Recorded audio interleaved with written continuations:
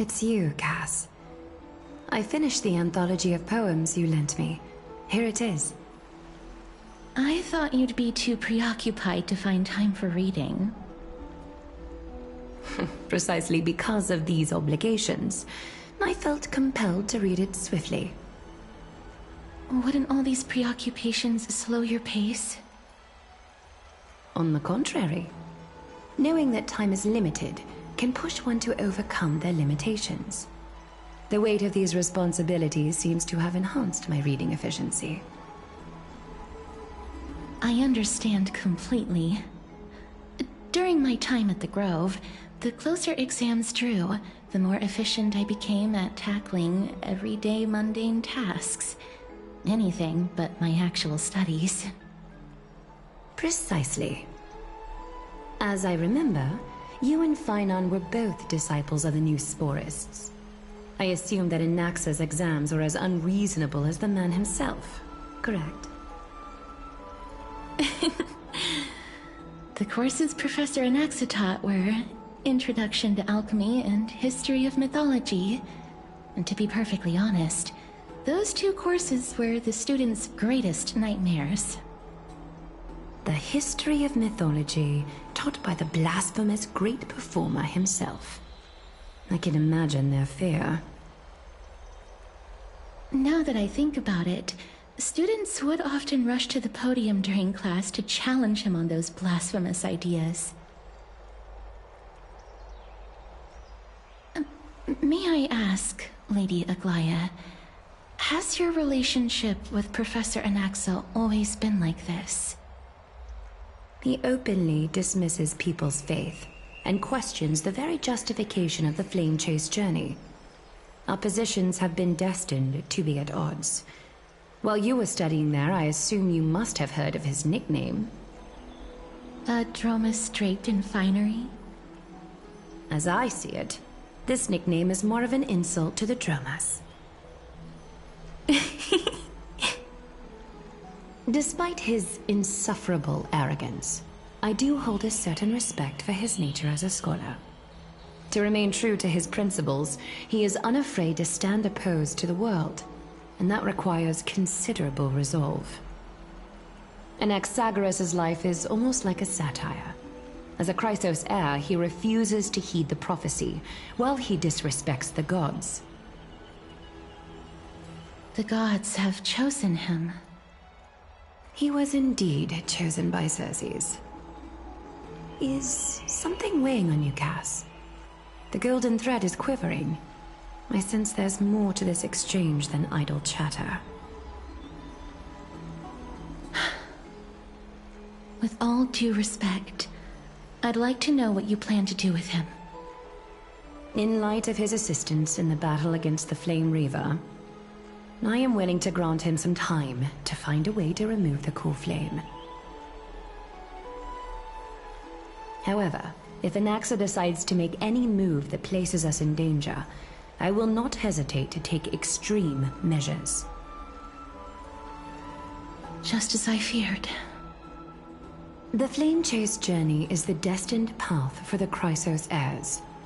Yet he now seems more like an empty shell. Given his strong sense of self-respect, I trust that Anaxagoras will make the right decision. Still, I can't help but hope for another possibility. Perhaps Anaxa will also overcome his limitations, now that he knows time is limited. I understand your stance. Let's continue this discussion another time. But now, let's greet our guest. You're here. Does this mean you're ready to take on Orynyx's trial?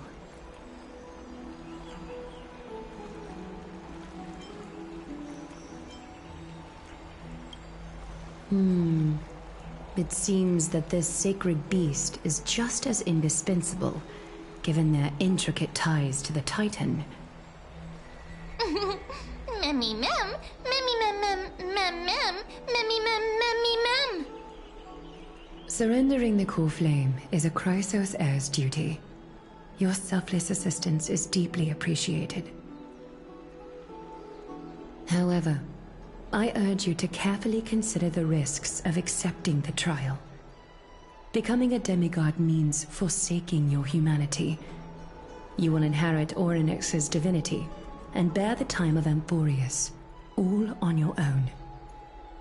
From that point onward, your fate will be forever intertwined with ours, never to be separated again, until the end of Genesis.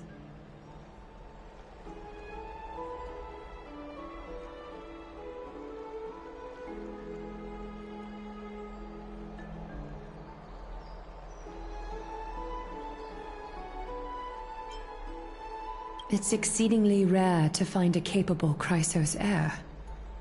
If this path proves unattainable, I am willing to lower my expectations. There are still many priests of Yanisopolis and their descendants in the city. If I'm left with no other option, I'll try to find someone worthy among them.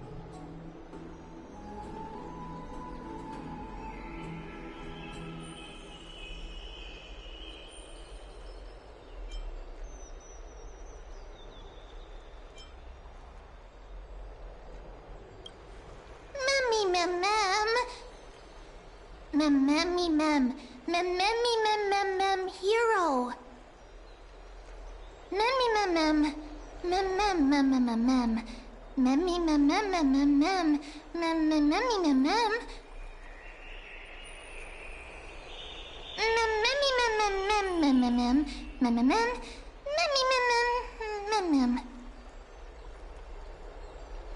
It looks like you know that Titan rather well.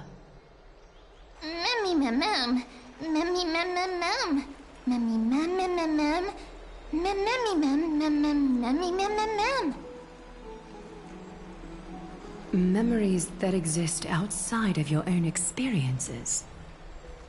I can't explain why, but I can vouch for Mem's words. When I was in the Abyss, I heard the Titan's groans, full of pain and grievances, yet without any ill will.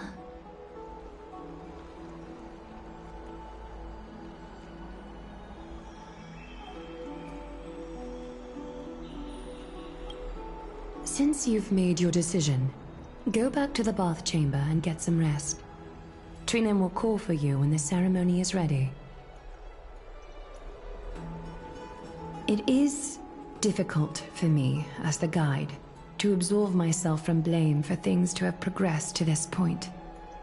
Time and again, you have risen to the occasion for Akima. Nearly rewarding you with some honeydew is no longer able to express the extent of our gratitude. When the dust settles, I hope that we'll have the chance to have a long chat regarding your return journey and the curse of the sky. It's about time that we lift the taboo and discuss things openly.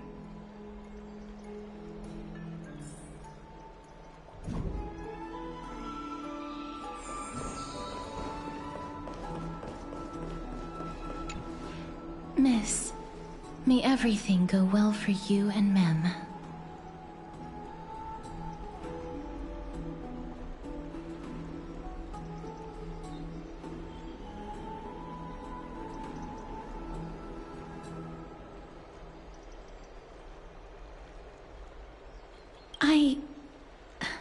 It's nothing.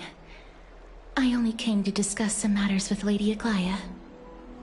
Previously, I lent her an anthology of poems that Lady Trian had gifted to me. Tracing back, this anthology was something left for Lady Trian by a bard before their passing. Although personal properties should be cleared out once their owner has passed on, Lady Trian gave this book to me since she knew how much I liked to read.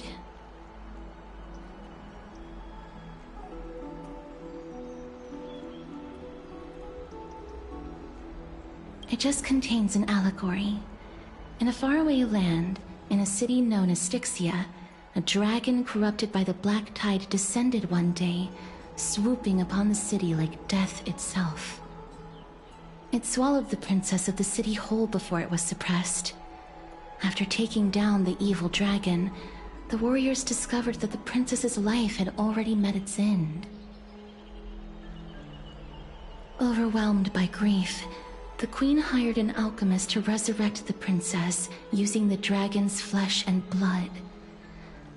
However, having lost memories of her previous life, the resurrected princess turned into an evil dragon herself and wreaked havoc on the city. As a result, the prosperous Styxia met its demise.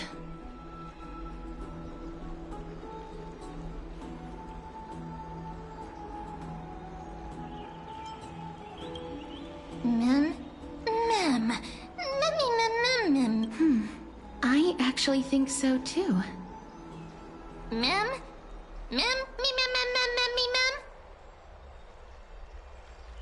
The author of this book is Archepia, a wandering bard who traveled to many cities.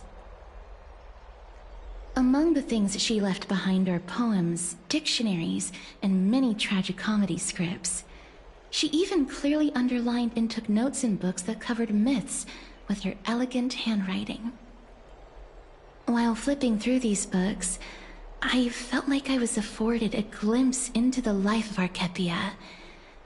It felt just like I was traveling with someone that I'd never met before. It was as if she had yet to pass on and was still alive.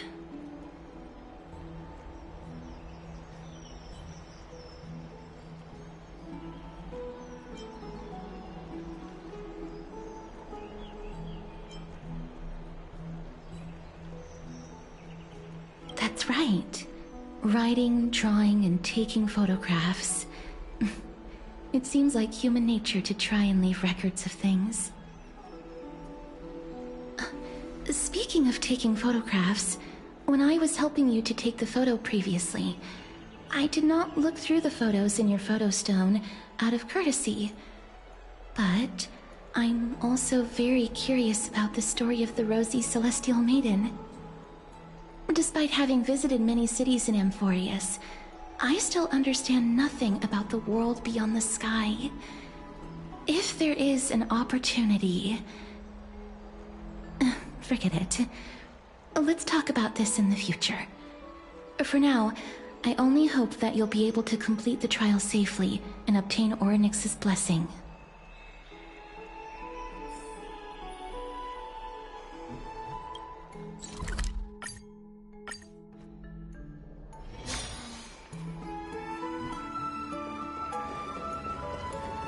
I'd love to go in and take a look.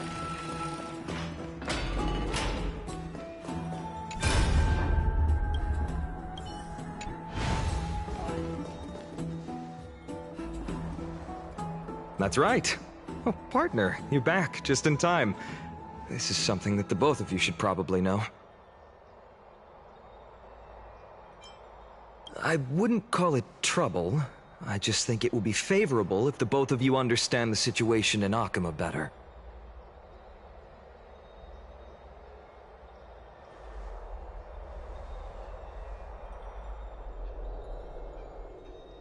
Some background information for you. The Council of Elders is an authoritative body in Amphorius, made up of different city representatives. They hold legislative power over the Holy City, and are in charge of presiding over the Citizens' Assembly held once every few years. This is the most important social event of Akima. It is highly influential, and can even affect what happens to the Flame Chase journey.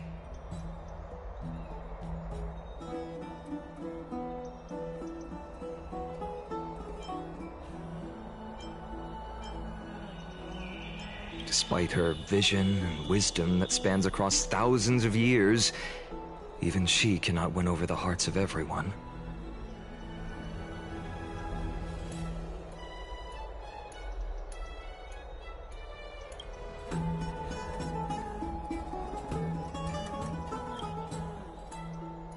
Every 5 to 10 years, the Council of Elders organizes a Citizens' Assembly at Dawncloud. During the assembly, the representatives will vote on major issues, such as whether the Chrysos heirs led by Aglaia should still hold the right to govern the Holy City, and whether the Titan's conquest should continue.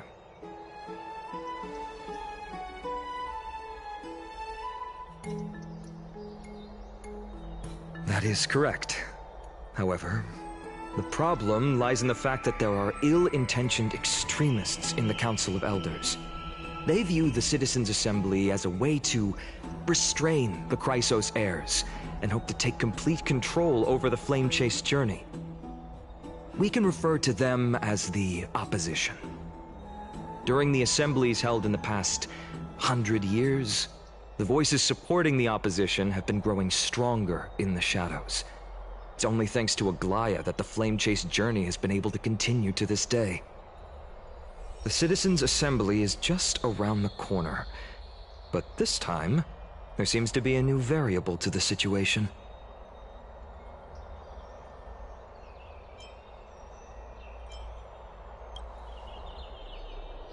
I'm afraid that the Council of Elders might want to take advantage of Professor Anaxa. Aglaya will surely take back Cersei's core flame, but with Anaxa's current condition, it's so unique that nobody knows how taking the core flame away from him will affect him. He has always been someone that is only concerned about his own research. I'm certain that he must want to escape from the monitoring of the Golden Thread and protect himself. If the Opposition were to offer an olive branch at this time...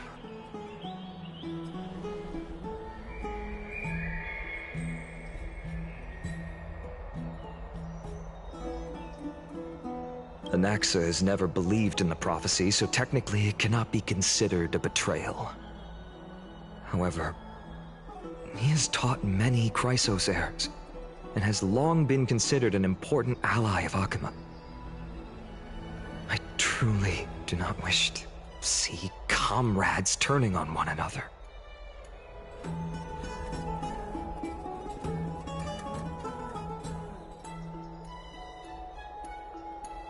As I believe in his character, I plan to plead with Aglaya and try to buy more time for him. Then, the greatest way in which you can help is for you to know what I am fighting for.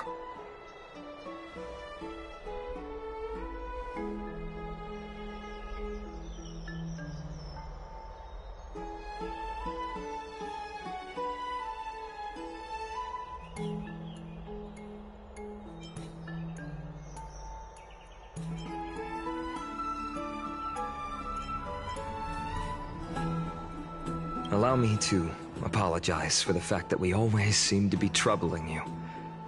I hope that Orynyx will show more benevolence and be more accommodating. I remember that they seemed quite fond of you back in the Abyss. Go and rest and regain your strength. We'll meet at the Vortex in a few days. Oh, right. You can read this scroll if you want to find out more about the Council of Elders and the Citizens' Assembly.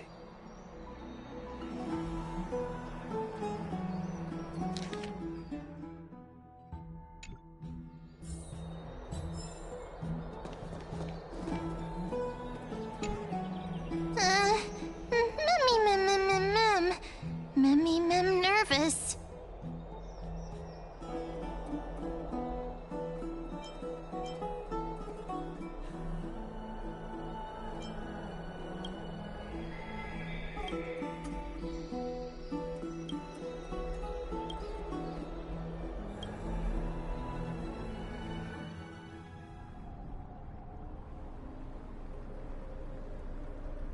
Esteemed one, Orynyx's vacant totem awaits. If you have already made your preparations to become a pillar of Amphorius, please, step forward.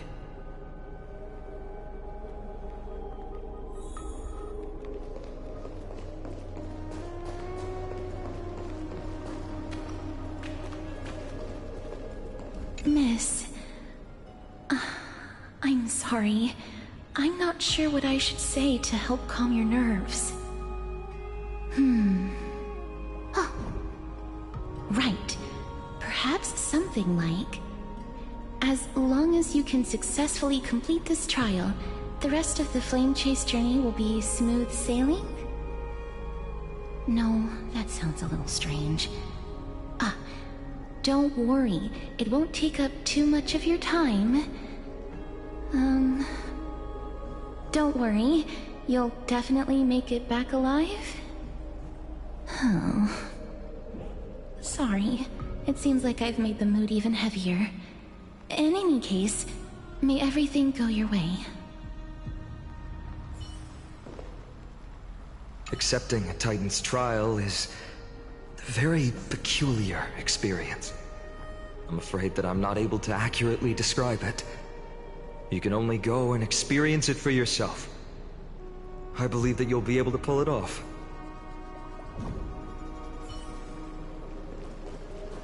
I can still vividly recall when you entered the Vortex of Genesis for the first time.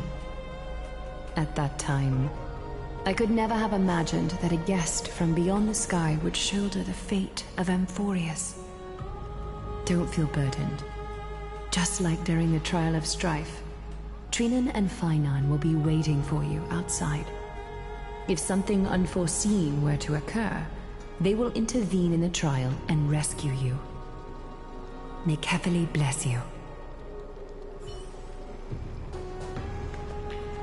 Little Grey and Mem, thank you.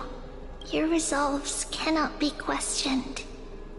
We praise your pure selflessness and courage. May Kefili light your path forward. Get ready to assume Orynyx's divinity, Trailblazer.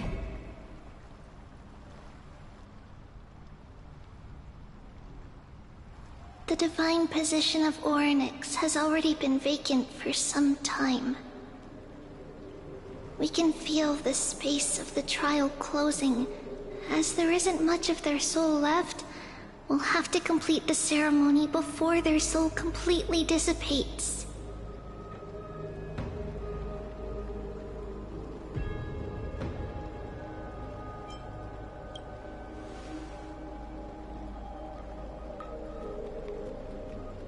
The eighth core flame coveted by the miracle that once belonged to the great Veil of Evernight, Orynyx. It shall now be returned by the two elected heroes of the Chrysos Heirs.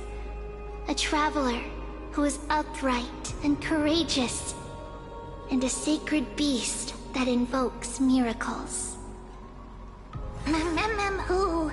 Mem. Both of you, please, come forward.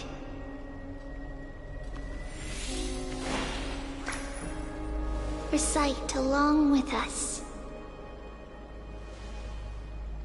O Majesty of the 12 Titans, pillars of the world, we seek your divinity to mend the rifts of the world. Fill our bodies with blood of gold, till we wither in willing service to the prophecy.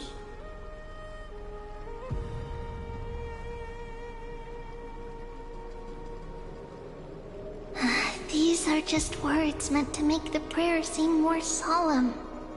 Please, focus.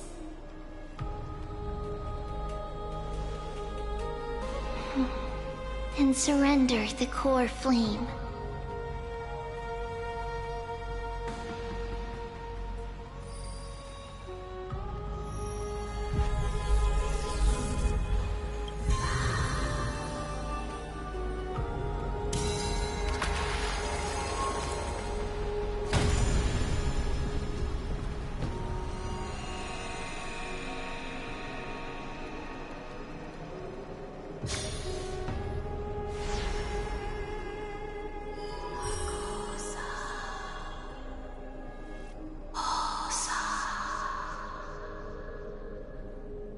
Orynyx. Their soul has been waiting for a long time.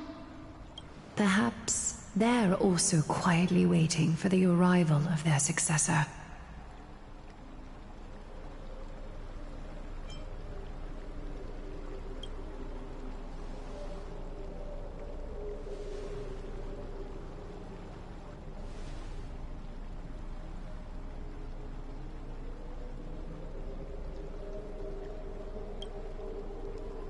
Don't worry. You're tougher than I am, right?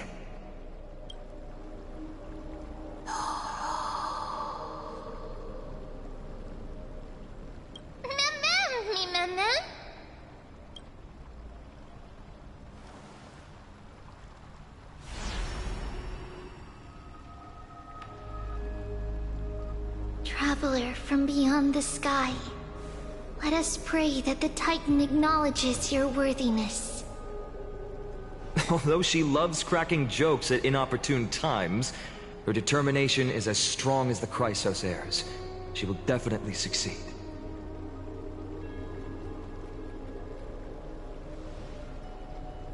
While she's away, I would like to have a chat with you, Aglaya.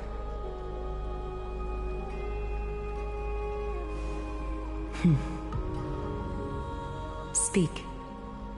I'm listening.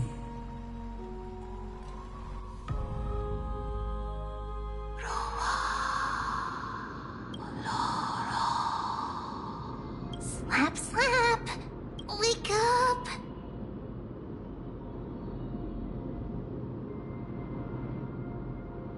How is it? How do you feel? Right? I think that it's amazing, too! Testing, testing, 1, 2, 3! Testing, testing, 1, 2, 3! I have such a cute voice! It must be because of all the memories that I collected. They allowed me to grow beyond expectations. Also, listen. The words of the Titan are becoming clearer. Mother, it hurts. Have I finally reached the end? Are the years of isolation coming to an end? Orynyx. Oh, how heartbreaking. Ever since the figure draped in the black cloak robbed them of their core flame, they have been relegated to waiting in isolation in such a confined space. We are going to help alleviate their pain, right? Memories broken. Mother, where? Mother? Who are they calling out for?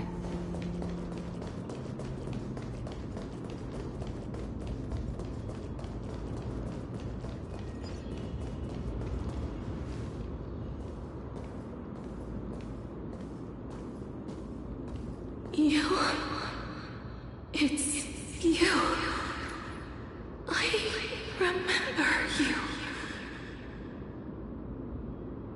Skyfather has gazed upon you. Mother is calling for you.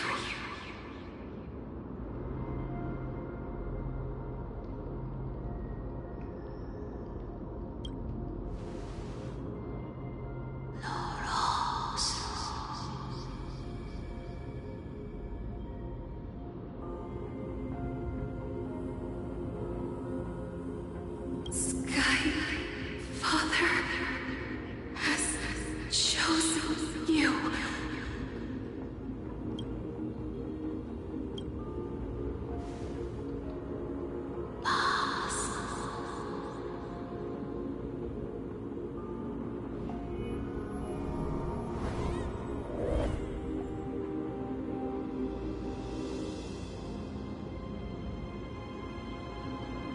Mother is no longer responding.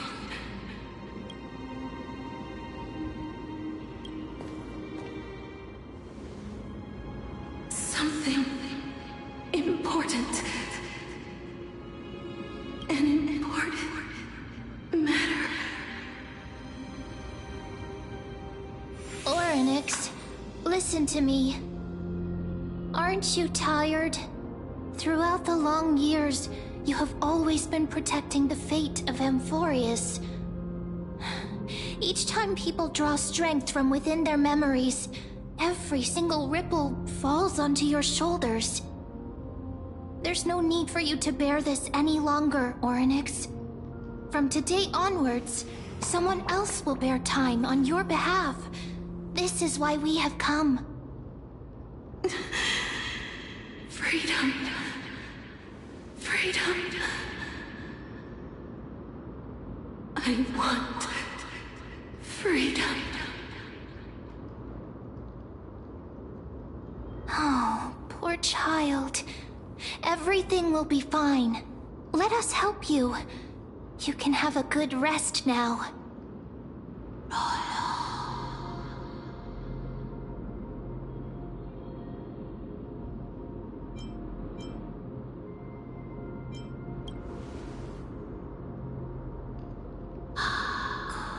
You have potential, strength, willpower, powerful, and tenacious. But you lack something.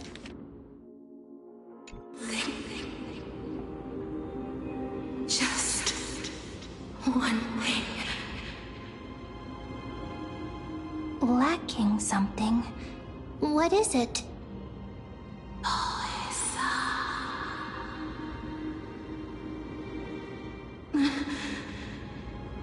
What you lack is a future.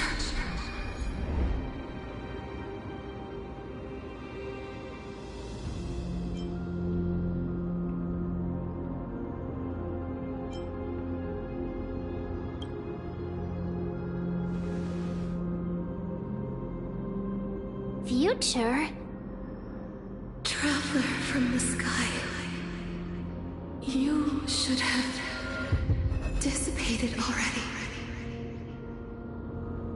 The gaze from the Sky Father. Stabilize your form. Because from the moment you crossed the sky, your life was cast away. Right now, you are simply a collection of walking memories. What? How is that possible?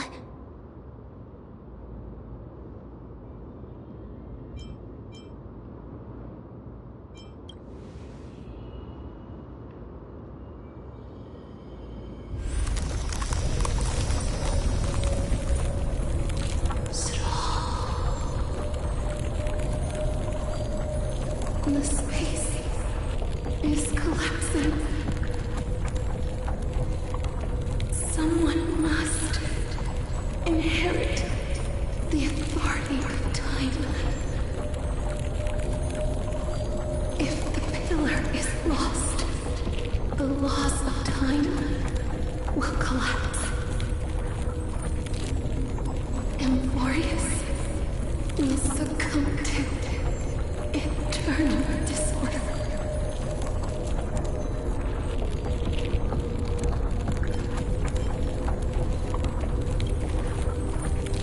Time never compromises, never bears grudges,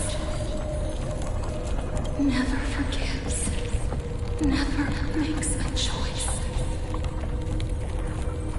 Child of humanity, Titans, Mother, Sky Father, time restrains everything that exists in this world. Orynyx's divinity is dissipating?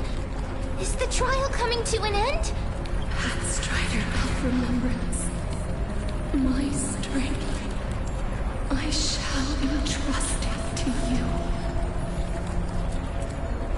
The fate of the world, if you wish to save it, go and find your future that has been stolen.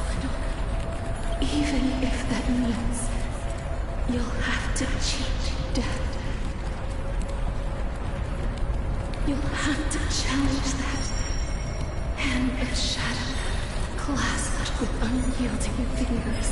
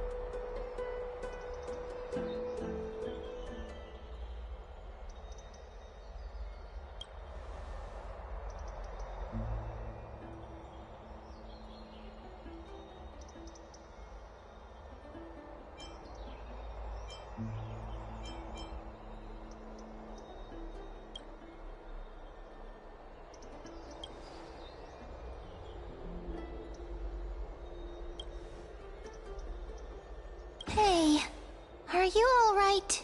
I heard you two talking about Thanatos. Cass is also very concerned about the warning. She has left the vortex and returned to the garden. Shall we go and look for her? Thanatos is the Titan that Cass has always been looking for. Regardless of whether there are any clues, there's probably no one else that understands death better than her. Oh, right. There's something that I have to tell you. The Chrysos heirs already know everything that has happened to you. I was too worried, so I told them everything. Please don't hate me, okay?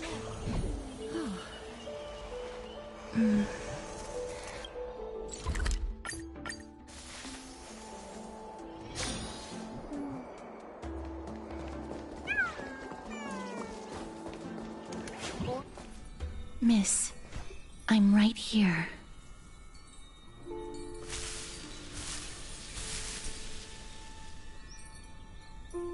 Please stay there and slowly turn around.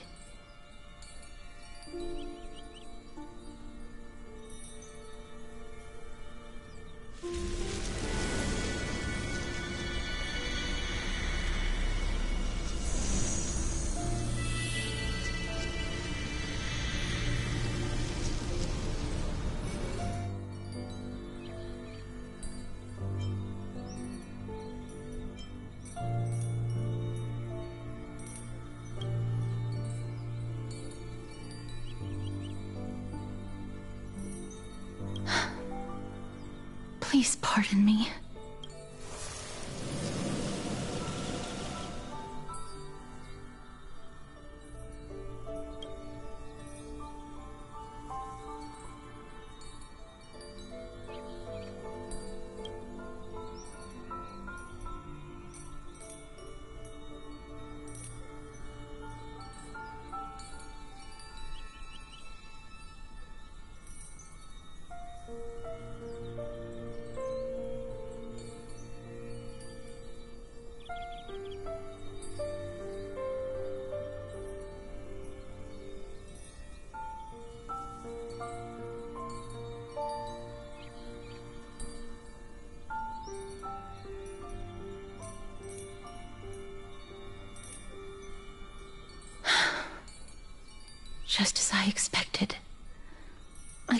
feel anything.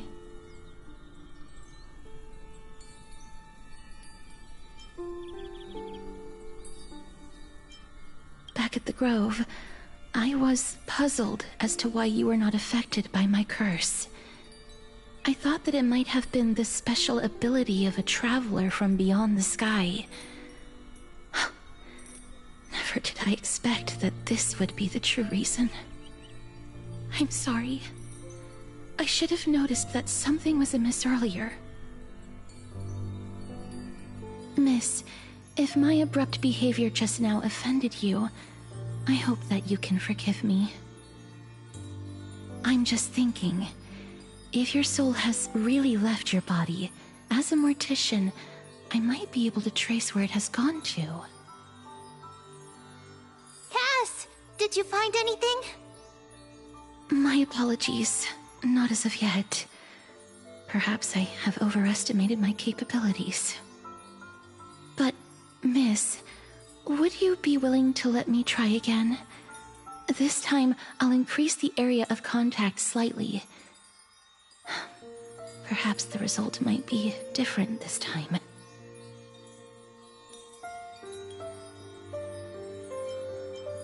I have never touched the living in this way before. If my actions are in any way disrespectful, I hope that you can forgive me.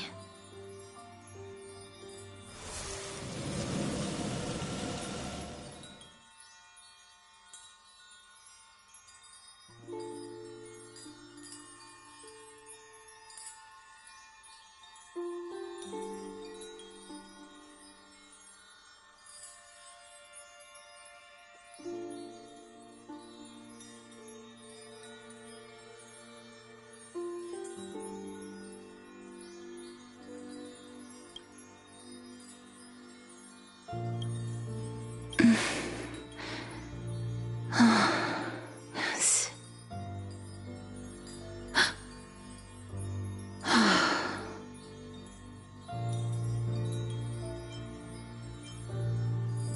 I seem to have caught a glimpse of something.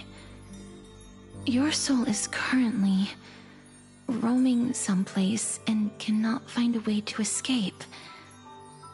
But perhaps it might not be a bad thing.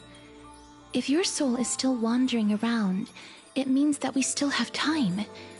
We have a chance to find it before the fingers of Thanatos sweep everything away. Clues. Just a few more. I need more guidance. The connection has been severed. With my strength, I'm not able to trace it. It was me. I was a little too hasty. Don't worry, miss. Although we currently have no leads, I will do my best to search for the whereabouts of Thanatos, bring back their core flame, and personally return to you the life that you have lost too soon. I know that I'm lacking in confidence, but I hope that you can keep this promise of mine in mind. Before I manage to deliver on this promise, please do your best to hang on. Amphorius needs you.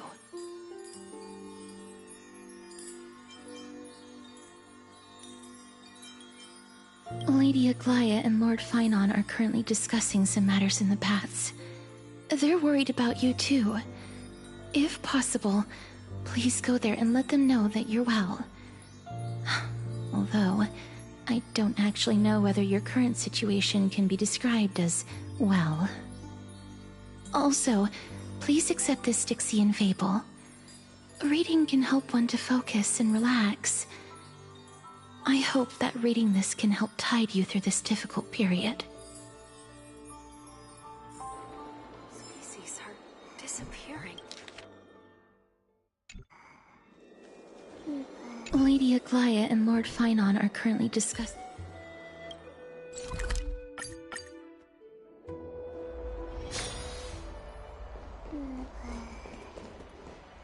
They're here. That partner! Hyacinth said you definitely wake up.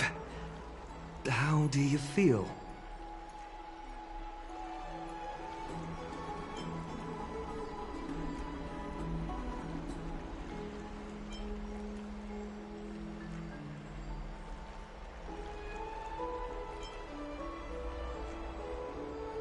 That's the medical prowess of the Twilight Courtyard. Amazing, isn't it? You've completed the trial of time, and I have to admit that the process went better than I expected. Even in the end, that Titan's heart still showed a soft spot for humankind. However, I never expected that.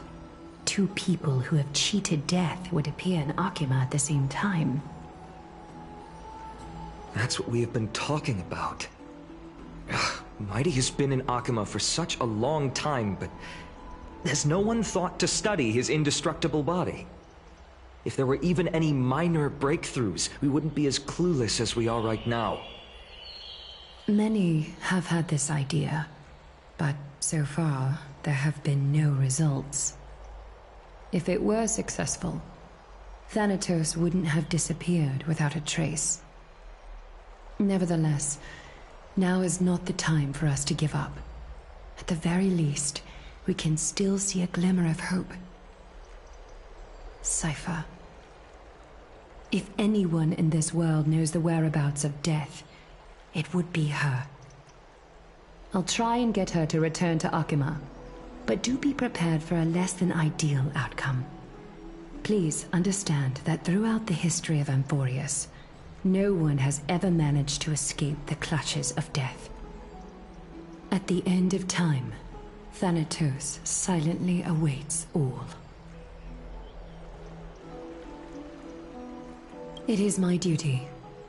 We too require you to bear the divine position of time. But before that, just... What's wrong, Aglaya? Omens always come in pairs. A tiny air current will eventually brew into a storm that tears the sky apart. It's Anaxagoras. He has initiated contact with the Council of Elders. In the end, it has still come down to this. I earnestly hope that your assessment of him is accurate, Finan. Otherwise, the efforts of my teacher and I over the past millennium might be reduced to dust because of that great performer.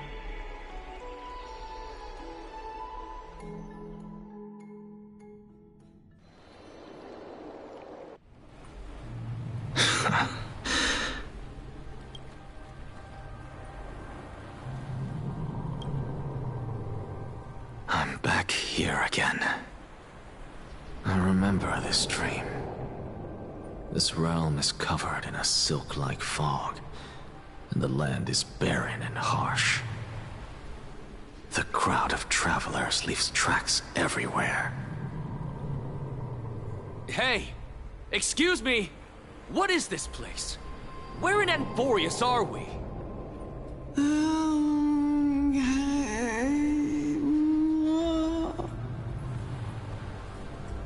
The mutters of the traveler are in a language I'm unable to comprehend. Or perhaps they're just distracted and ignored my question. Tell me, which Titan reigns over this land? And how do I find them?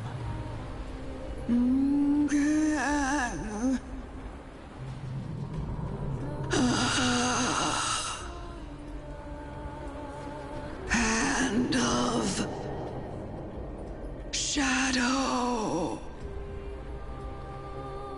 Hand of Shadow Thanatos.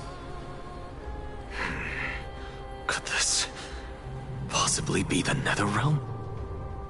Not Netherrealm. Then where is this?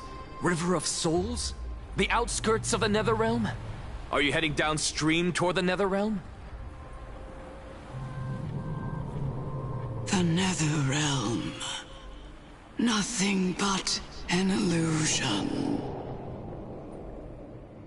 Titan rejects you, me.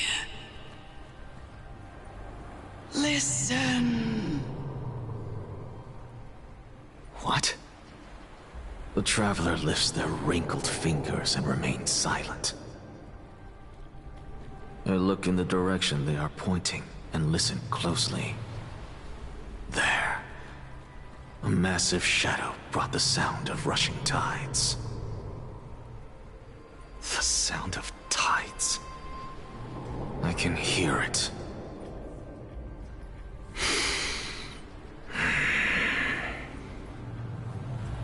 I hear it, deep within the tides, beyond the closed gates of the Void World. A voice, about to recount something. Child of humanity, is it death's embrace you yearn for with such urgency?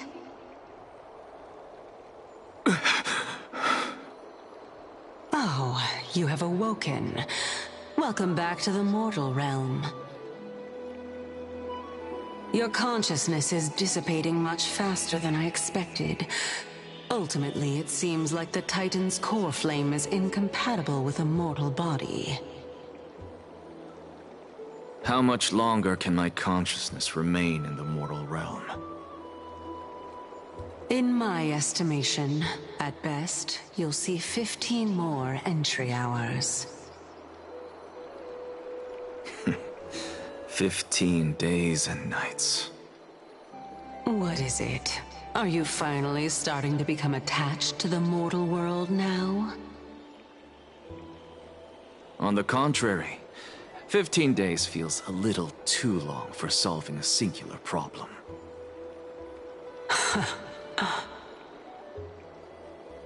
Stop giggling.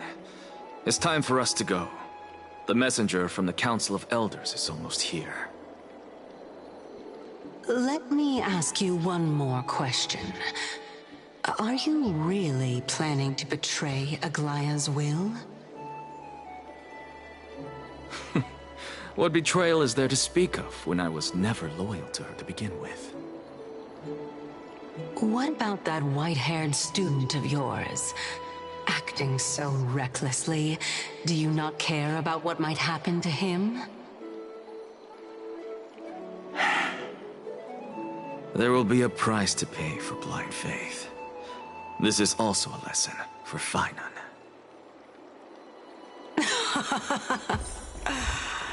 You truly are a strict teacher. Of course. This is how I've always been.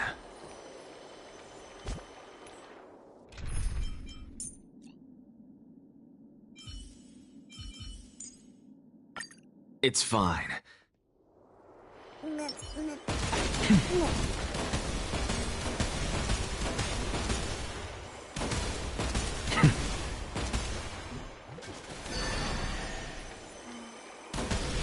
Watch this magic trick.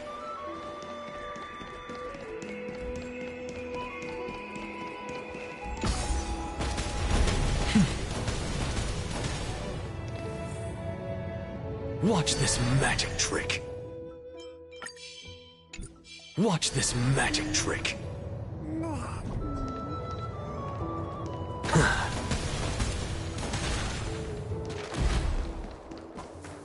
Sorry to keep you waiting, Lord Enig.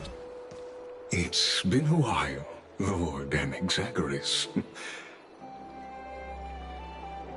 I greet you on behalf of all the citizens of Akima, and express my deepest regret about what happened at the Grove of Epiphany. It's you. I never expected that you would personally come and meet me. By carefully into Lantern above, I have come as a testament to the justice of the Council of Elders. There are Antikytherans here? They have been a rare sight ever since the Chrysos War. I extend to you my utmost respect, revered Titan. I am Lycurgus, though you may call me Lygus.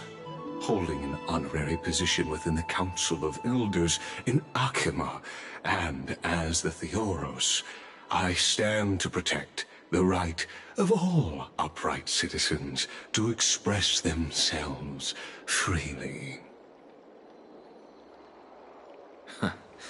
You can see them too? You know about us. We Antikytherians perceive the world through the amplitude and frequency of souls.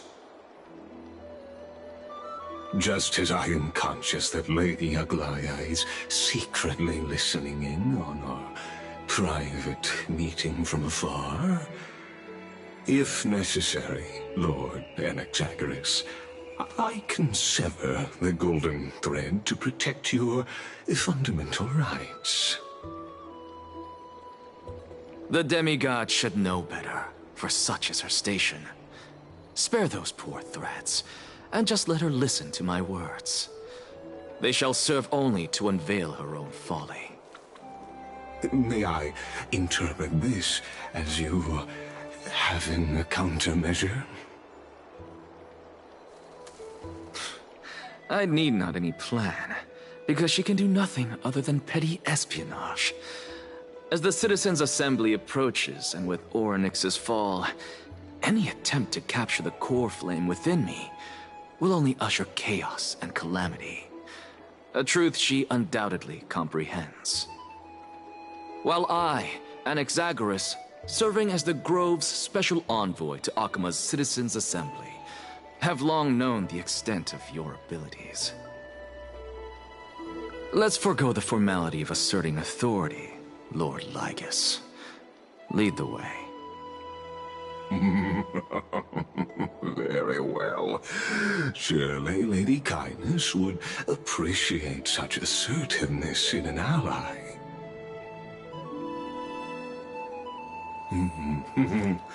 She's been waiting.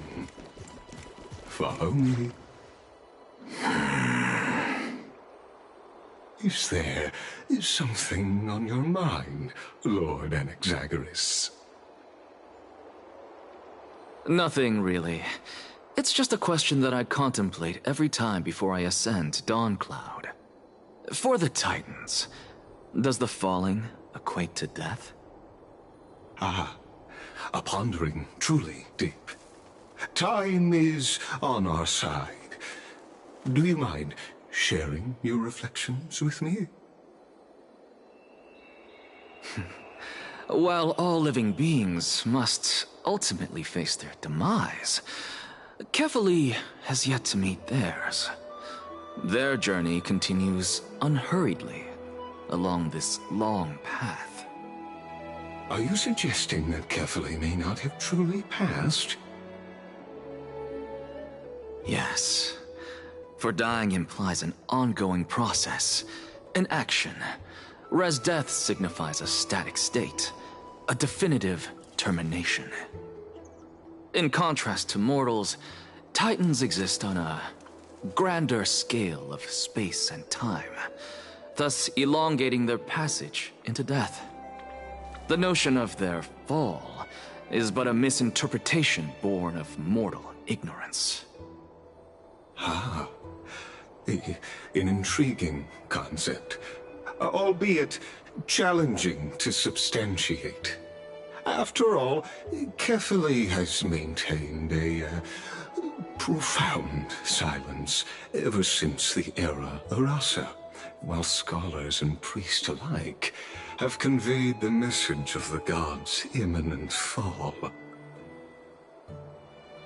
Perhaps the gods, in their arrogance, deemed it beneath them to reveal their perspectives to mortals. Could you elaborate on your statement? Circes, the kin of the Skyfather as recounted in myths, now resides within my brain. Were I to inquire, Kefali would have no cause to refuse. Oh. That very well could be true. But what if the world-bearing Titan still chooses to remain silent? In that case, the myths crafted by the people of Amphorius are nothing more than pitiful jests. It's worth a try. I believe, and I'd love to witness the fruits of your theory and the change it may bring to this imperiled world. Because I completely concur with you on this aspect. If the Titan has indeed met their end, any response from them would be impossible.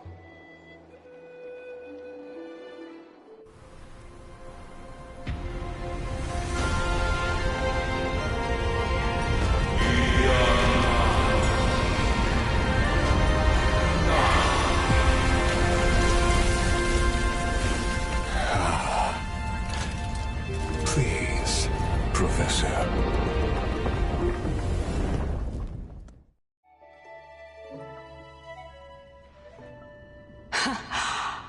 The children of humanity have indeed created a spectacle. Welcome to Dawn Cloud. The atmosphere here carries a greater sense of solemnity than the mundane clamor of the Marmorial Palace, with entry permitted only to the invited. Only esteemed beings grace this place, and among them I've received priests, scholars, warriors, and now we even have the honor to be in the presence of a Titan. Oh, what a joyous occasion. Once deemed a blasphemer, now a surrogate for revered divinity. The honor should rightfully be mine, shouldn't it? I'll notify Kindness and the others of your arrival. Kindly wait for a moment. A soldier will be here to guide you shortly.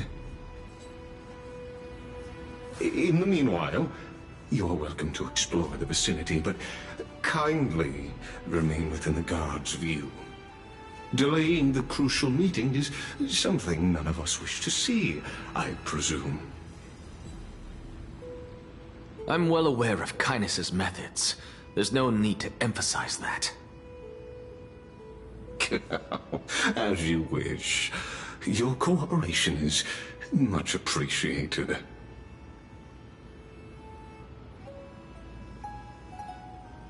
Alas, I had hoped for a brilliant plan from you, but it turns out you just left one cage to enter another. Save your concerns. I know very well what I'm doing. I shall depart to explore the surroundings then. Now that I look around, I wonder if there are any murals bearing my portrait around here. I'm quite intrigued to see how the children of humanity beyond the Grove perceive another Titan. Off you go. I won't be joining you. This Titan appears to be quite at ease. I should investigate the Council of Elders' recent activities first. Be aware, I can hear you perfectly well from here.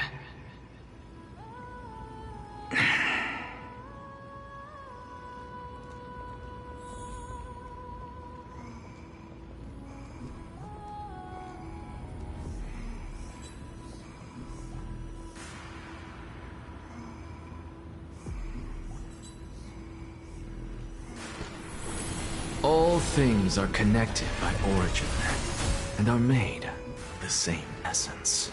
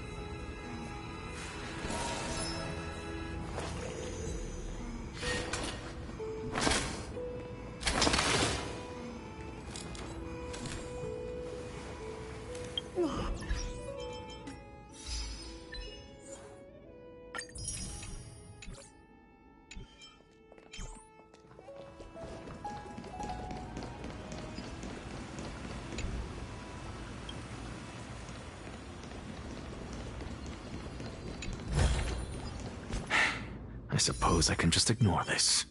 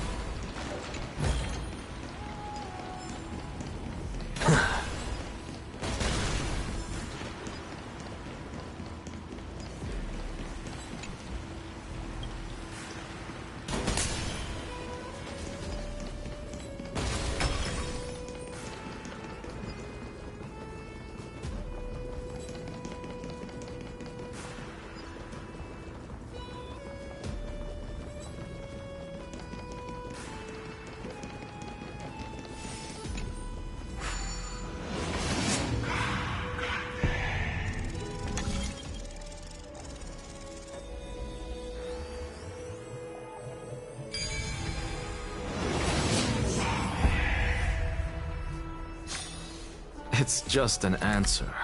Nothing too difficult.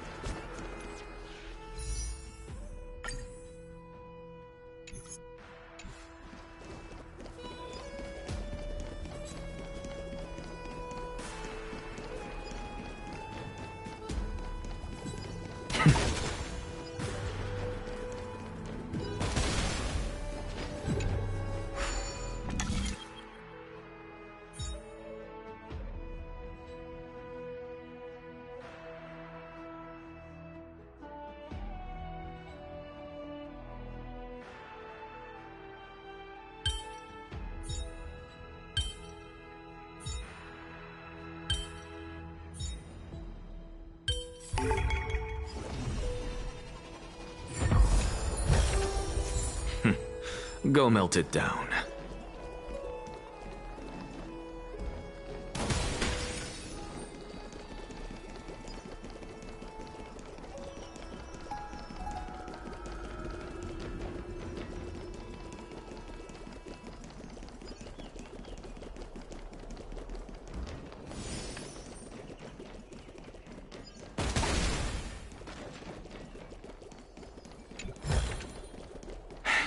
I suppose I can just ignore this.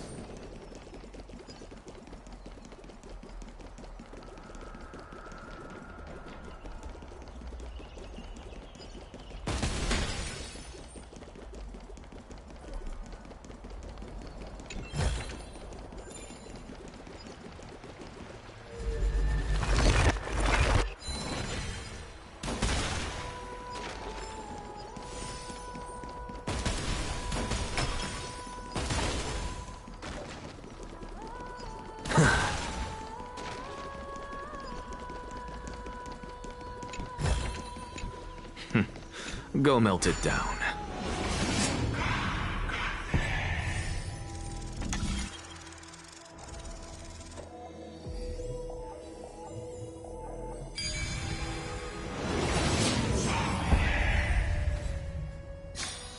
If Cersei saw this puzzle, they'd die from laughter.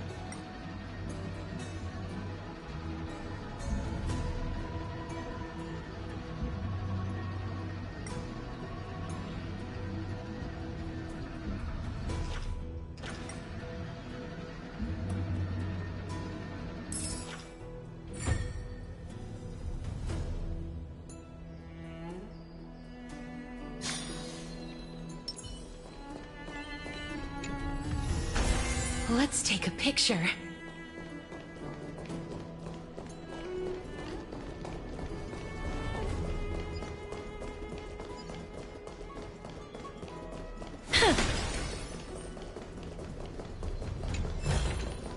I want to make something with it. But what to make?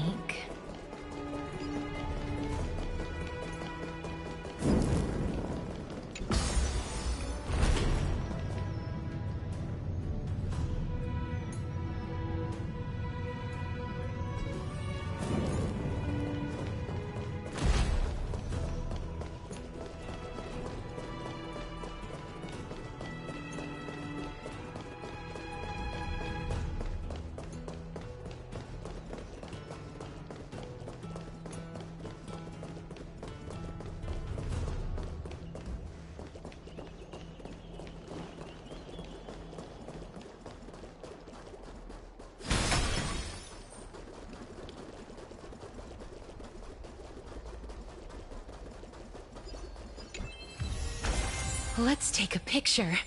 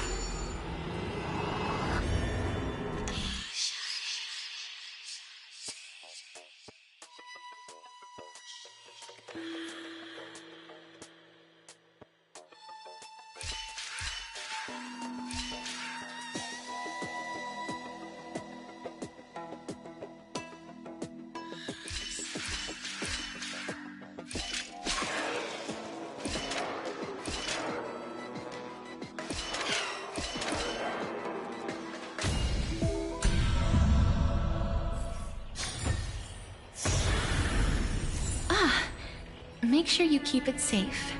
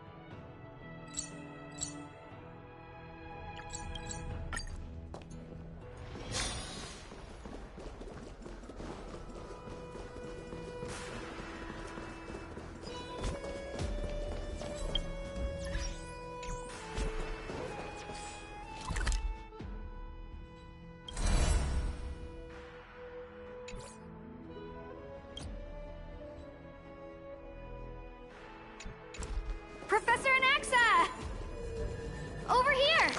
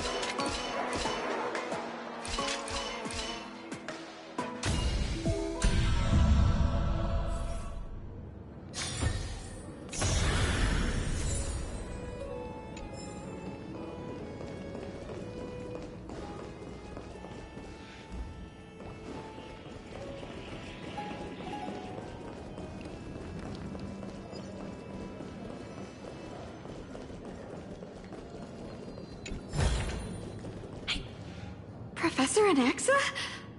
Word has it that the scholars of the Grove valiantly perished resisting the Black Tide. To find you here safe and sound, thank the Fates. You could say it's the Fates toying with us. It's only the Crimnoans and Idonians who chase glory through death. But your survival is a victory in itself. I'd settle for that gladly. So, are you here to report the incident to the Council? I heard that after the Black Tide devoured the Grove, Akuma would be next in line, even with the demigod of strife standing alongside humankind. Tell me, how much does the Council of Elders know about the Black Tide? Once Kindness and her followers learned of Circe's and Orynyx's fall, they proclaimed in the Council that the Flame Chasers could no longer stand against the calamity alone. Yet, when the Crown Prince ascended to godhood and repelled the Black Tide, she immediately altered her tune, declaring that all was resolved beyond Akuma, with the only remaining menace now being Aglaya and her adherents. They might well make their move at the upcoming Citizens' Assembly.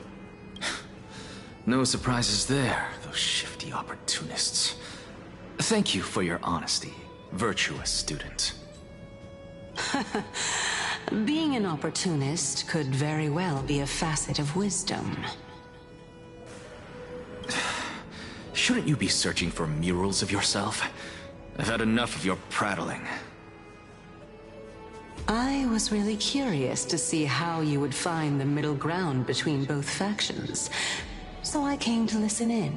But it seems as though this Kindness is much more ruthless than Aglaya.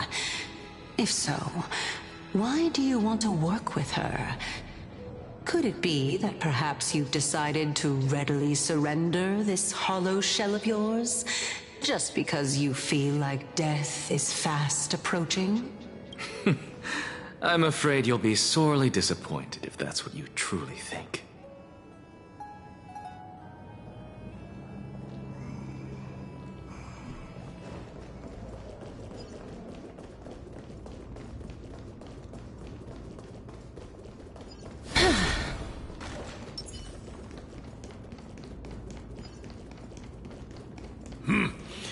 Even blasphemous scholars can come here, it seems.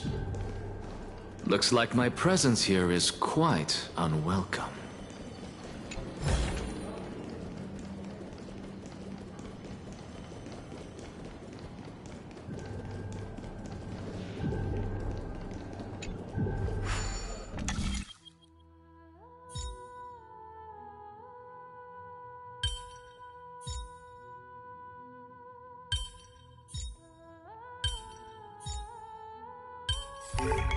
If Circe saw this puzzle, they'd die from laughter.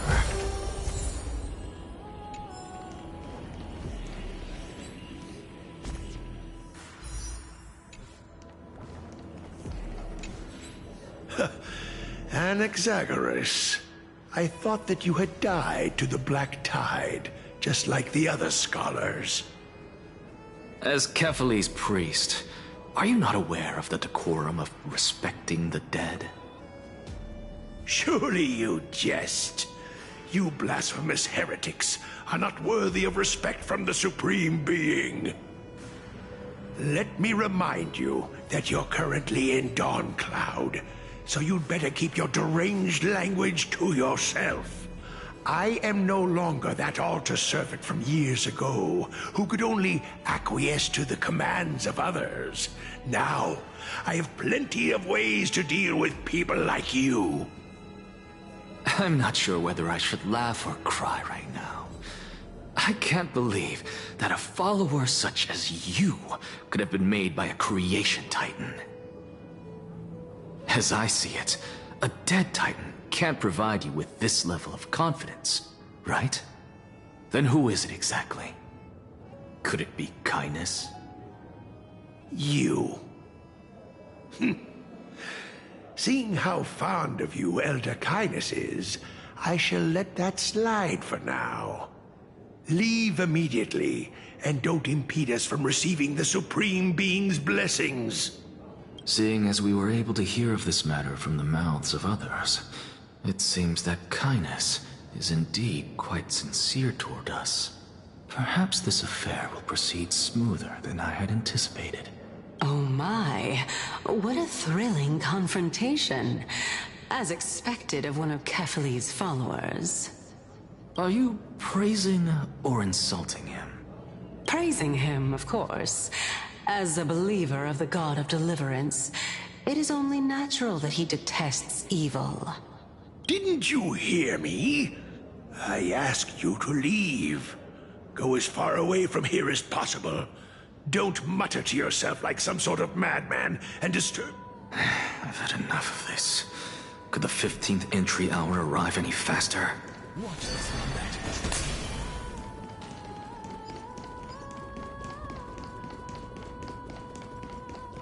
Oh, my. Every plant, every tendril, no, even every leaf could be the embodiment of Circe's. As a result, mere mortals who did not know what the Titan actually looked like chose to paint them as a giant tree instead. Their wisdom was portrayed as fruit, to symbolize how they shared their knowledge equally among the masses. Such exquisiteness indeed. This mural is quite abstract. I really can't tell whether you are praising or demeaning yourself. Now I'm quite curious whether the Reason Titan has studied figures of speech before. Of course I find such stylistic devices interesting. For all we know, this could be the answer to the question, what exactly are we? I, for one, am not willing to admit that I could look this ugly. Was this the reason why you failed in your attempt to refine my soul when you were ambushed at the Grove? Since you are aware of this, why did you save me back then? From my perspective, this point alone was enough to separate you from the average person. How do two lunatics coexist in the same brain? Therefore, it seems that your journey to Dawnfloud this time is not just to seek protection. What, then, is the intention behind your actions? The entire plan is stored in my memory, so why don't you look there? Then don't mind if I do. 1 year old, 2 years old.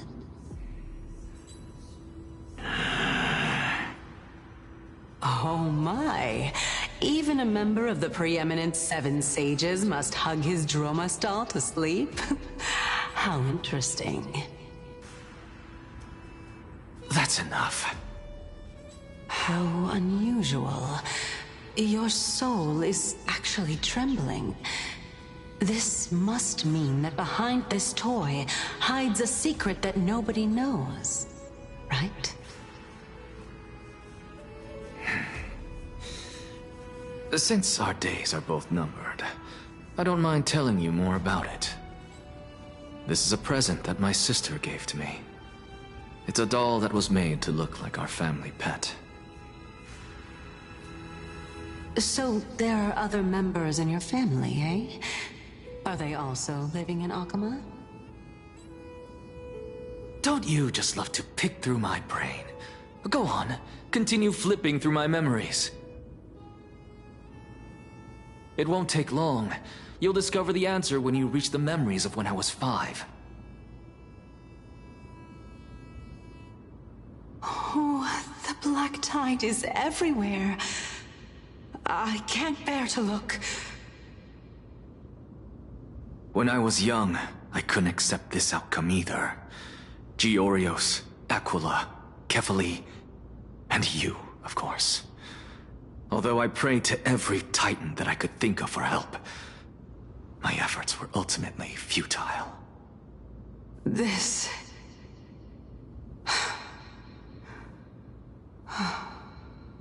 Could this be the inception of your research into alchemy? Indeed it was. Everything started from that verdant courtyard of yours.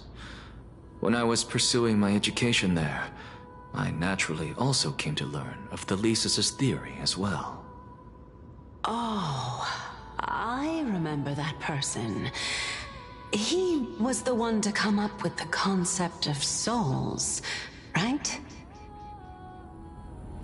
Not only that, he also believed that life, as well as the composition, movement, and transformation of matter, all stem from souls themselves. This is why I thought that, since all living things stemmed from the same origin, why could I not sacrifice myself in order to resurrect my nearest and dearest? Anaxa, you... I did it, teacher! But this is absolute blasphemy. Regardless of how much freedom the Grove provides, such an act could cause you to be burned at the pyre.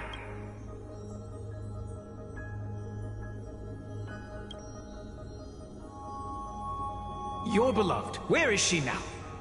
Send her away from the Grove at once, to a place where nobody will ever be able to find her. Otherwise, the both of us will be judged by the Council of the Seven Sages. Calm down, teacher. My sister, she's still not in the mortal realm, even to this day. What do you mean? It was naive of me to think that I could snatch the deceased from Thanatos' grip by merely sacrificing one eye. Equivalent exchange. All I received for that price was but an opportunity to see her for one final time. Nothing more. Oh. Let it go, Anaxa. As one of my best students, I cannot watch you go down the wrong path without doing anything to stop it. Never do something taboo ever again. Don't disappoint the deceased, and never harm yourself. If you can do that, this classroom will still be yours, and you'll have a chance to live out your own life. Since I was able to see her one last time, I have no other desires. You're right, teacher. It's time for me to start a new life. I am sincerely glad for you, child. Now then, what topic would you like to study? I wish to continue Thelesis' research. Continue the research into souls, but you know that the Grove has long since understood his philosophy like the back of their hands. Even if you continue digging into this subject, your efforts will likely be futile. No, teacher.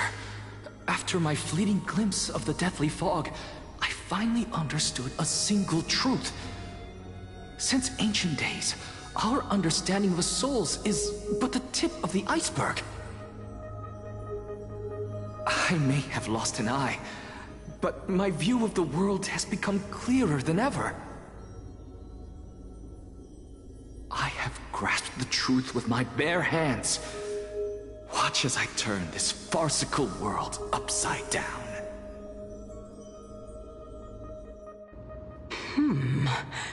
Who would have thought such a secret lay concealed beneath that hefty eye patch of yours? However, this story doesn't seem to be connected to your plan. In fact, I'd say that they aren't related at all. The answer lies within the tale.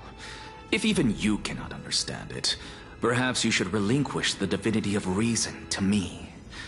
After all, it'd be a waste for you to hold on to it. My story ends here. Now it's time for you to tell me your secret. After all, this is what equivalent exchange means, correct? As expected, you laid a trap for me to step into. Unfortunately, even if I was willing to talk about my past, I may not know more about it than you do. Oh? Are you saying that the renowned Reason Titan is now admitting a lack of wisdom? Your followers are going to be sorely disappointed by this. Child of humanity, remember this. Being cognizant of one's ignorance is the greatest wisdom of all. Now I understand. No wonder you asked me to answer your random, nonsensical questions. Not only that, you're the only one who can shed light on my query. As the saying goes, onlookers see most clearly. Is that so? Lord Anaxa. I saw you muttering to yourself and was wondering whether you were caught in a delirium of reflective thought. I'm sorry to interrupt you, but time is of the essence. I have a message from Lord Lygus. Lady Kyness has met up with the Council of Elders and is awaiting your arrival, so please depart forthwith.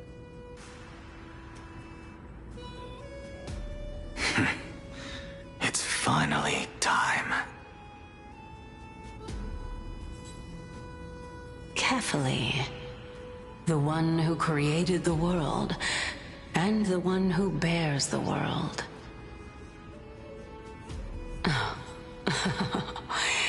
If you truly have not met your end, how will you answer the challenges of those who defy you? I didn't expect you to agree to Lady Kyness's invitation. What a wonderful turn of events. To tell you the truth, there are many people who hold grudges against that Lady Goldweaver. Isn't that the Dromas draped in finery? Avoid his gaze. I don't acquaint myself with blasphemers. Don't worry. He's too full of pride to pay us any attention. Your nickname is Dromas as well?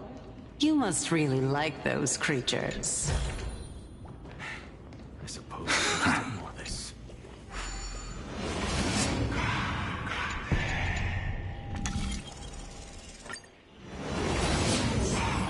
A student of Empedocles? I hear that his views run counter to the Venerationists. This is what being a scholar is about. A collision of ideas only occurs when there are differences in beliefs, and it is such collisions that lead to progress. Yet, in my view, there are only right and wrong perspectives, neither of which can coexist with the other. Welcome to the Demig. Lord Anaxagoras, I've heard so much about you.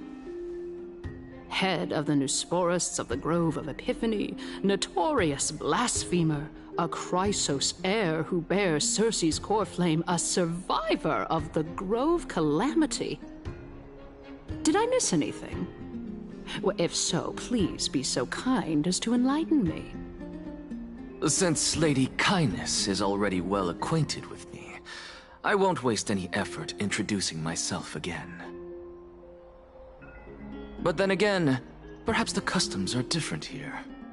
Back in my hometown, there is a form of etiquette known as honoring guests.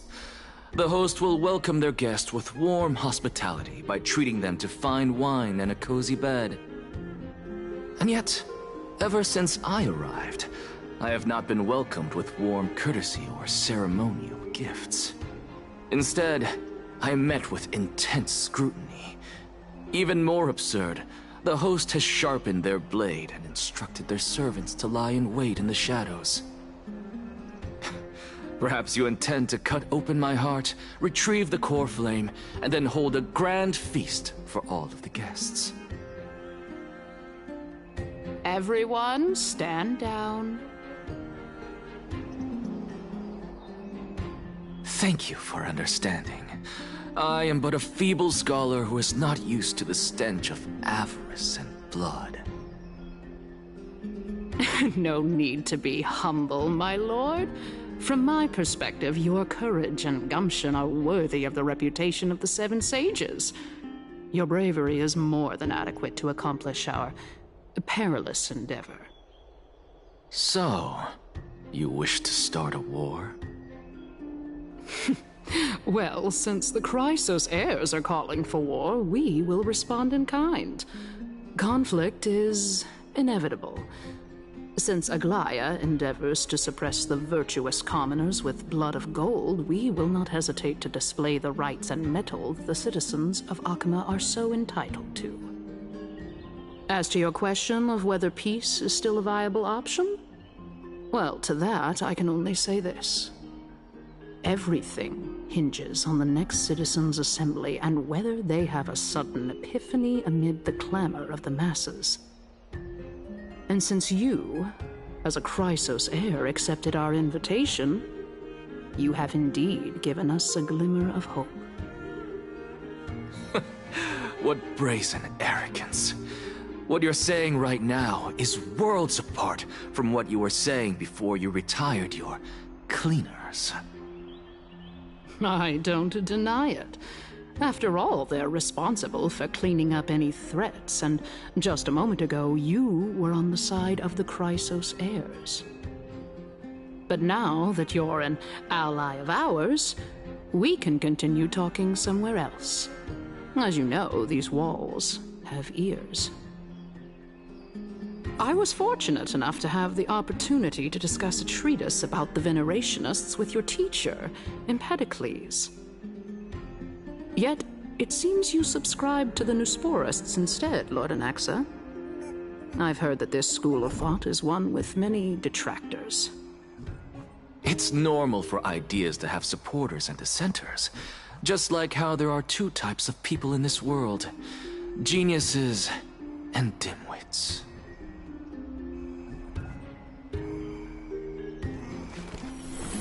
All things are connected by origin, and are made of the same essence.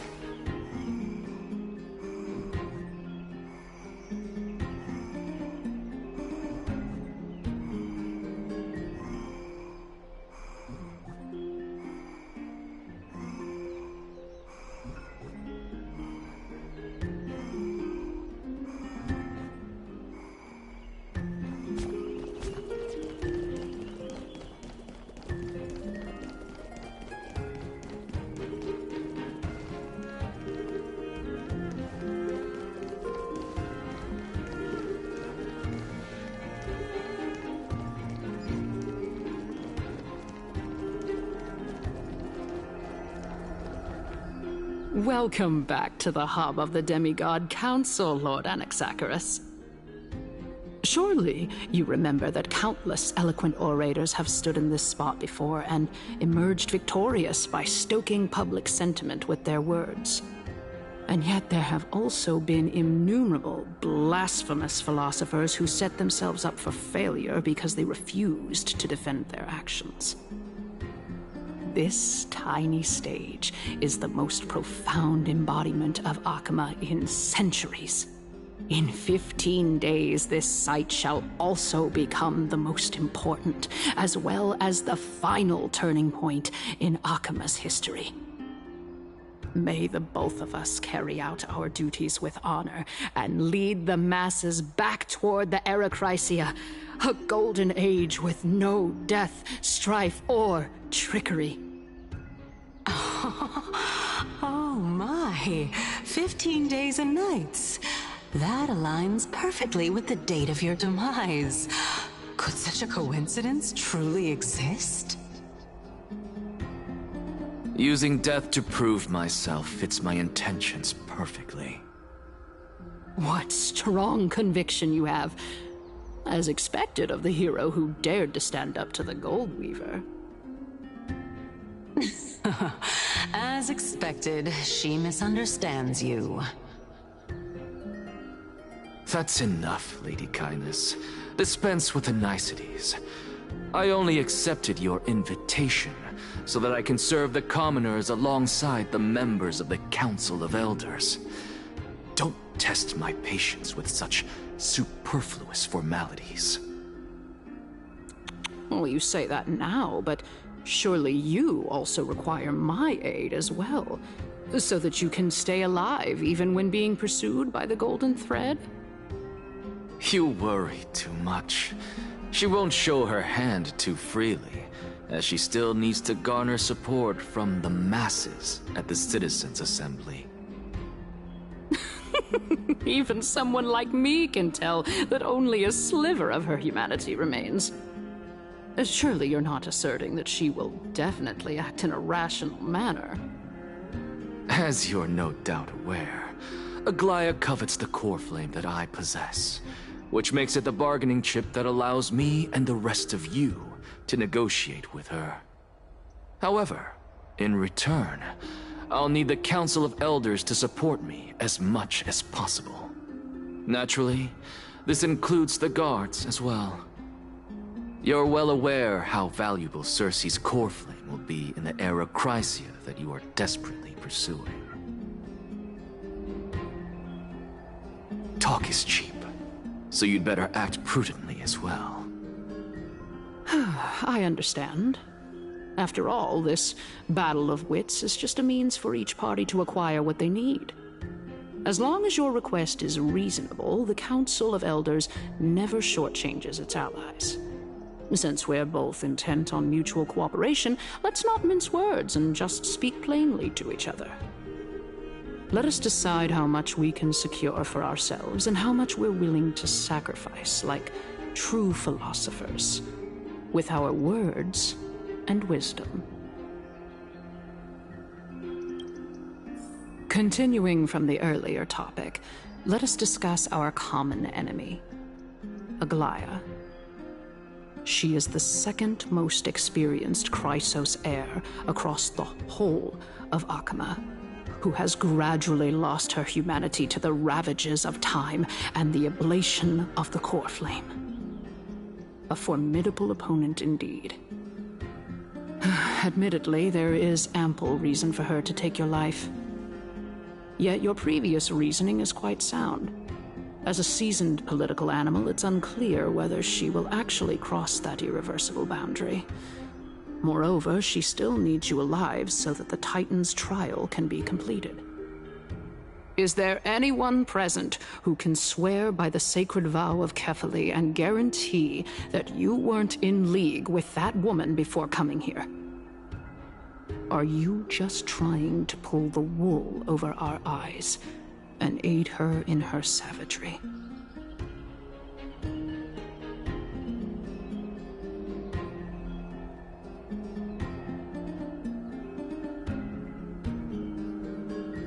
I believe you're aware of Castorus the Executioner. Long before I returned to Akama, Aglaya had already dispatched her to monitor me. If I weren't able to reach this place in time, I would have been forced to meet Thanatos first. As compared to a comprehensive plan with uncertain results, if you decide to cut open my chest and remove the core flame, wouldn't that settle her nerves even more? Everything is in place. She just needs the right timing. I understand what you mean. At the very least, the both of us agree that this tyrant who wallows in extravagance and greed is the greatest threat to achieving peace in Akama. The Council of Elders is willing to defend your right to live, just as we defend every oppressed citizen. However, I regret to say that sentiments in favor of the Chrysos heirs and Aglaya are only growing in magnitude. The peace that we are aspiring toward, as well as everything that we hold dear, will be destroyed completely. The city will be burned to ashes, and the citizens' blood will be shed. Tell me, What are you willing to do for our esteemed citizens so that they can vanquish the enemies of our fine city?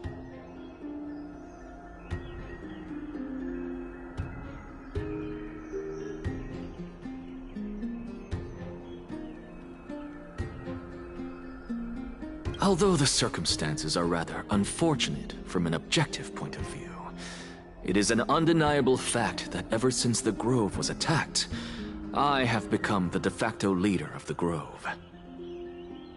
The Council of Elders needs more backing if it wishes to topple Aglaya, and it's evident that the Academy wields considerable influence. At the very least, I have served as the Grove's special envoy to Akama for a significant amount of time. Of course, this also means that I will hold a crucial vote at the Citizens' Assembly. In the name of Kefali, Akama thanks you for your sincere and valuable thoughts. At this stage, it's clear that you and I understand the benefits to be won from this discussion. Let me put it plainly. The Council of Elders has always been renowned for its fairness, and that fairness is built on a foundation of sincerity. The Council of Elders has vowed to all citizens of Akaba that it will always remain loyal to them. As for you, my lord, how will you guarantee that you will be able to live up to such earnestness and will not betray Akama's indomitable citizens when the opportunity presents itself? Just as you now betray Aglaya when it suits you. Surely you jest. My loyalty does not need to be proven. The fact that the Council of Elders is asking for proof of my loyalty is itself akin to a form of betrayal. I am incredibly honored to have witnessed the both of you bury the hatchet in a civilized manner. However, I am afraid that I must interrupt for a brief moment. As the Theoros, I have observed the following. Lady Aglaya, the Goldweaver, is currently on her way to Dawncloud. Oh. Well, I do believe that we might have a slight overabundance of guests today. Feeling dissatisfied, Lady Kindness? Despite the Council of Elders' lofty residence on Dawncloud, it must still tolerate the whims of the Chrysos heirs. So you were holding back just now. Seems like you are better at playing this game than I. In any case, I'm glad that she's arriving here. So tell me, Anaxagoras, now that you're an ally of mine, if Aglaya were to demand that I hand you over, what should I do? You can do as she says. Tell her that the Council of Elders merely wished to chat with me and had no intention of offending her. However, by doing so, the authority of the Council of Elders will be as thin as papyrus that has been soaked in blood. Not only can it be destroyed at the slightest touch, but the Council will also lose possession of a valuable core flame. No, more like 2 core flames. After all, at the next Citizens' Assembly, that young lady who is synonymous with death will also be standing on our side. Oh? How can you be sure of that? Is that of importance to you? All you need to know is that I have a plan. In my opinion, you should be more worried about the impending threat. If Aglaya can seize me in full view of the masses today, she could also dismiss the entire Council of Elders in one fell swoop tomorrow. If that happens, the discussion that we've just had will turn into an utter joke instead. Is this the outcome that you wish to see, Lady Kindness? Fine. I will handle this matter appropriately. But you do best to remember this. Fool the people and karma will be on your tail. I'll overlook it this time, but don't count on there being a next time. Unless, of course, you crave cruel punishment and consider suffering the perfect state to ponder the true nature of souls.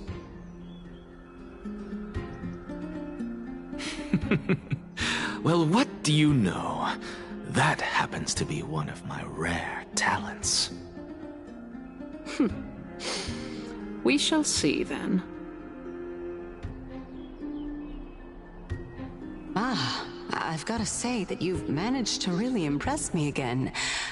But shouldn't you be going after more? Dying to know what I'm after, hmm? I mean, I'm the reason Titan after all. It is in me to ask and seek answers. Easy there. You'll learn the answer soon enough. I didn't bring it up with her purely because she doesn't have the means to give me what I truly want. It's as they say, onlookers see most clearly. The true masters of Dawncloud have always been the Theoros, who watches over everything.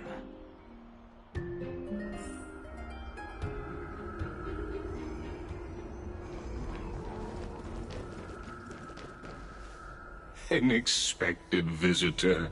Welcome once again. You know, you could actually skip all the pointless debate and come straight to me to seek an audience with Kefali. I have no reason to refuse you, do I? You may not, but Kindness has. Whoever gets hold of Kefali's core flame will get to rule over Akama. She's wary of me, so naturally I had to gain her trust. I would say that debate was not at all pointless. Very true. In my view, this individual has gone to great lengths to get close to Kefali. He might very well be plotting something nefarious against the Titan. Are you still willing to let him pass, knowing this? Yes, very much so. All living creations are always free to visit Kefali's transcendent vessel. This comes with being the World-Bearer. How convenient it is to be able to hear what they say. It is truly my honor to speak to a venerated Titan in person. Please, go ahead. Let me join you both on this journey. Oh, a bygone myth tells of an occasion where Kefali once answered their followers' questions on the peak of the Holy Mountain. Their followers have since believed that scaling this Titan cliff is one way of being with the god. Hear that? It's not every day that you get to climb a mountain with Circes. You should sing me a hymn of praise. Titan hymns are beyond me.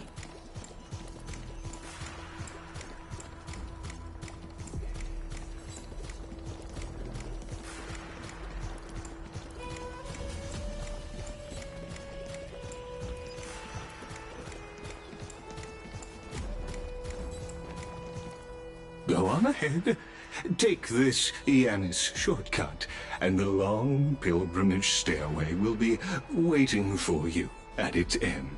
I have to admit, I never expected you to not ask me anything. Not even my motive.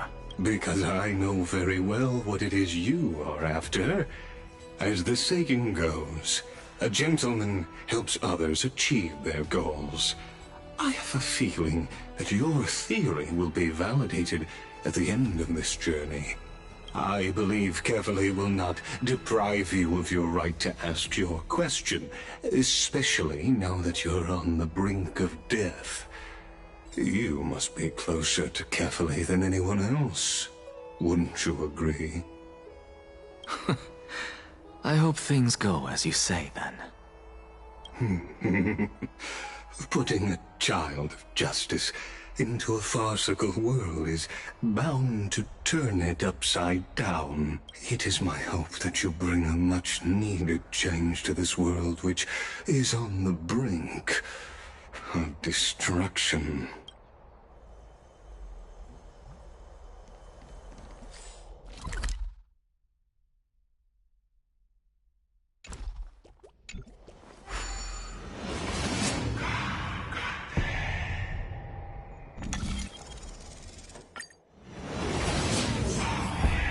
Honestly, this is my first time going up to Dawncloud's peak. What a splendid view. Isn't it about time you recognize the magnificence of us Titans? Well, I don't see how this place is different from those temples in the city. All they have are magnificent facades. And even though I've come this far, I'm still doubtful about getting useful clues from him. I must be getting ahead of myself to be expecting to hear something nice from you. Oh?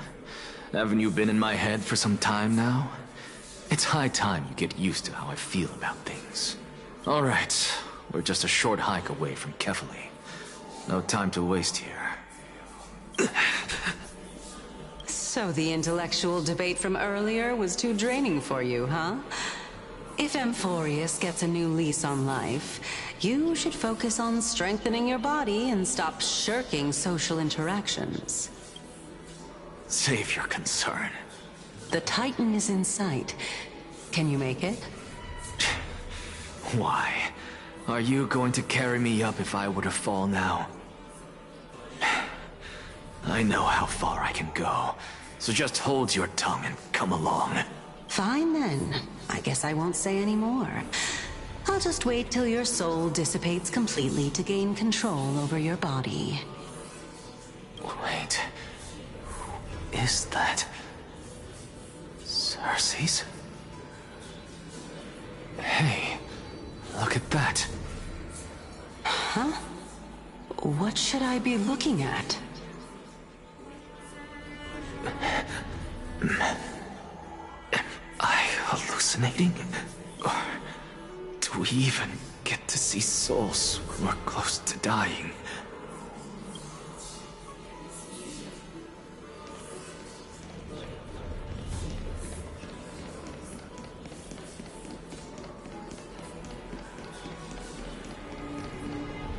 Oh?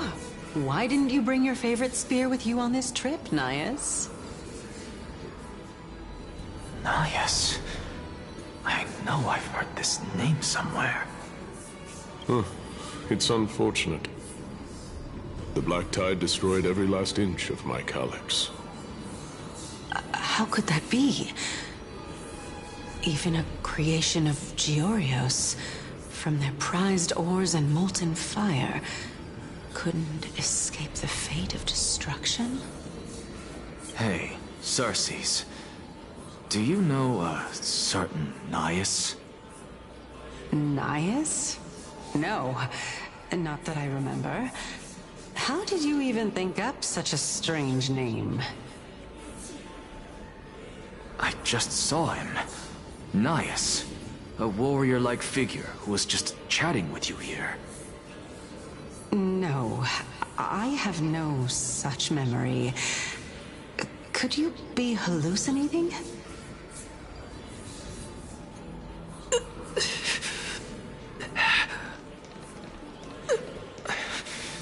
This is a departed spirit.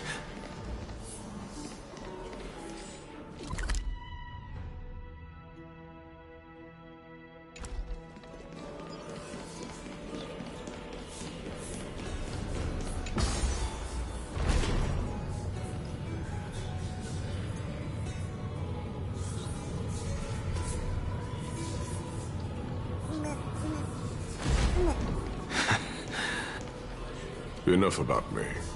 Did Kaos ever reply to you? Well, regrettably. Seems like the price of becoming a demigod is a lot heftier than we thought. Kaos. Demigod. I've never heard of this person. Which Titan's authority did he inherit? Look on the bright side, Nias. Since we've come all this way, I doubt he'd snub his old friends, would he? Let's just hope we mean as much as the world to him. Hey! Are you seeing that same hallucination again? Yes.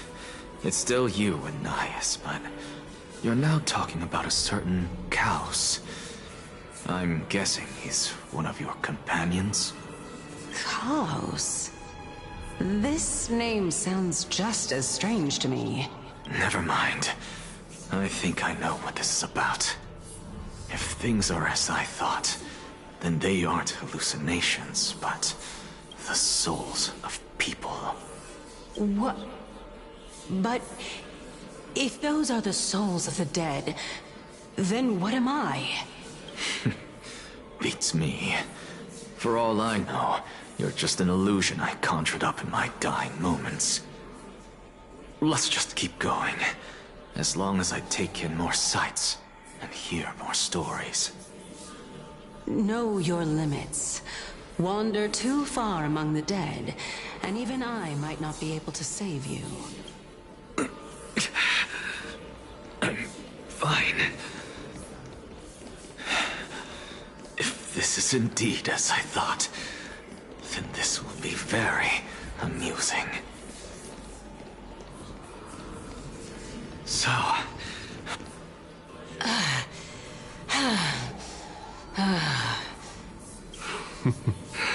Can you keep going?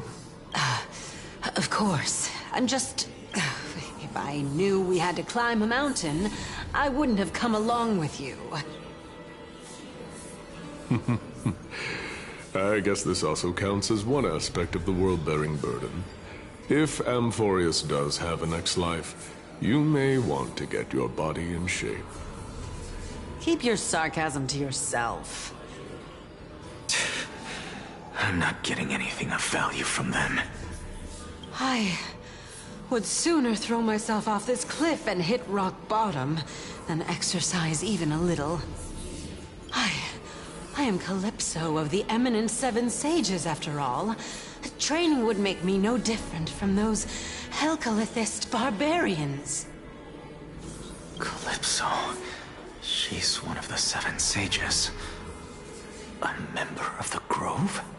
No, she can't be. I would know her name if she really were one of the Seven Sages. Hey, Xerxes. Does the name Calypso ring a bell? Xerxes? They're gone. Doesn't matter. I can do this myself. Looks like I'm nearly there now. Oh, beautiful old world. Where are you now? Oh, legendary Era Chrysia, return to the mortal realm. Splendid gods once walked the paths we walk. Alas, all that's... We're here. Finally. So... I don't get to ask the Titan my question, but all of you make for a pleasant surprise, nonetheless. Very well then. Let me uncover the truth for myself. Did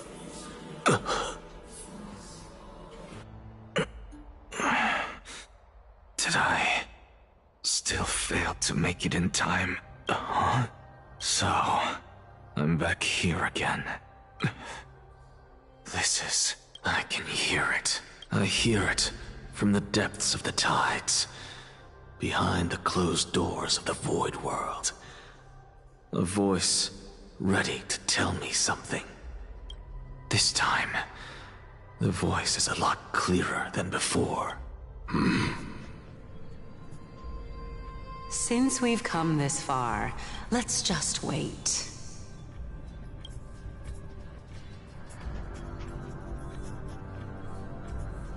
Lord Nias and Miss Calypso, are you both here to visit Chaos too?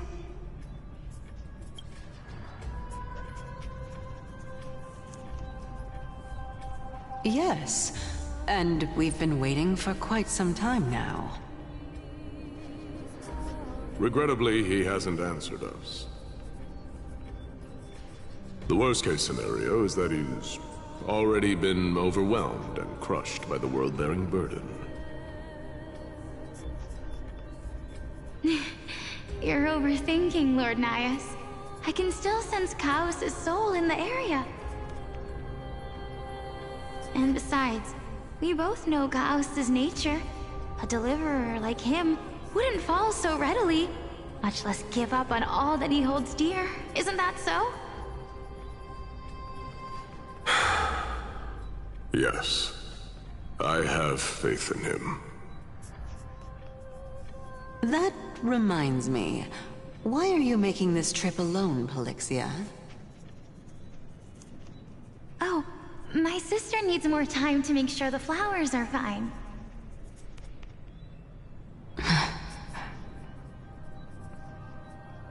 Such a pity. Both of you have hearts kinder than anyone else. Yet you are born only to take over Thanatos' divinity. Everything that I see and hear this time has left me shaken to the core. What may seem like a mundane conversation is in truth a once-in-a-lifetime exchange that has revealed the ultimate answer to Circe's question. The conjecture has taken shape and must now be solidified into a theorem. Next, I only need to seek verification from Kefali. By doing so, I can answer Circe's question and reclaim my body. But no, I will not do that. That isn't important. Because another one of my conjectures, one that I have always dreamed of proving, has been proved right this very instant. Fusing a mortal soul with that of a Titan to replace said Titan is not a ludicrous idea after all.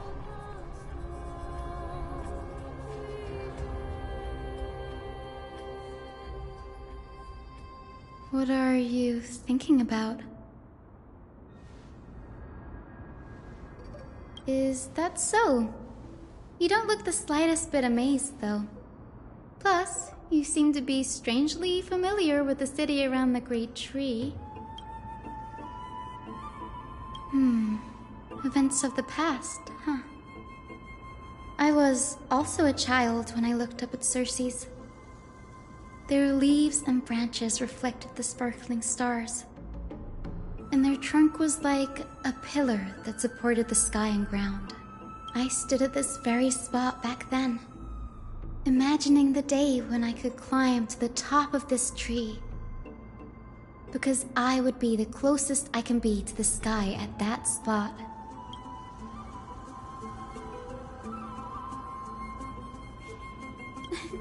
Don't read too much into it. I mean, can mortals even hope to reach Aquala's realm?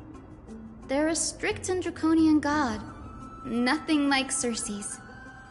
Reason is willing to share what is theirs with others, but Sky only expects people to revere them.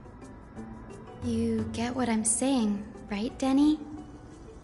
After all, the Titan that imprisoned you and Grey here in Amphorius is none other than Aquila themselves. But there will always be people who dream of soaring towards the sky. The Grove has a wealth of research on Aquila, and that is exactly what we are here for. It's just... I never thought Grey would meet with something like that before we set off. As a physician, I should have been there by his side.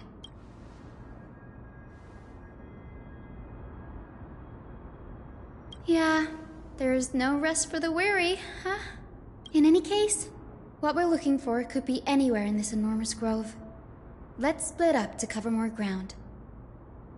Danny, with your skills, I'm sure those monsters born of the Black Tide will pose no threat to you anyway. Have you forgotten that you're talking to the chief physician of the Twilight Courtyard? Have more faith in me. I'll be just fine.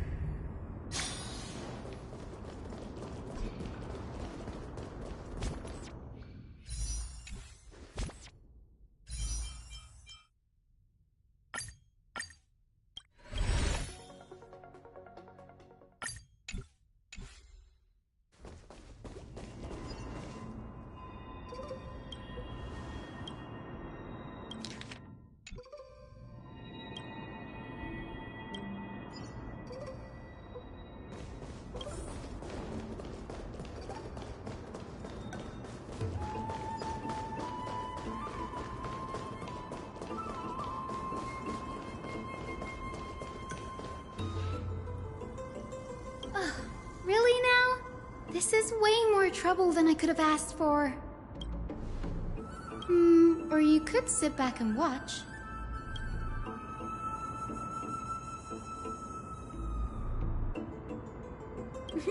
I'm kidding, Danny. Lend me a hand, pretty please? All right, now let's get him! Some value, I suppose. Eternal. Life is not so fragile.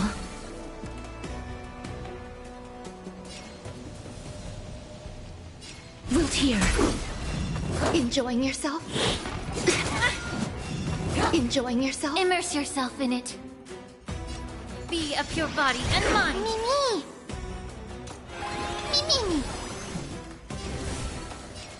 As you wish.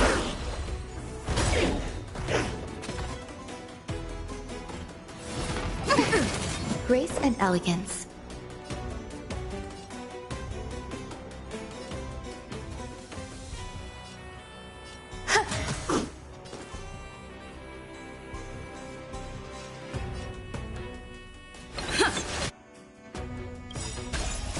Embrace a new life.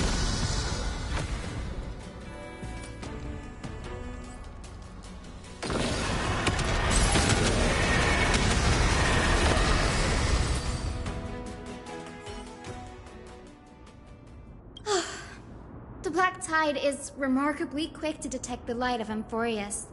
So or rather, the blessings of the Sky Priest in me, might have unknowingly called them to me. Anyway, never mind that for now. Here, you might want to have a look at this. I found it around here and thought it might be of interest to you.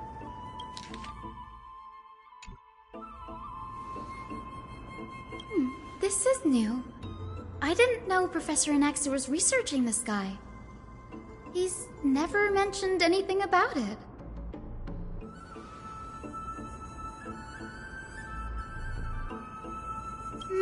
Might is an understatement. Anaxa has never been one to venerate the gods, nor has he ever found it within himself to put any faith in the prophecy. People have come to think of him as a heretic, even in a place as liberal as the Grove. Yet, it is also this very blasphemer that Circe favors. Fate sure works in mysterious ways.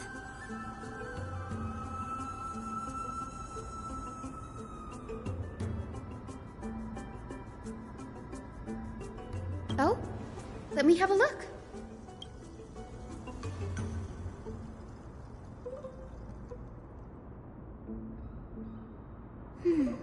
By the looks of them, these scrolls are records of two conversations that took place in the same setting, one after the other.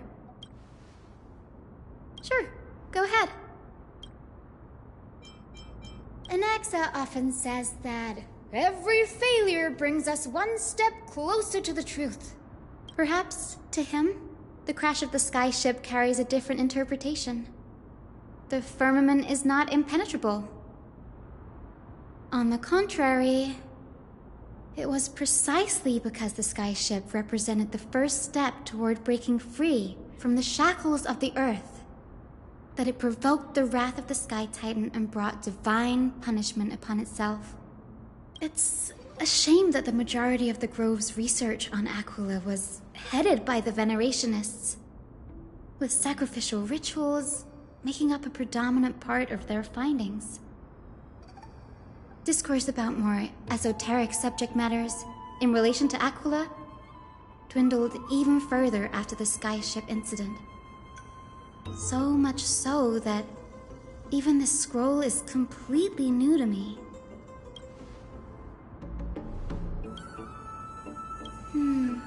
That's what I'd like to know. What are these experiments he's involved in?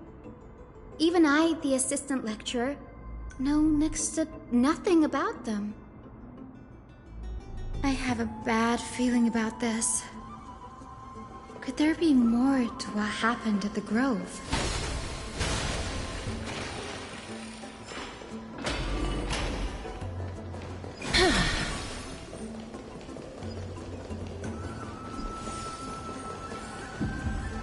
This is the Library of Philia, a place where the Grove stores its collection of tomes. Other than books written by the 7 schools, you can also find philosophical texts, ballads, and religious writings from the Outlands here. Cities that desire to learn from the Grove were apparently expected to contribute knowledge of equal value to what they sought. We've had more than our fair share of hilarious episodes over the years. For instance, it's said that the Erythrocheramists once borrowed a manuscript from a certain author, but ended up returning a copy instead of the original. What's more, the original manuscript was supposedly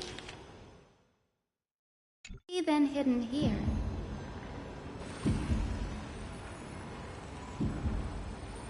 Nice? No need to hold yourself back, Danny. You can just tell it like it is. Their behavior was no different from bandits.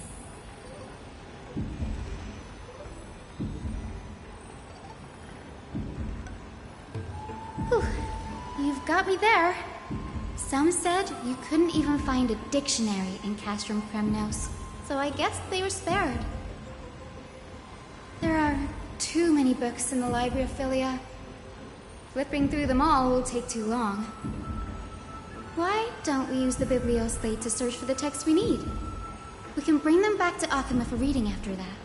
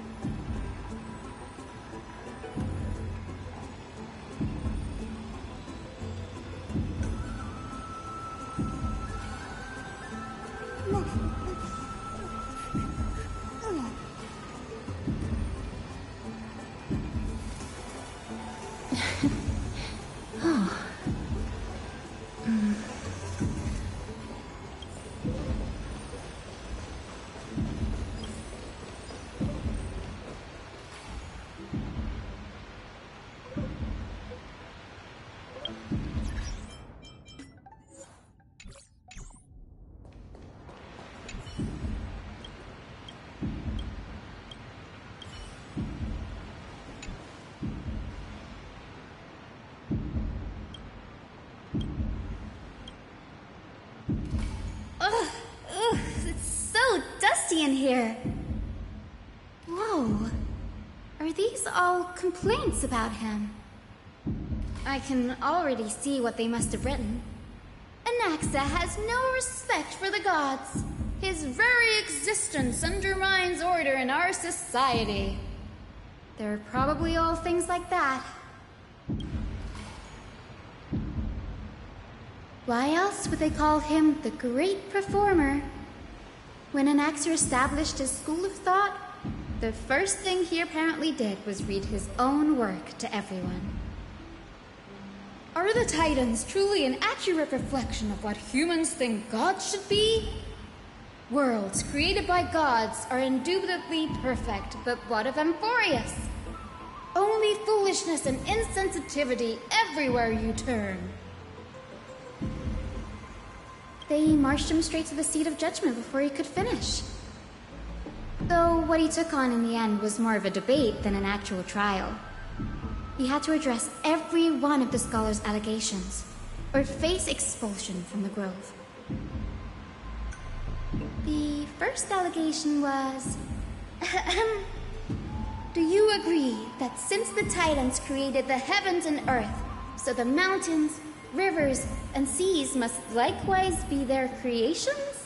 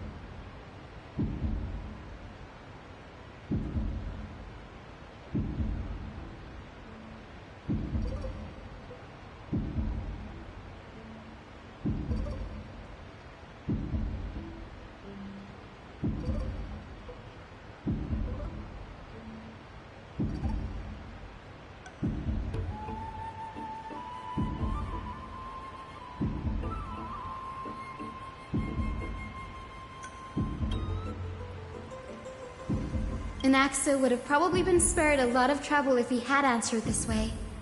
Instead, he quoted past instances of the Flame Chase journey and posited that humans have the potential to take over the divinity of Titans. Needless to say, his critics didn't take kindly to his answer, so they followed up with a second allegation. You claim to be studying souls, yet you are, in fact, defiling them and committing acts condemned by the gods. Do you admit it?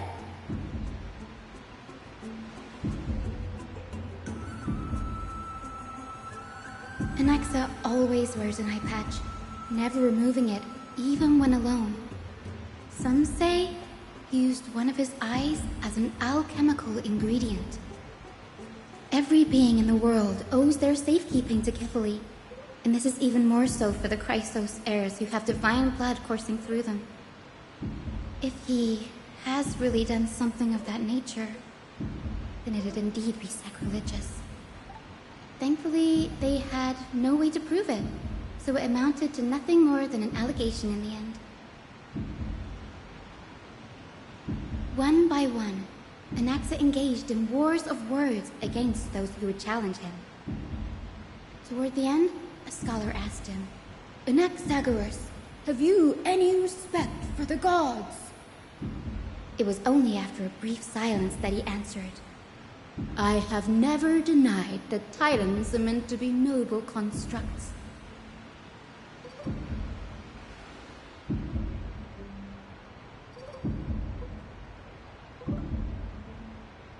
Yes, I'm not sure how that controversy was eventually resolved, but what's for certain at least is that Anaxa was allowed to stay in the grove where he continued his research, despite being regarded as a heretic. By the way, this stack of complaint letters has reminded me of a place in the grove. We may find clues there that aren't on the teleslate. I'm talking about Anaxa's alchemy lab, hidden between the cornerstones.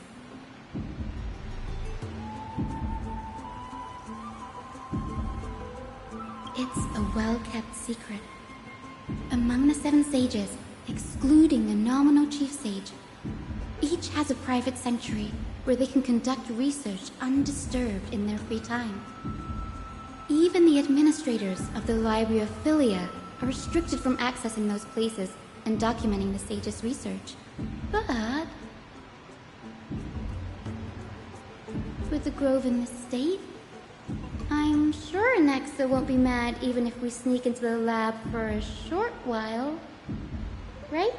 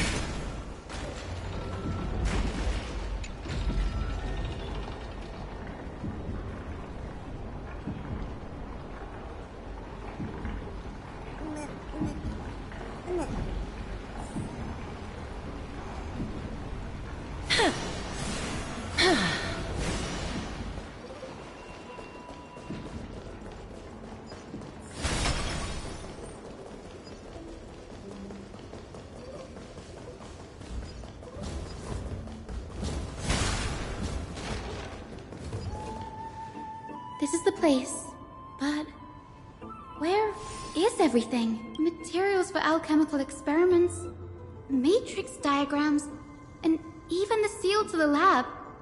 They're all gone. Did the Black Tide destroy it all?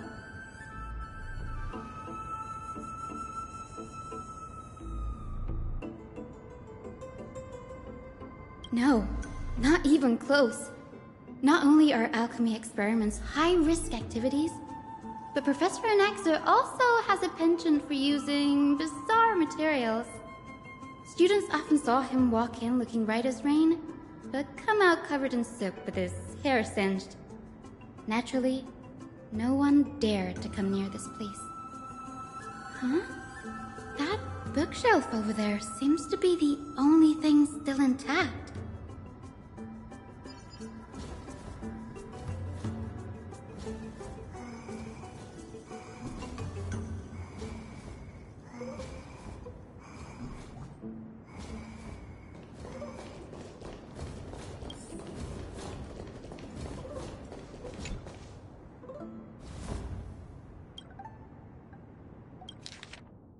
What's going on? Anaxa is conducting research on our friends in Alchema and... me?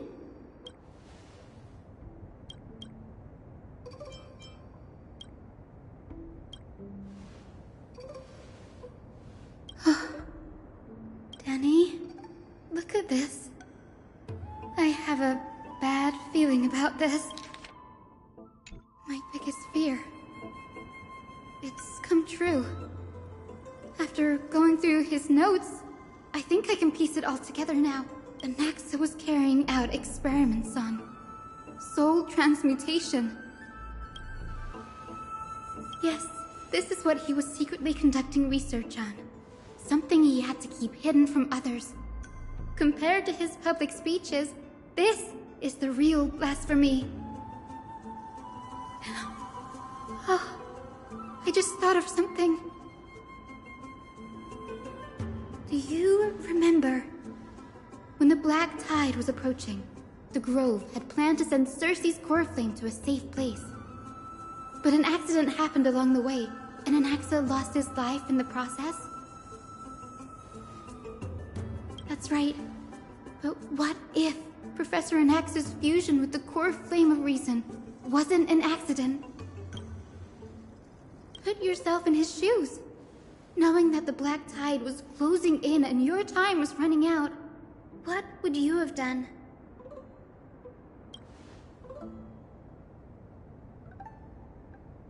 Exactly. When the Black Tide came, the true reason Anaxa headed to the Luminary Throne was to transmute and fuse himself with the Titan's core flame. No. Judging from how he reacted after the event, the results came as a surprise. Maybe he failed to consider the possibility that Circe would make a similar decision. The manuscripts detailing all the alchemical formulae have been taken away. His research is still ongoing. Like what? There's only one Titan left in the world now. No. No way. He's after Kefali.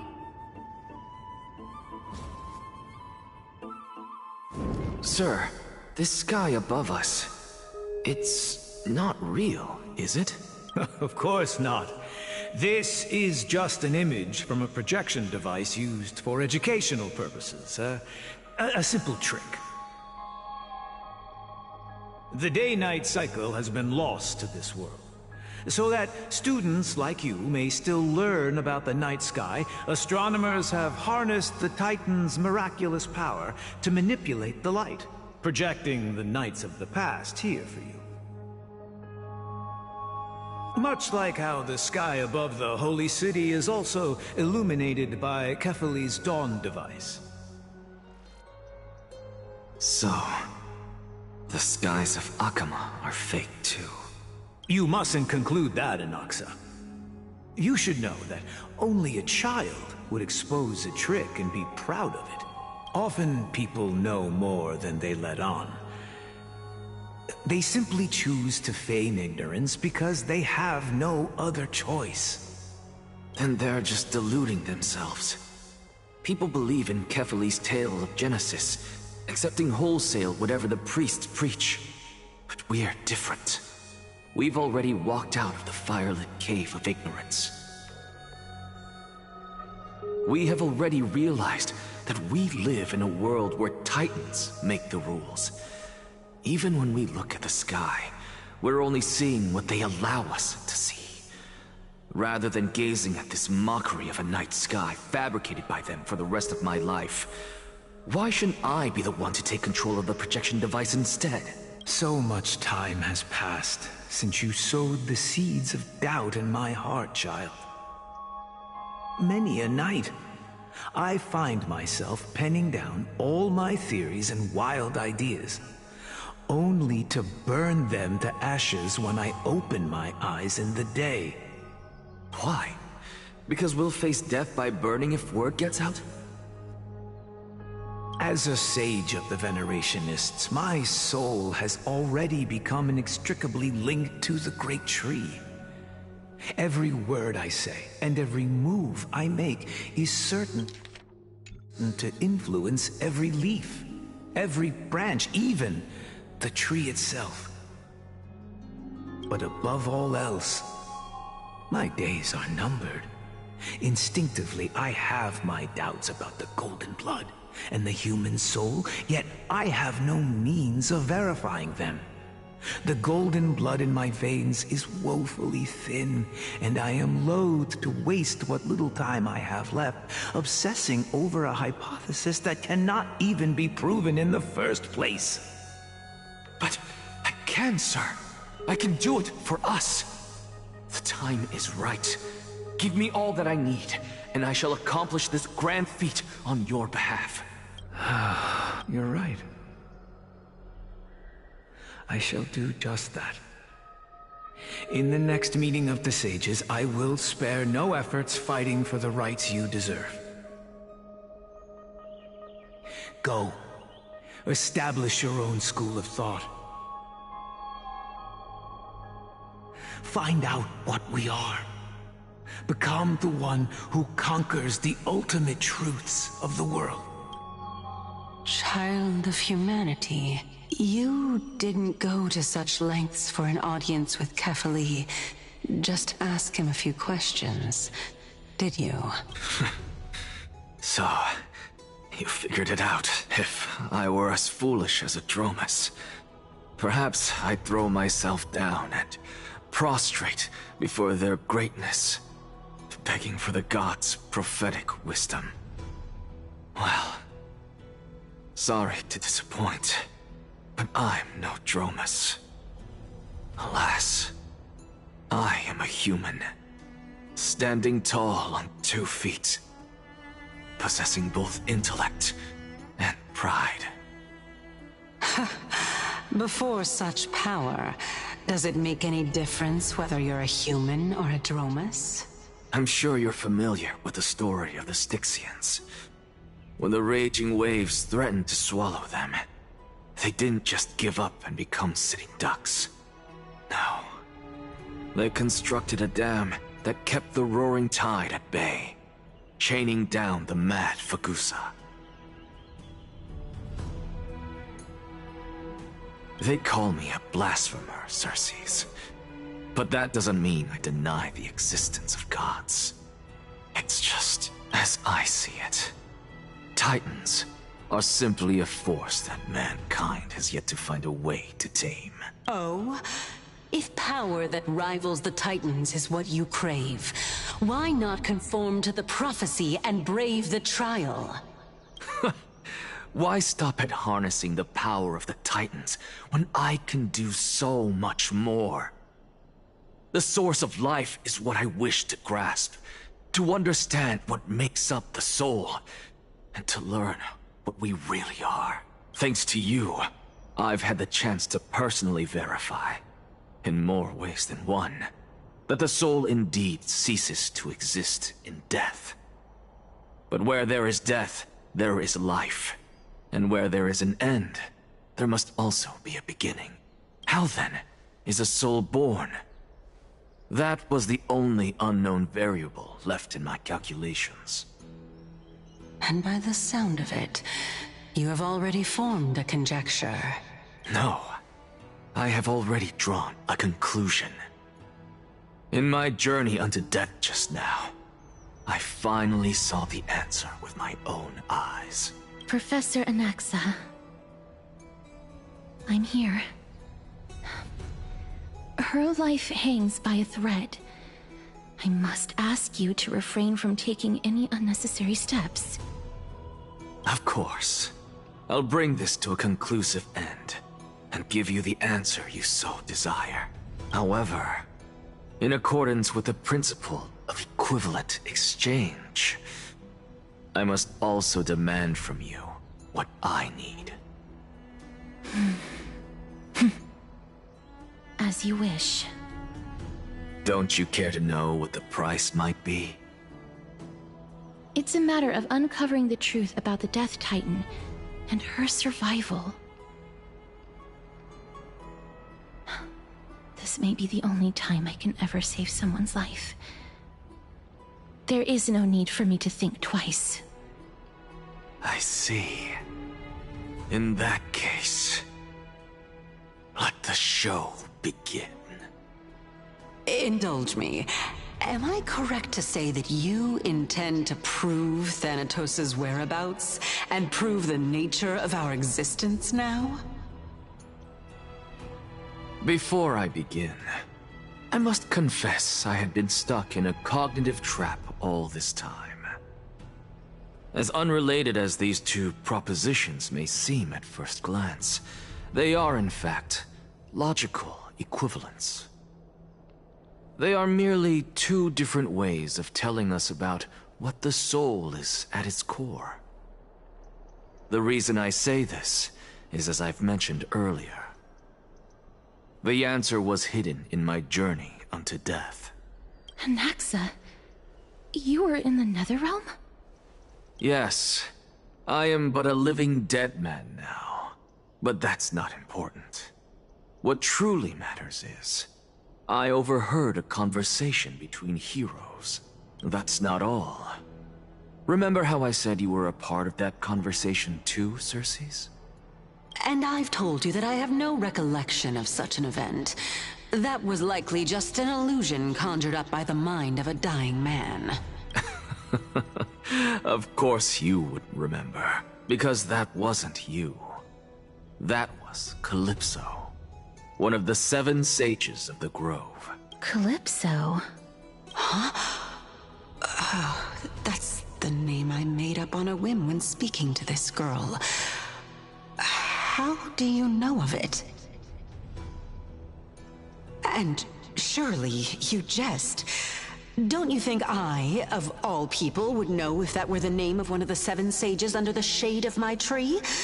Don't you claim to know the Grove's past like the back of your hand? It seems you've lost even the memories seared into your soul.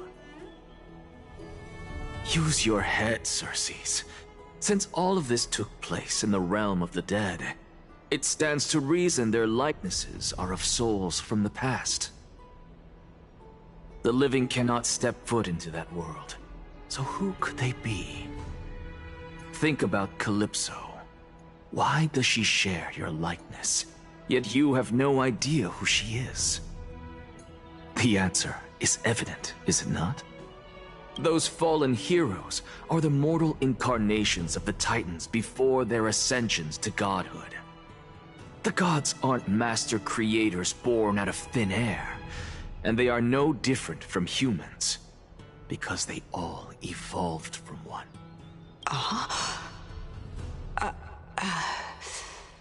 Does this answer disappoint you? Yes, because you've answered nothing. If I truly was once human, as you claim, then where do the children of humanity come from? Even on the off chance that you speak the truth, this brings us no closer to grasping Thanatos' whereabouts. How are we to find them? I knew you would say that. But it matters not. I know what I'm doing. Actually, why don't we have this supreme being standing before us tell us everything? You can revive a Titan? Humans cannot return from the dead. Neither can gods. But all we need to do is look at this from a different perspective, and the problem will resolve itself. The solution is simple. Just like what you did to me. If I'm reborn as Kefali, I can rebuild the world and all within it as they once did. Simple, is it not?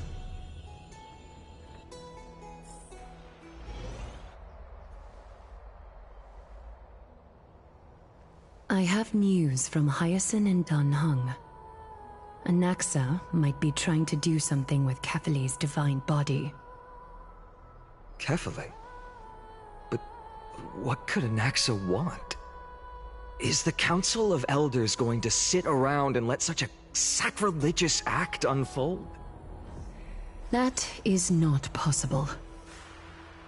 He is indeed the great performer, capable of fooling anyone and everyone with his tricks. I'm sorry. No need for guilt, for this is good news to us. The Council of Elders has found themselves a traitorous ally. Anaxa's ambitious desires will be something we can exploit. What we should be doing now is to keep our eyes peeled for whichever trickery Kynes is up to, and react accordingly to thwart her plans. Being Akima's political center, the Demigod Council holds just as much significance as the Vortex of Genesis. Someday, after my duty is over, this site will take the place of the battlefield where you hunt gods. Become the next challenge you ought to overcome. Till then, it's best to get used to this place as soon as possible.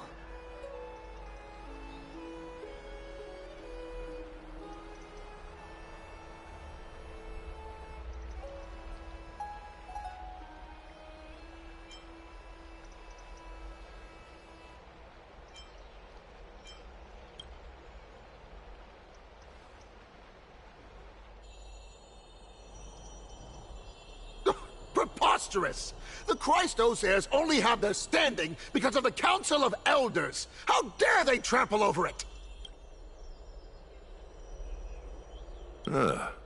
It's been a while.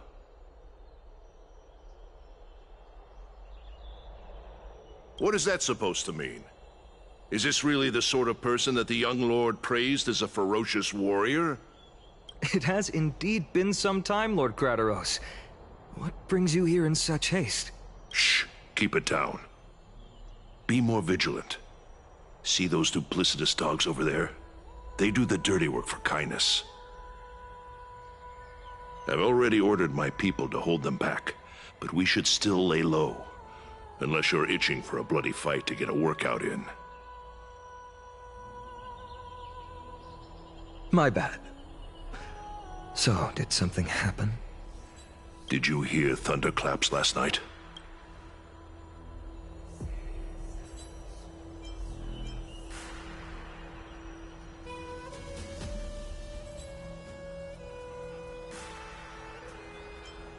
Thunderclaps are beacon signals of strife. They are a message from the young lord. He threw a spear bearing several words at Akama. Watch out. The Flame Reaver is back. I guessed as much. We didn't actually kill them back at the Kremnos Arena. I figured this is something you would want to know. We Kremnoans never back down from a fight. So if you plan to take that thing down in a battle, reach out to me anytime. You have my gratitude. I will let Aglaya know about this right away. Remind her to be on her toes while you're at it. That vicious Kynes has been unusually active lately. Those lackeys she keeps under cover have been going in and out of the city a lot more frequently these days. Some even seem to be getting Kremnoans to defect to the Council. How dare you! Don't place that! That's... Looks like you can see it for yourself. We should get back. Thank you for the intel, Lord Crateros.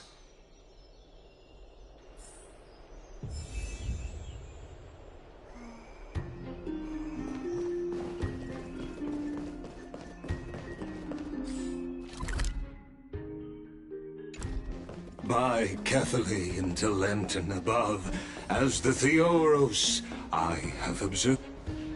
Aglaya, what happened here? I know about the poisonous fangs of that king snake through the golden threads. In the past, I would be confident about keeping her in check, but I admit I am now unable to do so. What do you mean? It is no longer about eloquence or arguments. I have been a demigod for far too long that I hardly have any humanity left. Before I realized it, I have become no different from these hypocrites, no longer capable of relating to the people. This has come a lot sooner than I expected. But perhaps it is time. I need you to step up, Finan, in order for me to retreat behind the scenes. Yes, this is my duty, but... It is far easier for the Council of Elders to fool many than just fool one person. Their so-called more support is no more than a ruse to distribute power using words instead of lances. There is no glory in winning this debate. But that makes having respect for humans so much more priceless. Finan, you are a Chrysos heir without flaw, capable of relating deeply with humans. I appreciate what you've taught me, Aglaya. I hope we'll live up to your expectations and win this debate.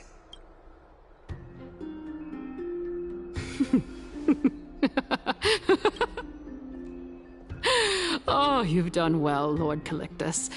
Let me take over and personally close this debate for today. Dearest counselors, let it be known that I sorely miss the blissful times portrayed in lyrical poems. Back then, Amphorius was home to nearly 1,000 cities, each with their own local faith, while gods walked the earth and shared close bonds with humans. Yet, in the present, people from all over are forced to leave their homeland to seek refuge in the holy city, where they hope to rest under Kefali's protection. All of us have long been in the same boat, with no way out of this plight. We didn't have a choice in the past, but now, the Council of Elders brings to the table a new possibility. All I have left is one question for you. Would you rather strive toward the unheard of Era Nova, or return to the prosperous Era Chrysia of our past? Make your choice. Now, which of the two would lead mortals to an ideal future?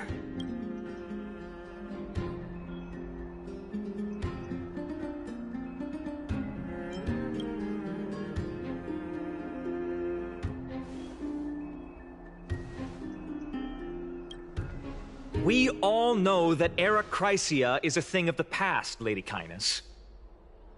Please, enlighten me. How does the Council of Elders plan to turn back time?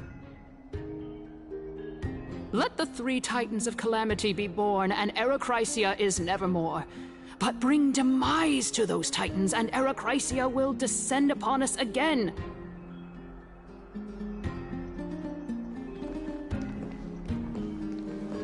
Know that the Council of Elders is never one to make empty promises. Look at who we have on our side.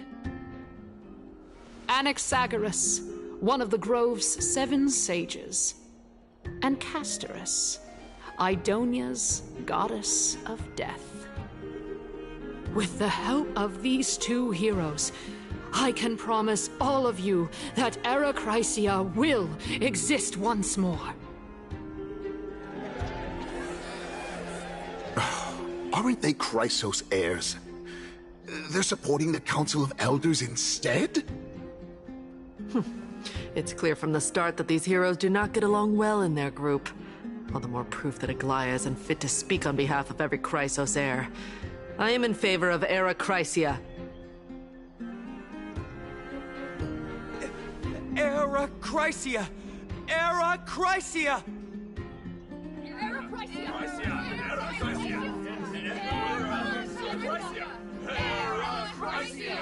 Era Chrysia! Era Chrysia!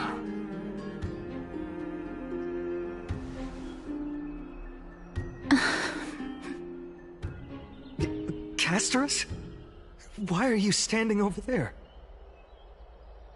You finally arrived, Naxa. So have you, Cass. Don't worry, Aglaya. Well, I know that you have many queries. Could you continue to converse like how the citizens normally do? Tell me, dear citizens, if we successfully retrieve and return Thanatos' core flame without anyone passing the Death Titan's trial, what would happen next? The answer is simple. We will have a chance to rid the world of death and bring Amphorius back to an era when all beings live forever. We'll usher in a new future that will be entirely different from the Flame Chase journey. He's one of the 7 sages. That's impossible. I really do believe this. Your proposal is much too idealistic. As long as the Black Tide still exists, how can we go back to the old days? Remember what I previously said? Kefali's core flame is guarded by the secret power of the Council of Elders.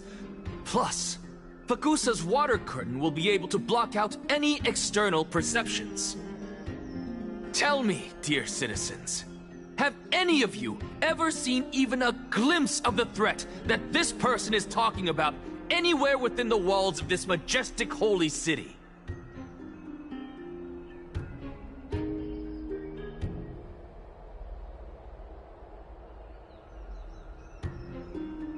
Oh?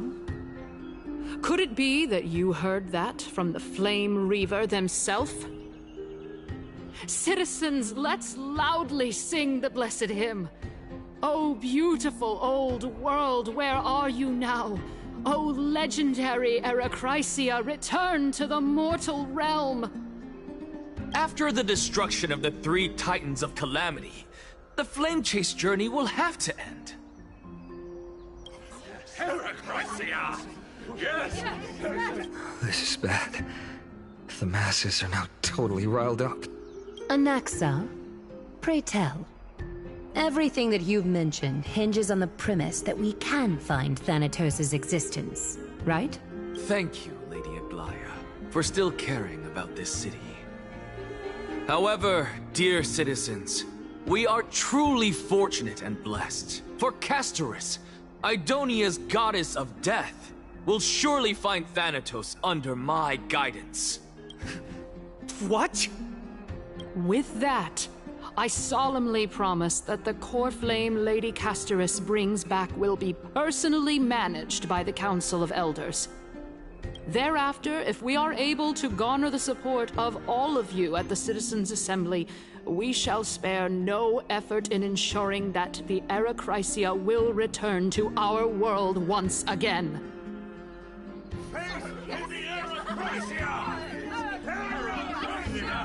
With the balance shattered, the result is clear. By Kefali and Talent and above, as the Theoros I have observed. Akama has chosen her destiny. The issue up for discussion at this Citizens' Assembly shall be modified to the suspension of the Flame Chase journey. This resolution shall be put up on the Wall of Heroes, such that all citizens are aware of the city's way forward. Aglaya, dear Aglaya, what has caused your heart to soften? You also don't seem to be as quick-witted as before. Wag your tongue as much as you like.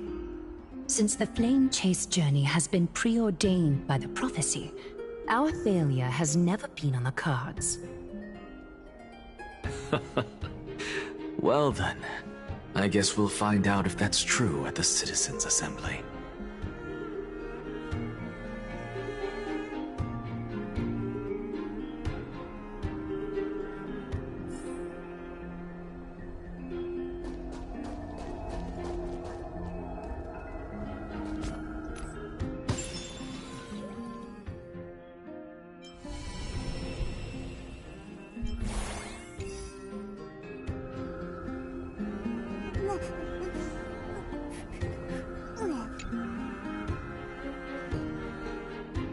Well, it seems that when I sent you to look for Anaxa, I unintentionally facilitated your partnership with him instead. My apologies, everyone. I know that you have many questions to ask me. I will answer them to the best of my knowledge. In that case, please tell us as much as you can. In actuality, he showed me a past that was both long and heavy. The reason I say this is as I've mentioned earlier. The answer was hidden in my journey unto death. Anaxa, you were in the Netherrealm? Yes, I am but a living dead man now. But that's not important. What truly matters is, I overheard a conversation between heroes.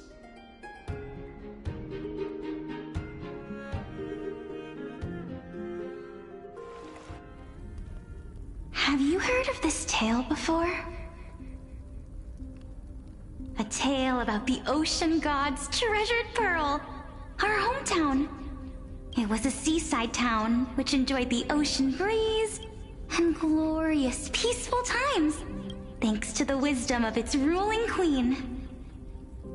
Until one day, an evil dragon descended upon the town. Its wings were large enough to blot out the sun, while its claws were sharp enough to rip the waves apart. It barged into the tall tower and devoured the queen's beloved daughter. It even settled itself in her bedroom, like a tyrant king. The queen assembled 300 warriors who managed to subdue the evil dragon by chaining it up. However, when the queen slit open the dragon's belly, she realized that the princess had long since been digested, and all that was left of her was a pile of bones. Devastated, the queen wept for several days.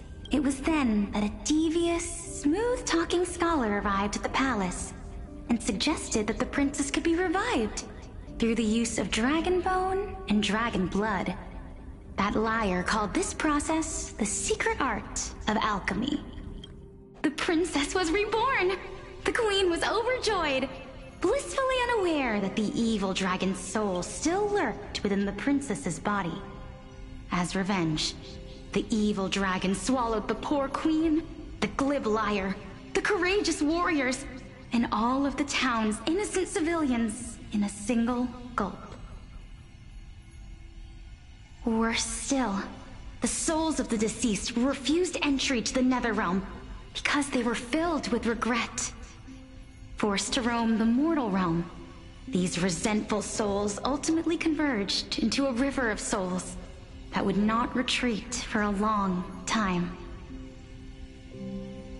The terrifying death had consumed all. Thereafter, our hometown fell into ruin as well. Until...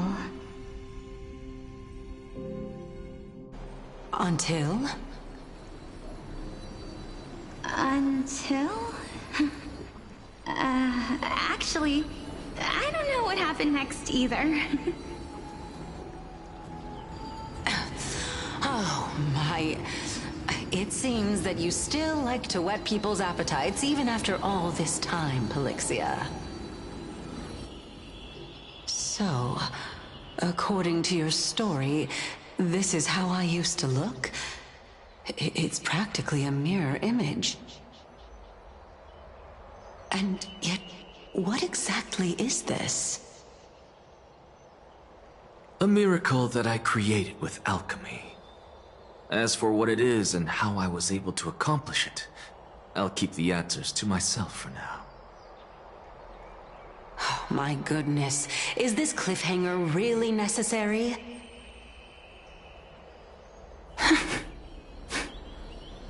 Quiet, Titan. Continue to enjoy this splendid play, and the truth will naturally reveal itself. Dragon, huh? I've heard this legend before. In that case, what do you think of it? I think that this so-called alchemy was a tenuous analogy added to the story by future generations. After all, you've never heard of a tradition of alchemy in your hometown before, have you? Indeed. Before I left home to pursue my education, I never even knew that anybody was looking into this area of study. Therefore, we can just treat this tale as a fable told to young children.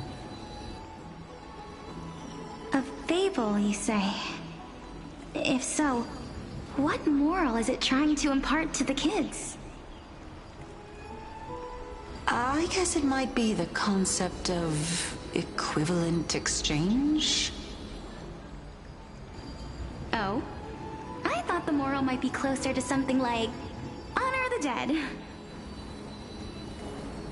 Huh. What? At a loss for words? No, I merely realized that we're both thinking of the same principle. If life is priceless, then there is hardly anything else in this world that is of equal weight to it, right? Indeed. As expected of the wisest scholar in the land. You flatter me. Why don't I ask you a question as well, as a form of equivalent exchange? Of course. What is your question? If I imparted my knowledge of the art of alchemy to you, would you use it to resurrect someone you loved? What? What kind of strange question is this? I got it. You're just trying to get me to tell you whether I like anyone, right? Let's just leave it at that. That was rude of me. Yes, I would. Oh? Death is inevitable. In the days to come, I'm certain that someone whom I cherish deeply will leave me for good. If such a mighty power really existed, I think I would use it without hesitation. After all, you, me, and the rest will all have to face that fateful moment eventually.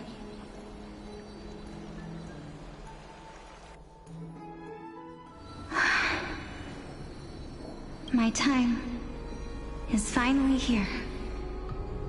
However, perhaps because of my firm belief in the immeasurable value of life,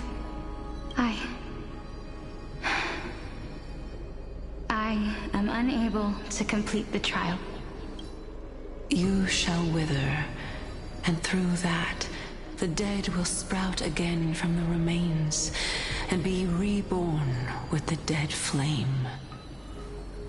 It is a pity that fate is such a cruel mistress. Is there no other way of interpreting those words? I'm afraid that the meaning is clear. Between my sister and me. One must pay the price. Our trial can only be completed when the one chosen sacrifices her life.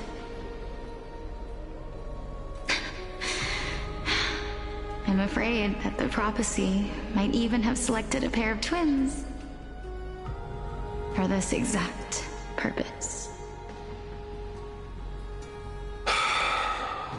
Fortune makes fools of us all.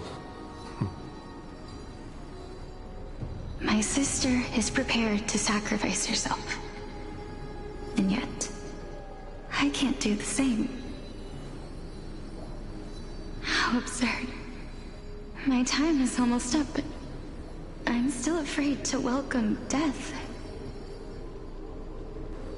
What should we do? If I'm ultimately not able to make up my mind... Since Chaos is willing to guide all of us and leave this trial to the end, there is still plenty of time for you to ponder. That's right. Don't allow the fog of an uncertain future to cloud your mind. Trial, prophecy, the topics that they're discussing seem familiar. But these three people must not have left their names in the epics. Otherwise, I would have some recollection of this. Amphorius' history before the Titans were born was complete chaos. Is that not strange by itself? I have long held 3 hypotheses about this. However, let's continue watching for now. Calypso, Polixia, and this warrior. I seem to have met him somewhere before. Regarding this matter, Nias, are you confident that you'll complete your trial? Of course. Though, I am worried about what will happen once I've emerged victorious.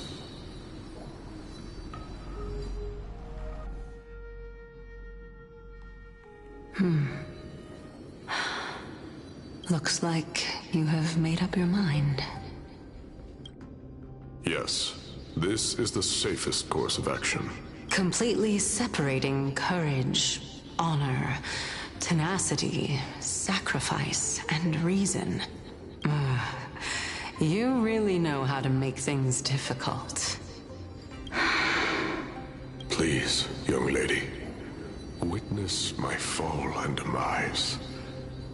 Lady Calypso, you shall host the soul-rending ceremony. I do not understand. Why would you dare to sacrifice yourself for a future that you won't get to witness? Because this is our destiny. The power that resides within me is so intense that I will one day be engulfed by it. Furthermore, a valorous death before glorious return has always been the path I chose to walk. A journey I began long ago. If your sister or Chaos were in my position, I believe they would make the same choice as well.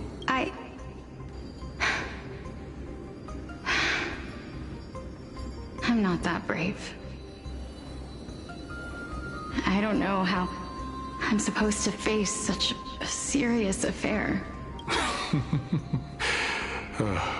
Despite being Death's chosen one, it seems you still don't know how to face it. Let's chat, young lady. Perhaps I shouldn't end my journey so hastily. Since there's still time, I'm not worried about letting fate wait a little longer. Of course. This warrior is Lord Nias. As the embodiment of Nikador's divinity, he entrusted his life to us and allowed humankind to end his madness. That that means that what I'm currently seeing before my eyes is, in fact... Looks like one hypothesis of mine has already been proven true. These heroes are the true forms of the Titans, before they attained their divinity. If so, the chosen one of death that he speaks of is actually... Polixia? Is the previous form of Thanatos? But her appearance... If this is true, as long as we can find out where she went, we'll naturally be able to figure out the location of the Death Titan.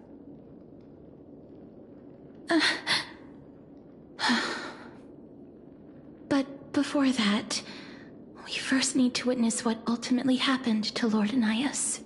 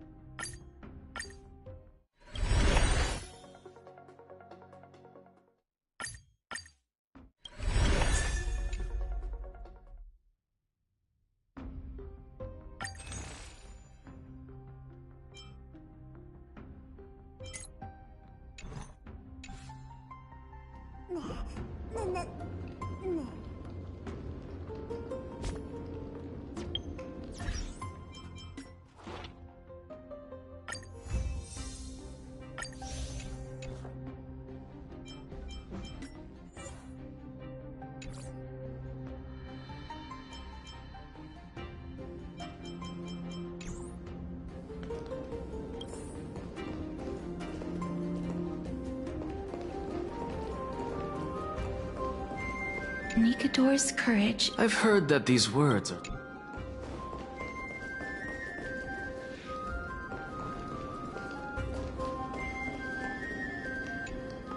Honor, courage, tenacity, sacrifice.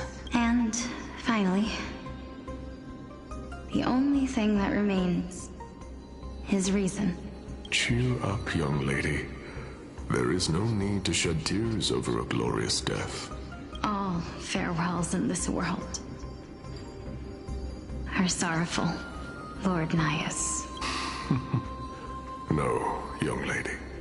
As a warrior, I have witnessed too many bitter deaths. But now, all I feel is peace. I did not know until this moment that mortals could live their lives in such a way. Although only a sliver of your soul remains, you remain so optimistic.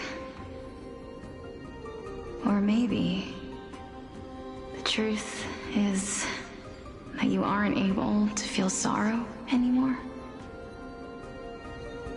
To be honest, I don't know either. But I am certain of one thing. This is not an acceptance of death nor apathy toward it. It's not even a feeling of despair. I am just enjoying what remains of my life to the fullest. Enjoying? Indeed. Along this journey that we've taken together, not only have I changed the world, I myself have also changed in the process. And now I have reached the journey's end.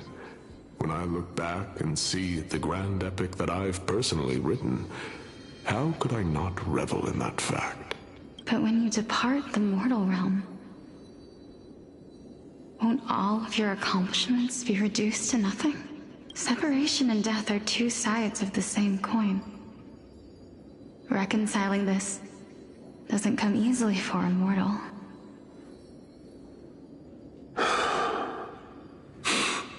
Finally, let me recount to you a story of mine, young lady.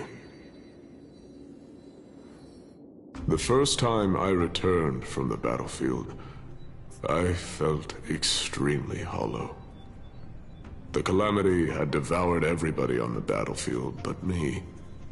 When I returned to the city alone, the citizens held a banquet for me that was far from pleasant. I felt as though I was still on the battlefield, and the person who had returned was nothing but an empty shell. It was late into the night by the time the banquet ended. My head still reeling, I returned alone to the barracks. On the way back, I encountered someone. It was a crazed scholar looking at the night sky and muttering to himself by the side of the road. Although I tripped over him and fell, I wasn't angry in the slightest. And maybe because I saw myself in him, I inexplicably asked him a question. Do you think that it'd be better if we just died on the roadside like a couple of stray dogs? To my surprise, he shrugged his shoulders and sighed. To someone who is currently experiencing death, dying and living afford the same amount of bliss. Now please go away and don't block my starlight. Are you trying to say that there is no difference between living and dying? For they are both journeys that lead toward death? That's exactly what life is, and death is, but a scale to measure how valuable the journey was. Journeys and epics are only glorious and magnificent because all things eventually fade to dust. Therefore, young lady, don't detest your fate. Instead, willingly and respectfully embrace it. The embodiment of strife telling me about the majesty of the world. Indeed. I believe that when the fated moment eventually arrives, you will be able to understand my words. It is time for me to knock on death's door. I will set up a long table at the end of the road and humbly await your arrival. When that moment finally comes, let us drink and be merry then.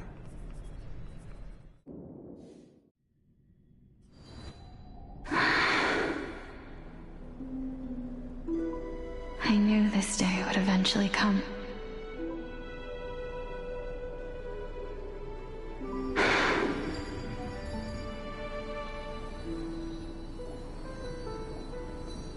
Are the both of you ready? Mm-hmm. Elixia. I'm here.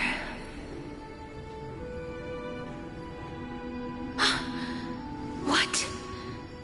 This... This is quite interesting indeed.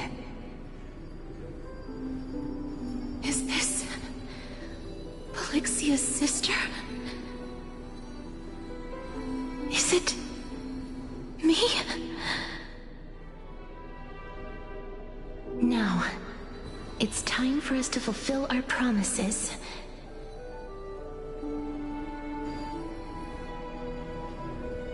Are you afraid?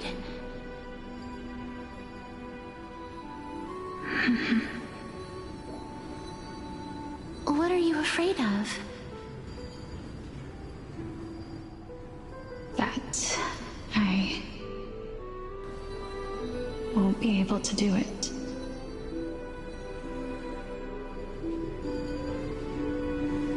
You shall wither, and through that, the dead will sprout again from the remains, and be reborn with the dead flame. As foretold in the prophecy, and according to our vows, once it all ends, we must face our fated moment head-on. Even if it was prophesied, do we have no say in the matter? It's so unfair. Why are we the only ones who are forced into mutual destruction? Let me do it, sister. Let me be death's sacrifice. I was never long for this world anyway. But you're different.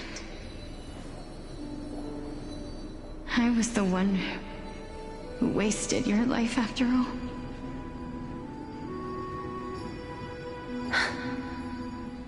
You're wrong, Polixia.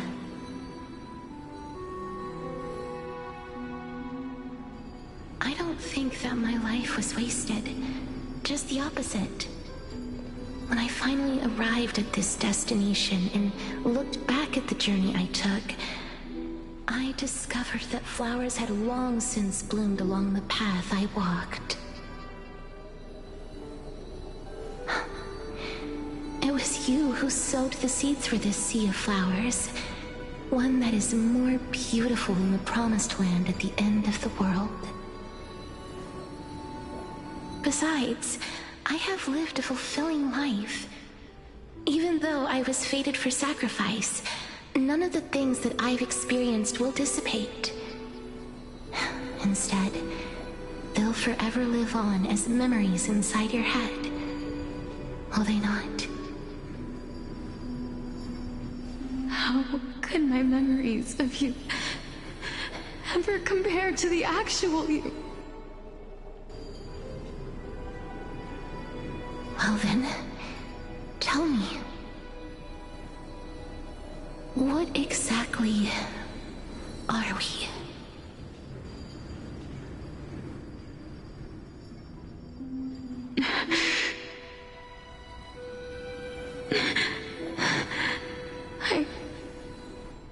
I don't know. I don't know either. But regardless of what the answer is, regardless of how we're shaped by others, or even by this world, ever since we were born, the fact that we existed was predestined, and nothing could erase it. This is why I will always, always be by your side. We're twins, after all.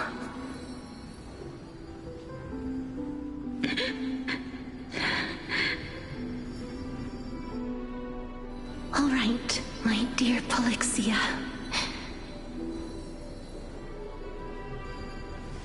It's time to extract my heart and light the flame of death.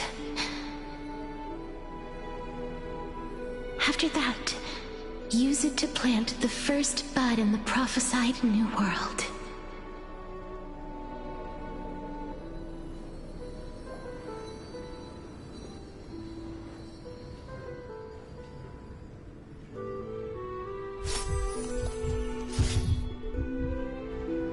If I imparted my knowledge of the art of alchemy to you, would you use it to resurrect someone you loved? Death is inevitable. In the days if such a mighty power really existed, I think even now, my answer remains the same. This is why, sister, I promise you, in the prophesied new world, I shall plant the first bud on your behalf. Go now. Return to the Ocean God's treasured pearl, our hometown. I shall open wide the entrance to the Netherrealm and grant you a second life. The living beings on this earth shall respond to my call and lead you to the sacred daylight. Remember, do not look back on the land of the dead, and do not stop moving. In the new world promised by the prophecy, march toward your new life. As for the price of our equivalent exchange, let me be the one to pay it.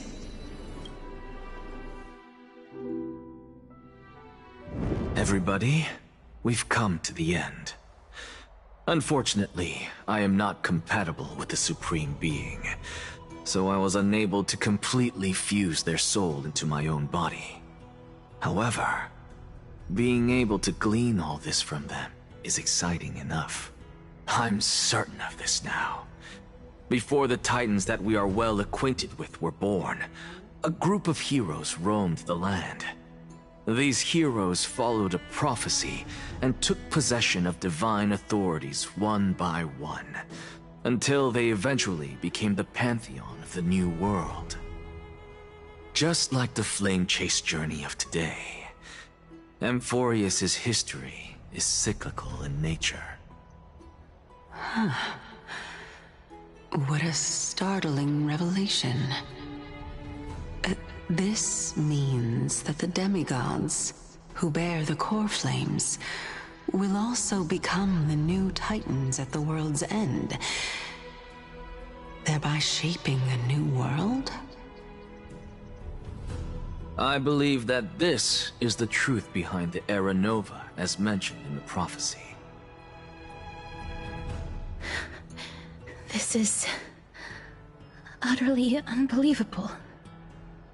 Besides, those twins in the past, even if they really are Thanatos, their whereabouts are still unknown even today. Are their whereabouts truly unknown? Didn't Polixia mention that seaside town, the birthplace of alchemy in the Tale of the Dragon?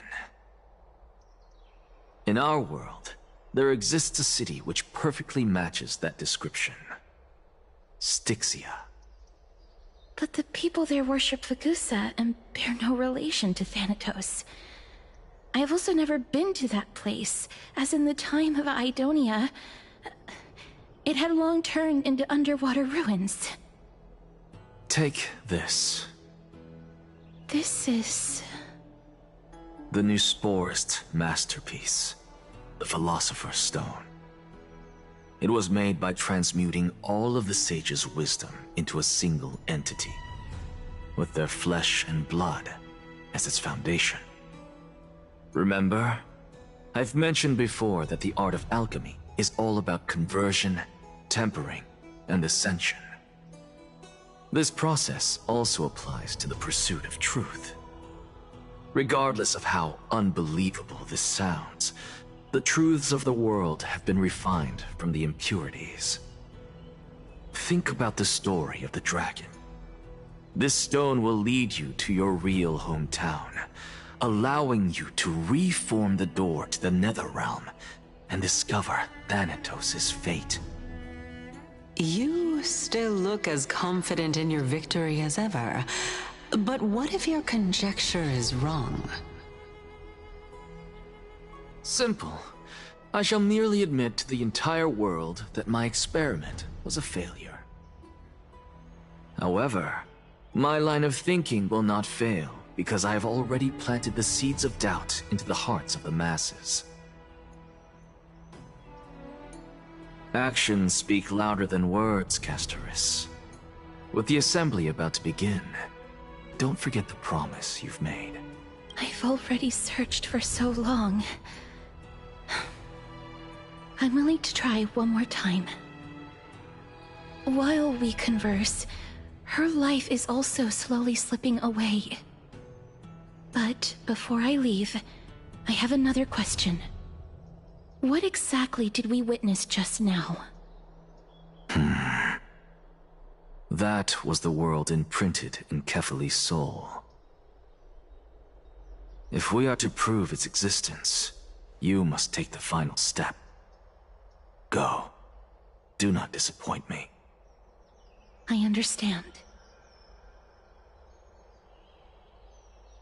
Hey, child of humanity.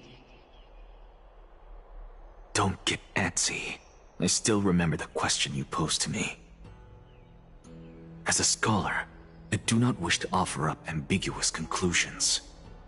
Let's discuss this topic again when she manages to find the evidence. I merely wanted to ask, was that stone transmuted from your heart? If so, rebirth is no longer an option for you. Why not? When I was a child, I lost someone dear to me. When I was a teenager, I lost my faith. A while back, Although you saved my life, I also lost my soul in the process. Now I'm merely forsaking my body. What's the big deal? Why are you always finding ways to die? Isn't it good to be alive? This is but a necessary sacrifice on my path to transform into the purest of them all. Can someone who's dead even claim to be the purest of them all? Furthermore, if your hypothesis is proven correct, does it not just confirm that the myths are true, and thereby invalidate all your theories? No, it's just the opposite. If my hypothesis is correct, it means that I can actually ascend to godhood and reshape this absurd world that you all have created.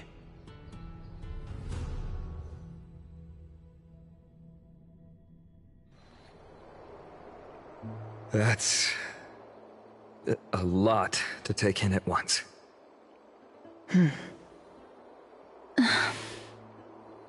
Lady Aglaia, please, let me explain.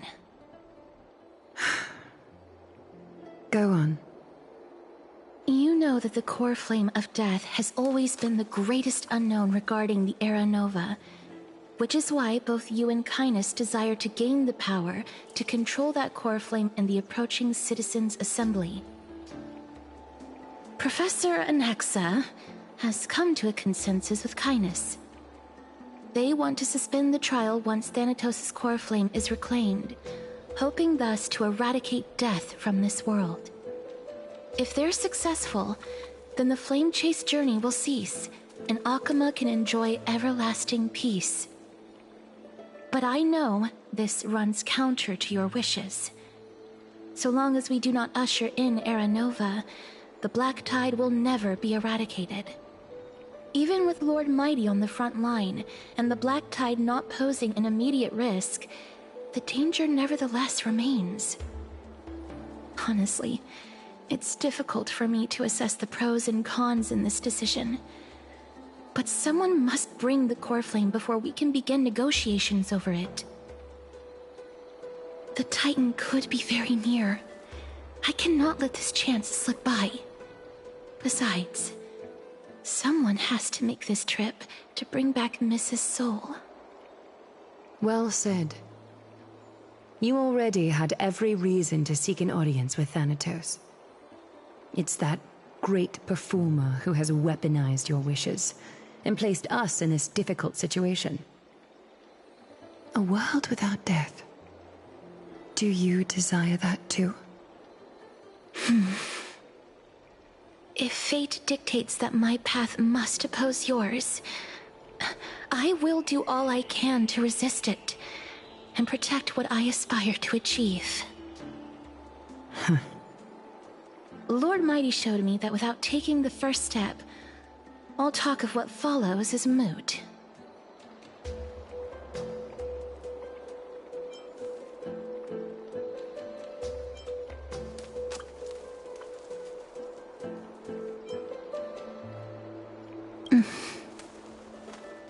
I have always hoped to hear you speak your mind, Cass, and I am glad to have heard your true thoughts.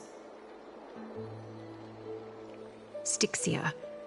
I visited that place in the past. Though it is now an island surrounded by the river of Soul's torrents, it's not hard to see its former splendor. Go. I will not stand in your way. As for you, you are someone who has cheated death. I believe you have more than enough reason to make the trip with Castorus and meet the god of death himself. Castorus, I too look forward to your journey. I wonder what kinds of new interpretations your completed story will bring to the Flame Chase journey. Thank you, Lady Aglaia. I hate to put a damper on this heartwarming moment, but If Styxia is now an island surrounded by the River of Souls torrents, then how do we find a way in? Lady Treby is probably... The answer is quite simple. In the myths, Zagreus once made the domain of the dead their treasure vault. That is to say, they could enter and leave the Netherrealm as they pleased. And if they could do that, then it follows that the demigod who inherited their divinity must be capable of the same. I'll see you at Marmorial Palace at Action Hour tomorrow. Cypher shall be your guide to finding that ancient city.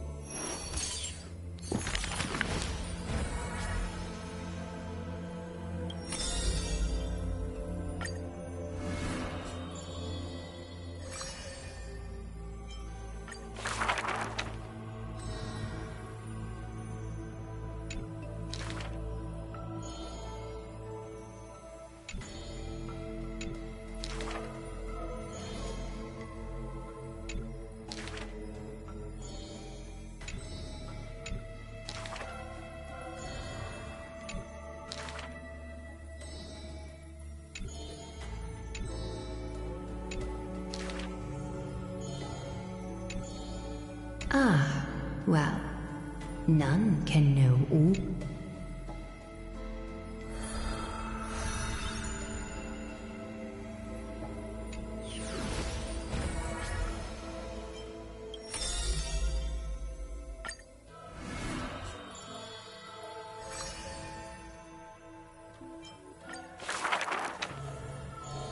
I saw this.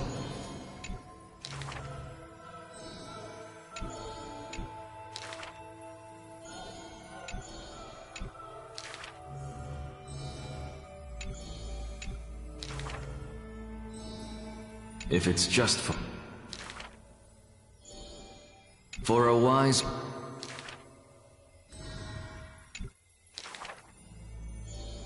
He is panicked.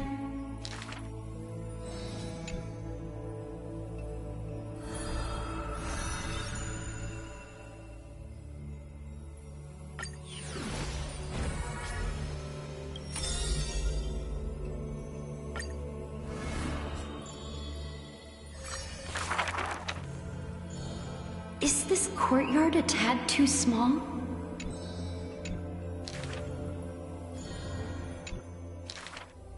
Welcome to the Twilight Courtyard.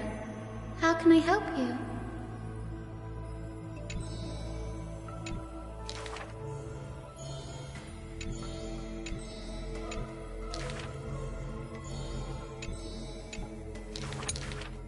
Wow.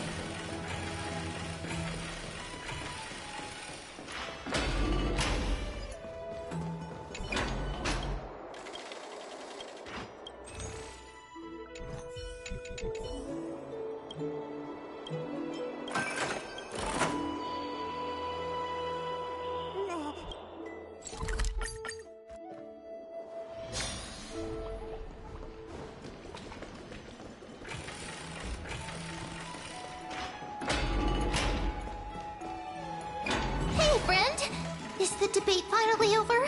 Did you win? Really? But the look on your face says otherwise. Well, moving on.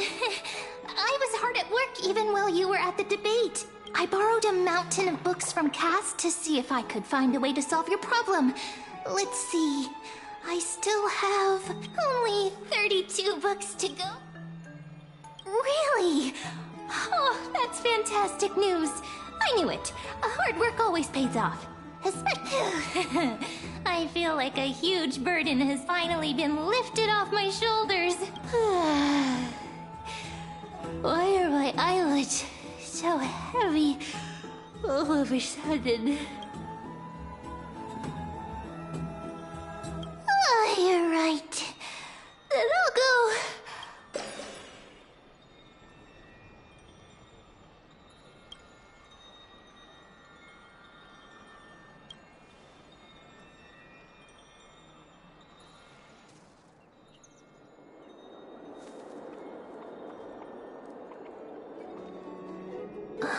Cass?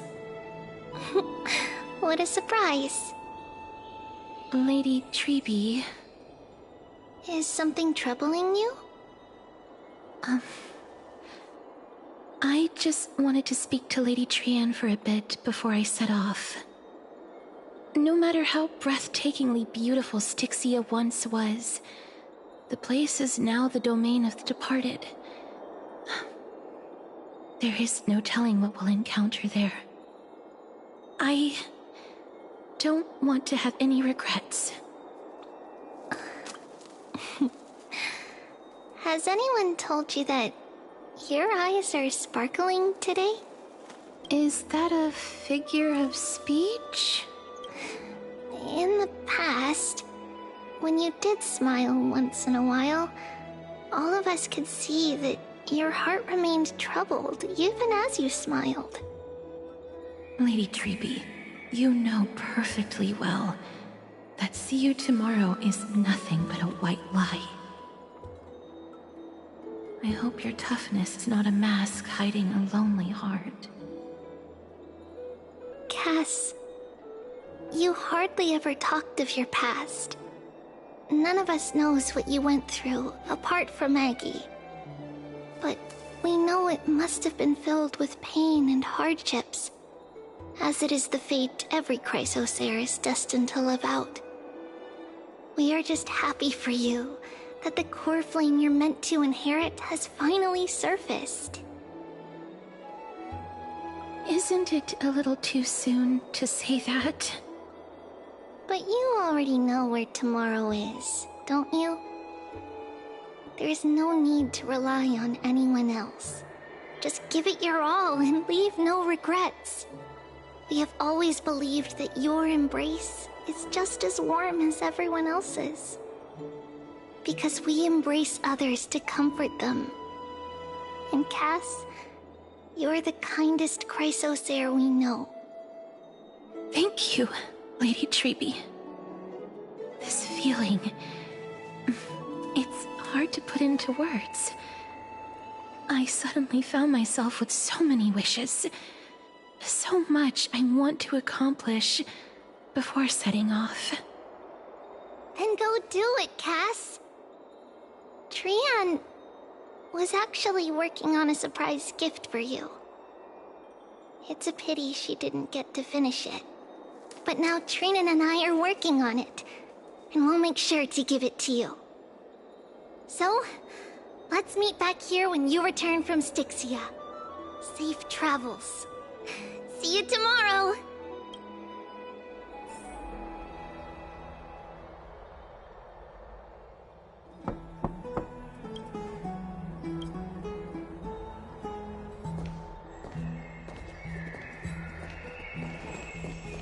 It's me.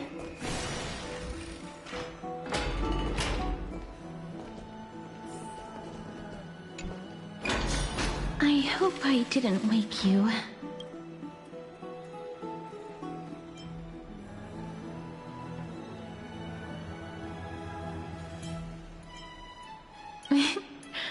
I'm glad to see you're as full of life as ever.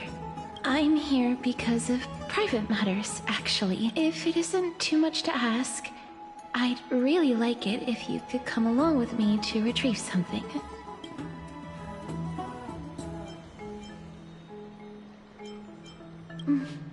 Aren't you going to ask me what it is?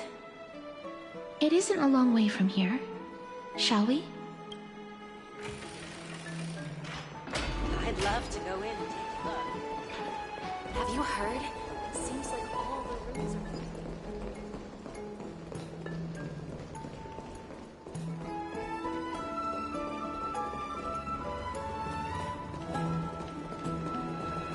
The streets are packed.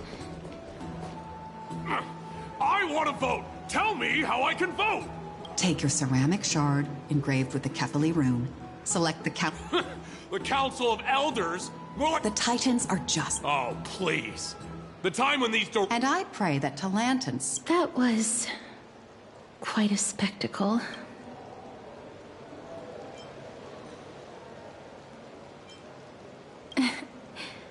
I suppose peaceful is technically correct if no actual violence happened. To this day, I still find it almost unreal that Akama is the only place illuminated by light amidst the crumbling ruins of Amphorius. And its people are even holding votes to reconcile differing opinions. This peaceful sight is making me forget that this is the end times.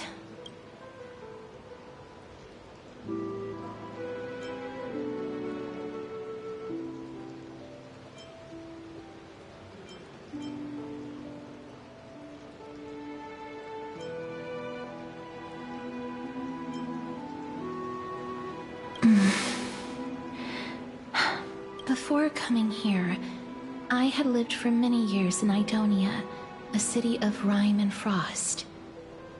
The people there were devotees of Thanatos, and were well known for their unique burial rites and traditions. Traditions that I played a major role in.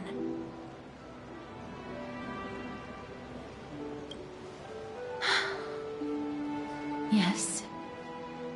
You now know me as the Mortician of Akama. But back in those days, I was Idonia's Maiden of War. I was trudging across the frosty plains on my own when the Idonians found me.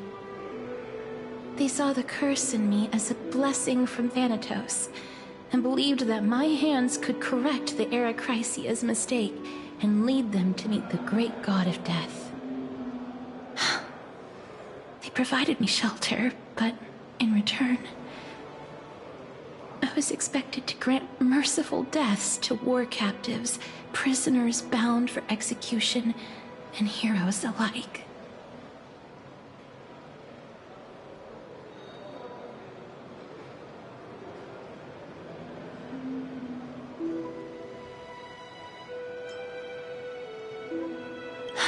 Yes.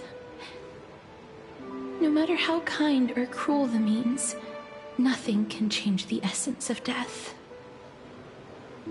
Taking away someone's life is never worthy of religious worship.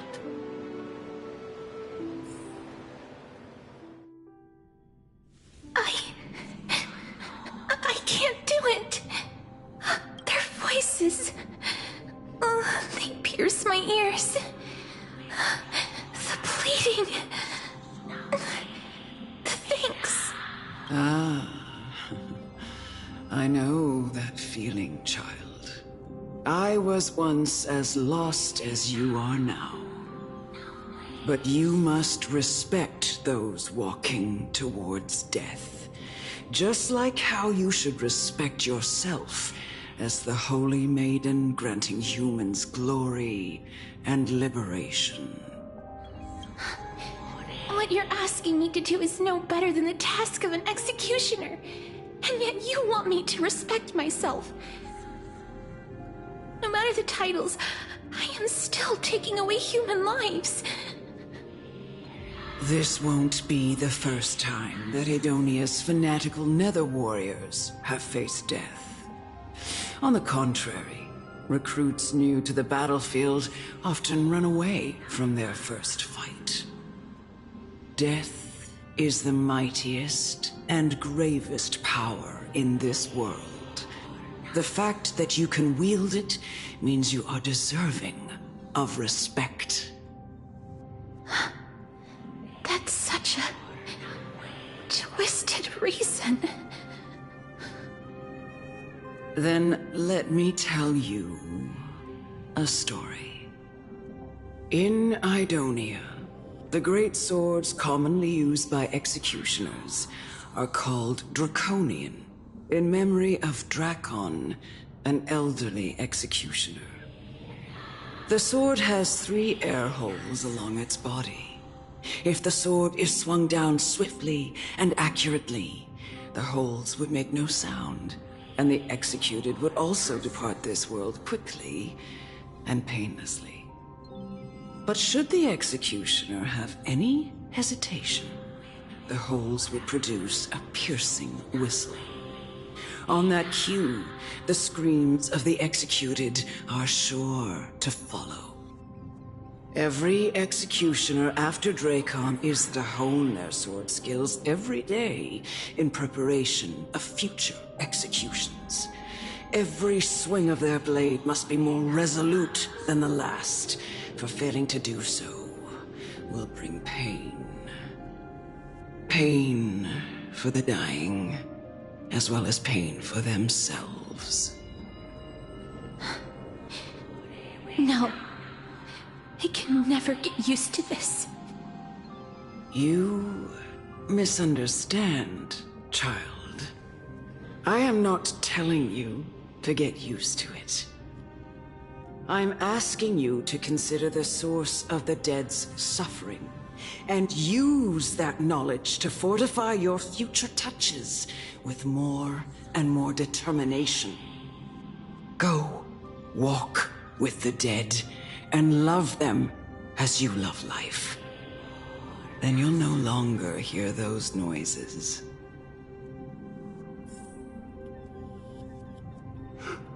Please, don't kill me. I don't want to die.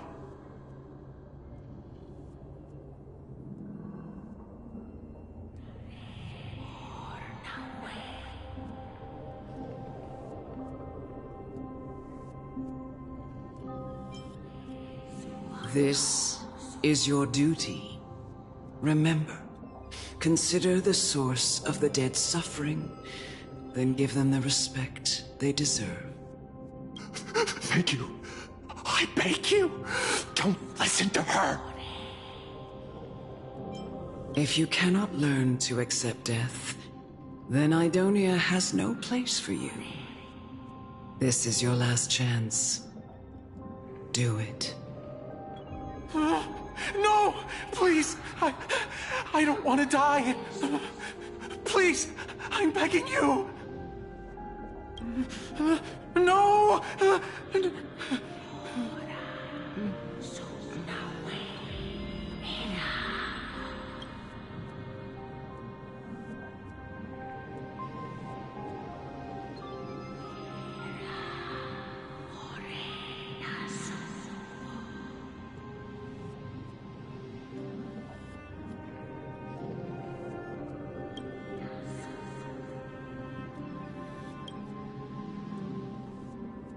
May you gain some insights through his sacrifice.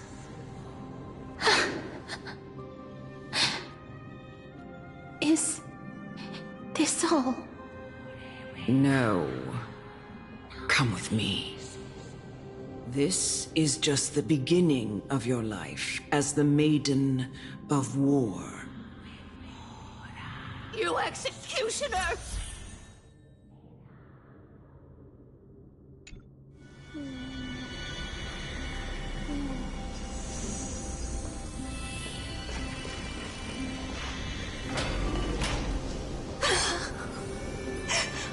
Holy Maiden! Go, grant her glorious death.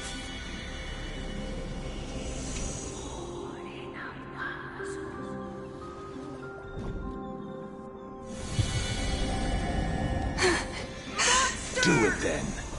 Execute.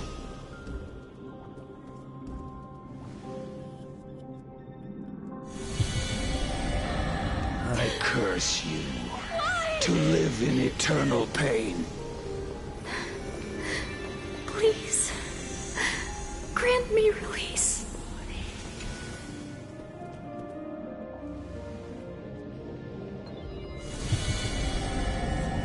When will this ever end?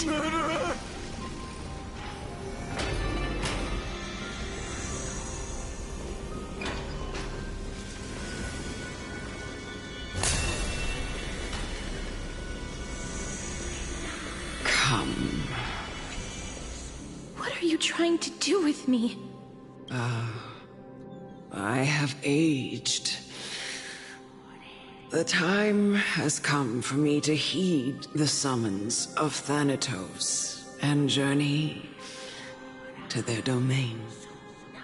The final resting place of every Idonian. You're not that old yet. You still have many, many years ahead of you. No. I'm already dead. For I have come to fear my declining health and impending death. Ah, Castoris. Will you give me one last chance to charge towards fear and prove that I am no coward? I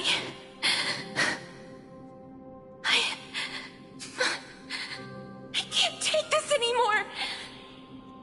Child, it was I who brought you here from the frosty plains and set your farcical fate in motion. It was also I, Chief Executioner of Idonia, who forced the heavy duty of executing others onto you. I've always known that you have doubts and even anger about my faith and about me. I never had a choice. Indeed. We essentially abducted you. Yet you can end any sinful life with just a touch of your fingers. Shouldn't it be easy for you to escape from here? I'll never do that. It doesn't matter how lightly the Idonians take death, or how readily they accept it. I simply can't do it. I knew I was right about you. What do you mean? I've taught you and cared for you as my own daughter all this time because of this blessing that's been with you since your birth. I know no one else in the world would understand the weight of life and death more than you do. In the eyes of an Idonian, death is the end of all life. A destination we will all eventually reach. Humans should not resist it, but learn how to face it. You can only live your life to the fullest after understanding this principle. And when you do, even if you eventually leave Idonia's protection, even if you must carry the curse forever, you can live with your head held high, like everyone else. No! How can I? Come now. It's time. I've already taught you all that I know. Show me that you are a fitting holy maiden. Or at least, that you possess the resolve to become one. Come now. It's time. I've already taught you all that I know. Show me that you...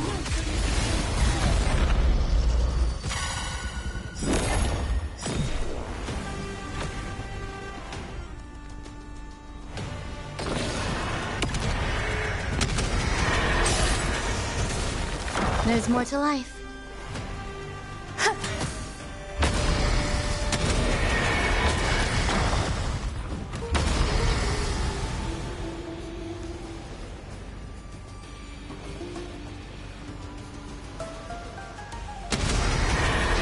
May death protect us! You're a stubborn one. Life is not so fragile. Wilt hear.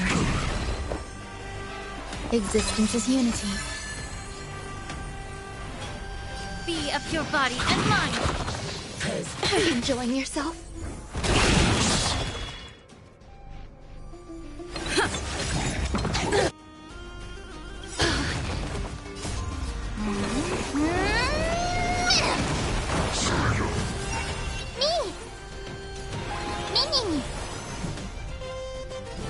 As you wish. Allow me to purge the root of the... Yeah. Mimi.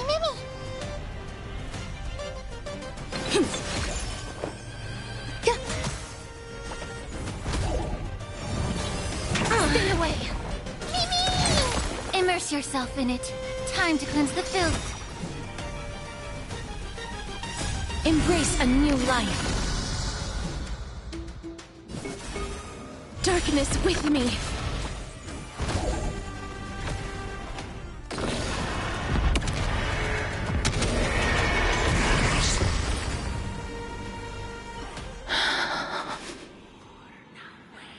This was the last time I followed her command. I gently touched the elderly woman before me.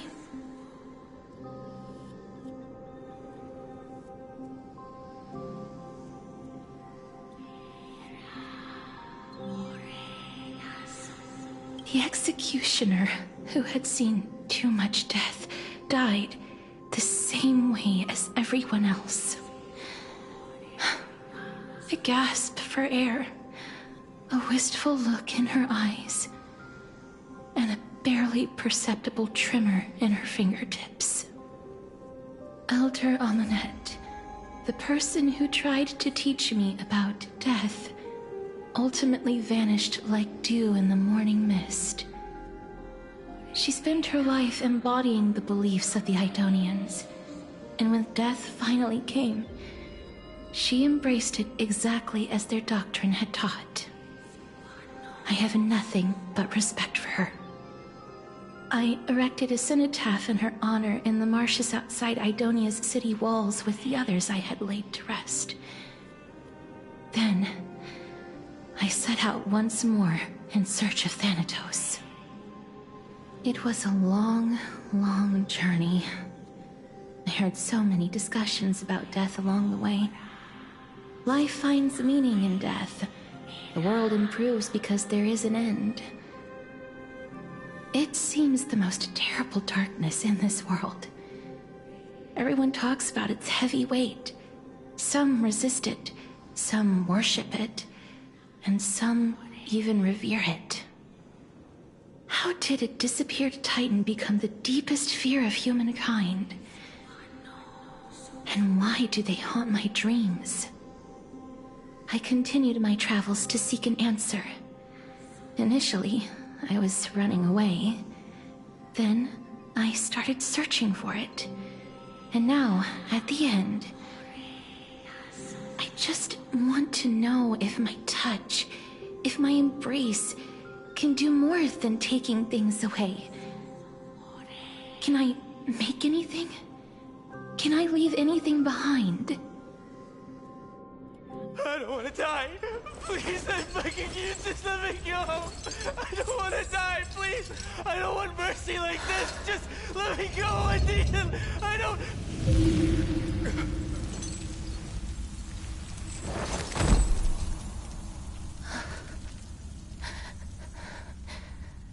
I hate these icy hands.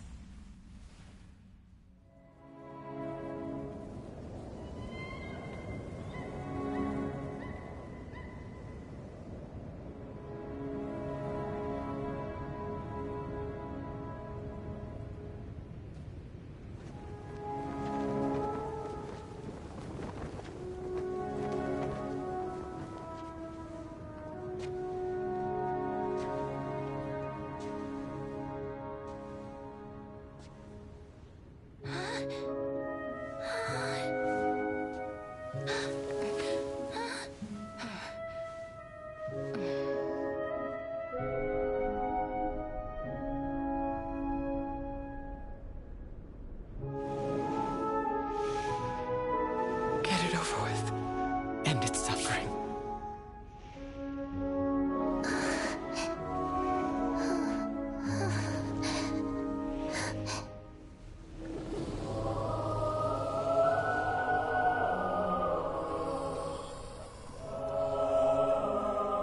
The Reaper has blessed your hands. Only you can grant them peace.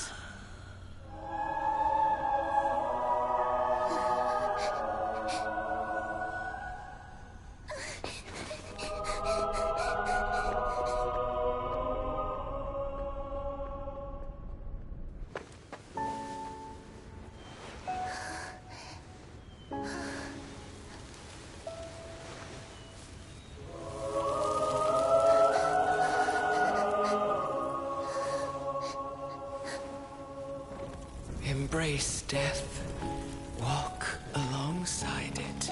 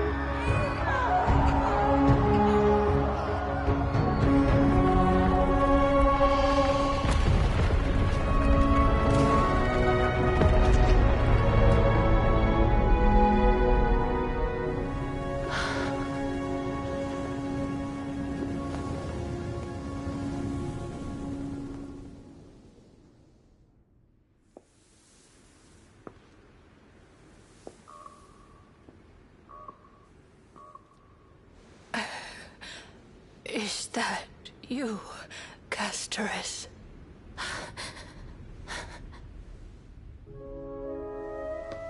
All of them have gone, heeding death's summon, crossing into their domain. I must go too. I don't fear it, just I have some regrets. Watching people leave this world again and again, it must be lonely for you. You must want desperately embrace them before they go. I can't. These hands, they're too cold.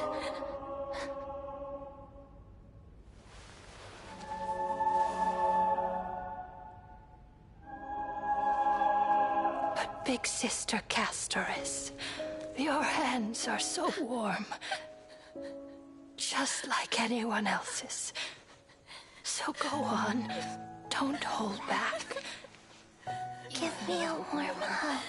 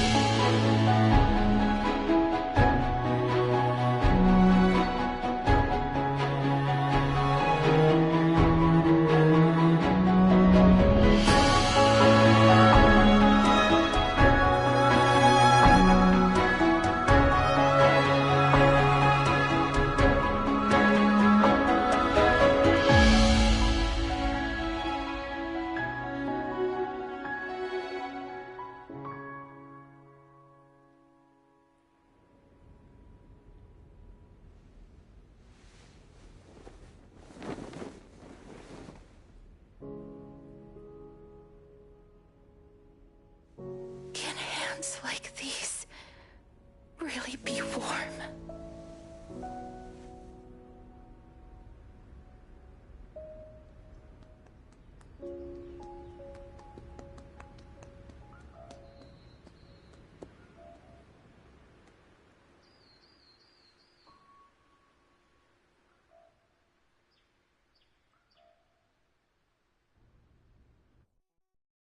On the day that Orynyx's trial ended, you must have had many questions.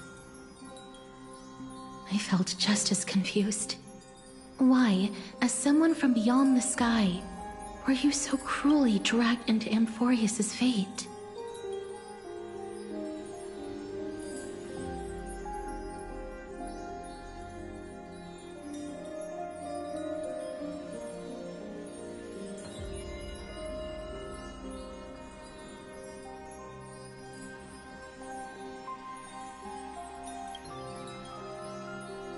I wished I could take action, but no matter how hard I try, I cannot simply interact with the living as ordinary people do. Even when we brushed against each other unintentionally in the grove,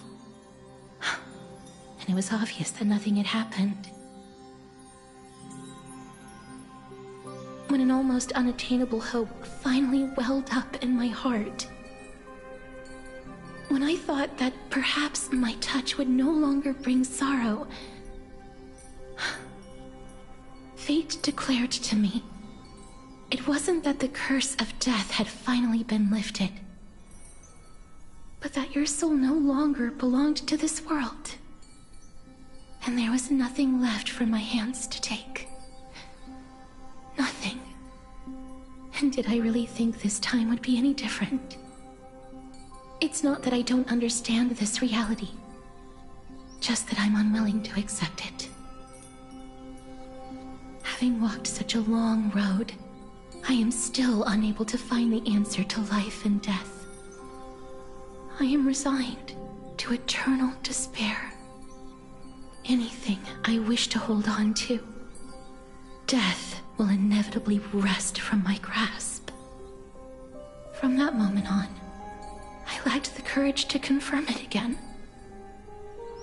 Until Orynyx laid bare the cruel truth before us.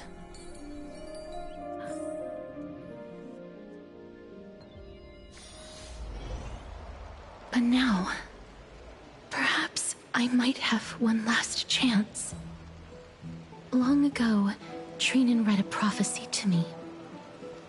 At the end of the Sea of Flowers, the souls of the living shall warm thy fingertips, and after an embrace, there shall be eternal separation. I found no surprise in it. for her words sounded not like a foretelling, but a perfect reflection of my past. Embraces in this world are born of reunions, yet my touch speaks only of farewells. In that moment, I had no doubt that this destiny would weave itself through the entirety of my life.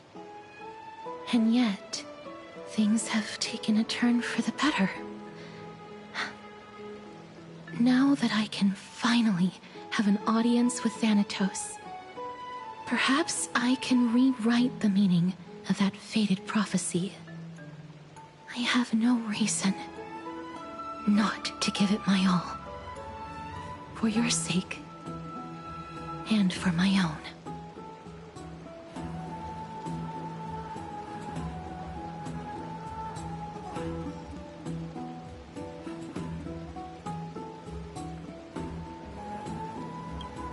With that, I won't have any regrets.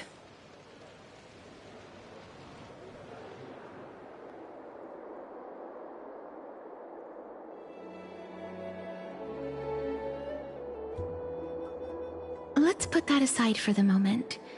We've arrived. I want to retrieve a small gift I specially prepared for you. I made it myself, like the trinket I gave Lady Trianne. I want to leave something for everyone, if possible. The journey to seek an audience with the Death Titan cannot be an easy one. I want to make full use of every moment I have before we depart, so that I don't have any regrets.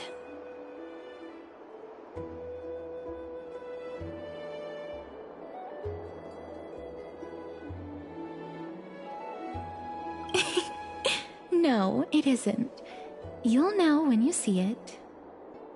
Look, it's right there. Huh? Where did it go? What's going on?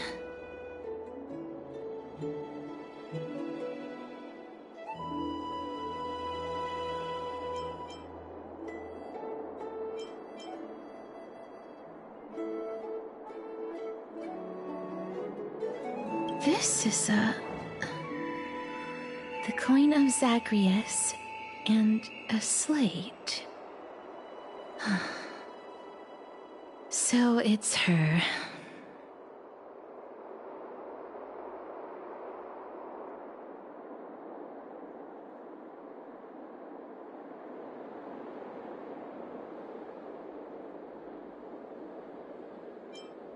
No doubt about it. This is her favorite symbol. It's a lady's cipher, the demigod of Zagreus whom Lady Aglaia had spoken of. She's a master thief who's left legendary tales all over Amphorius. So many years have passed, yet she's still announcing herself in such a crass manner. Let's just do as the slate says and look for Lady Cipher.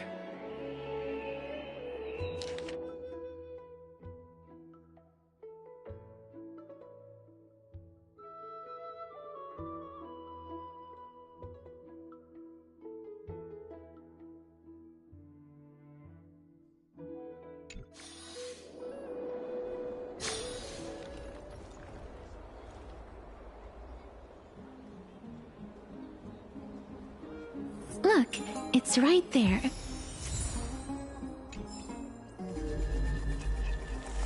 We must pursue her.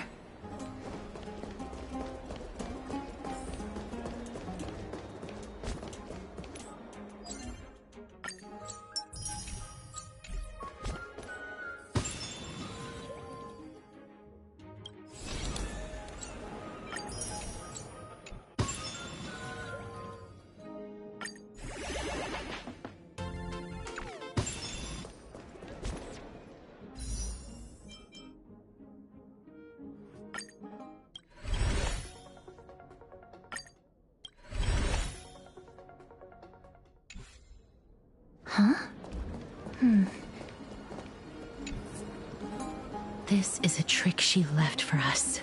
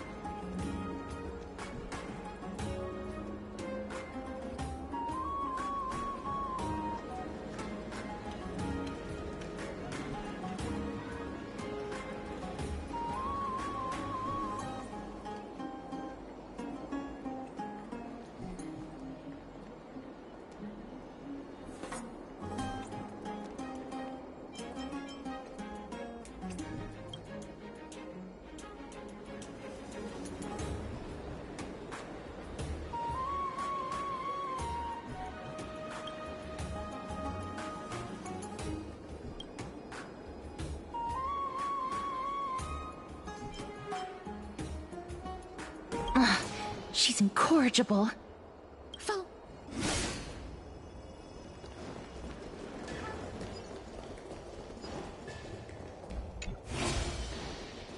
This is how it should be. We must pursue her.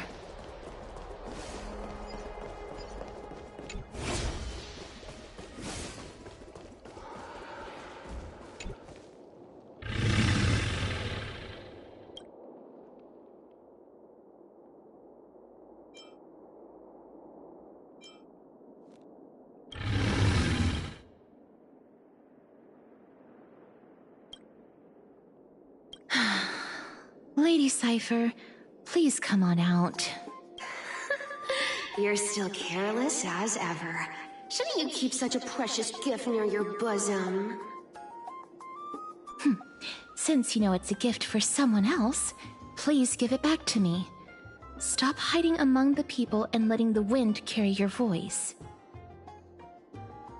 Now, since I know it's a gift, that just means I need to milk its worth. The children of the wind never stay for long in one place. Unless your offer is tempting enough to still the wind. What say you? Name your price. I'll give you however much you want.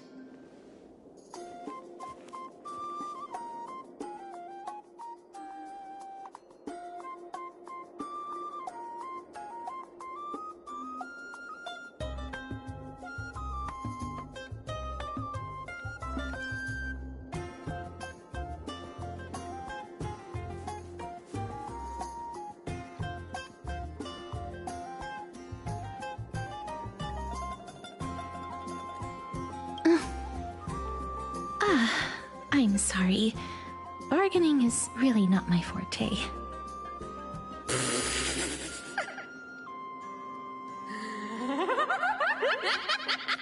No wonder they call you Princess Homebody. Why don't you two come over to my place? It'll make a better venue for proper business discussions. You can find where I live through the winds I've sown. Right. Piece of cake. I can do that even if I can only sense your soul. All right, I'll see you there. By the way, everyone cool with me collecting a deposit before we reach an agreement, right? Now, come this way.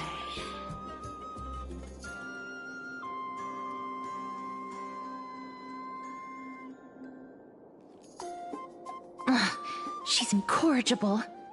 Follow me.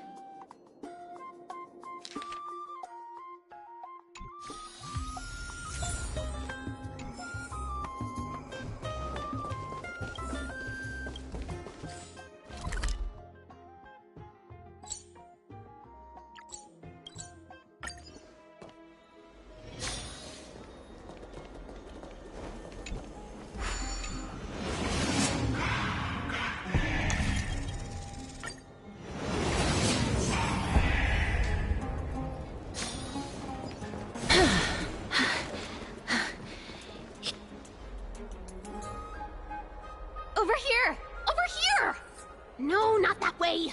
This way! Come on. If I really wanted to hide, you'd never find me. So relax, you two. No need to get your hackles up. I'm not that scary, am I? Meow.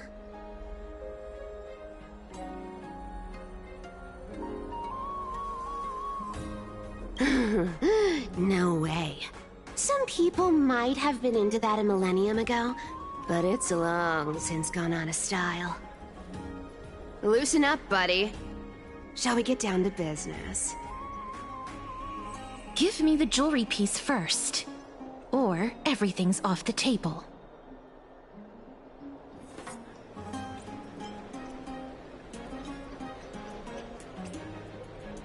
The materials are nothing to wow at, but the workmanship is superb, as always.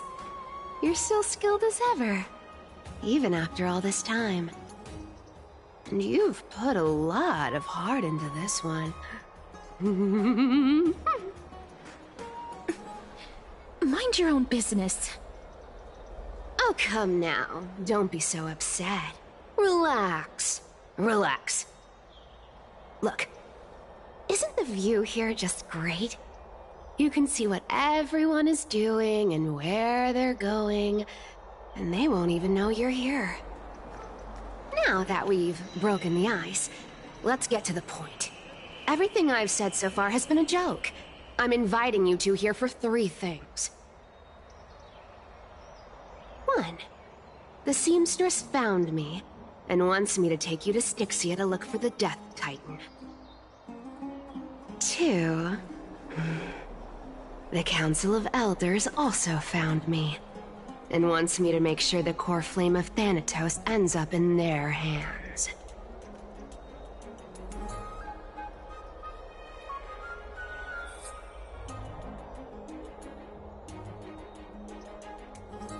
And last, but not least, I'm telling you that I'm not interested in doing either of those things.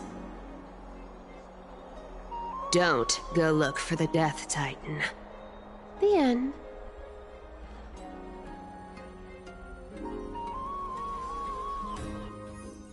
Wow, this is some high-quality stuff. And this room is full of it. How much are these worth, Did you get all this through that Aranova gimmick? Some of it is family fortune, while the rest came from my business as a dressmaster. Don't liken the flame chase work to your shady dealings. Wow, I should have busted down your door instead of going around like a thief. Well, spill. Why are you giving me so much money? Payment for doing work. You're worth this much. Did you forget my stance to all this? I thought I made myself very clear. You wish to run away. Run away from your responsibilities, from the prophecy, and from your destiny. You shall walk with greed and die over petty change. I understand this prophecy weighs on you immensely. That is why I have never reproached the demigod of trickery for running away. But I need you right now, so don't turn me down. You know, maybe the gods got your tongue with their golden threads, Aglaya. I'm not hearing any sincerity in your words. Give me a reason why you're bowing your noble head to me. We lost Trian. Oh. The divine power of passages is running out. I need another demigod to escort Castoris and help her fulfill her lifelong wish.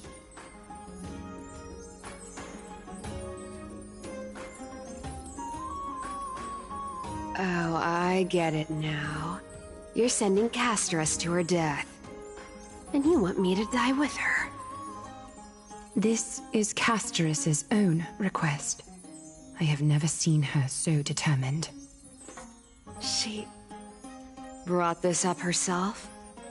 You're not pulling my leg. She's also made up her mind to leave her confused past behind. As will you, Cypher, when you finally make up your mind. Don't be so sure. Time is hard in the likes of you and I. But Castris remains pure as driven snow. She can always turn back before the end, you know? Maybe she'll remember Trian's sacrifice. Maybe she'll remember the countless martyred Chrysos heirs. Maybe she'll remember you, with your one foot in the grave. I ain't as optimistic as you about what she'll want to do. Tell you what. Why don't I take this room of treasures as a security deposit, and we make a bet?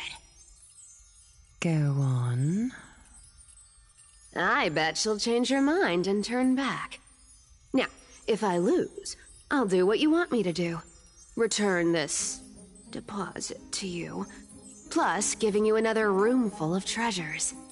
How does that sound? You sound like you have all the confidence in the world. In that case, let's make a pact with those conditions. I hope you're prepared to lose it all. In conclusion, I want to win. So I hope you two can give up on going to Styxia. I'll give all the treasures in that room to you. And you can split it between yourselves, however you want. What do you think? Tempting, right?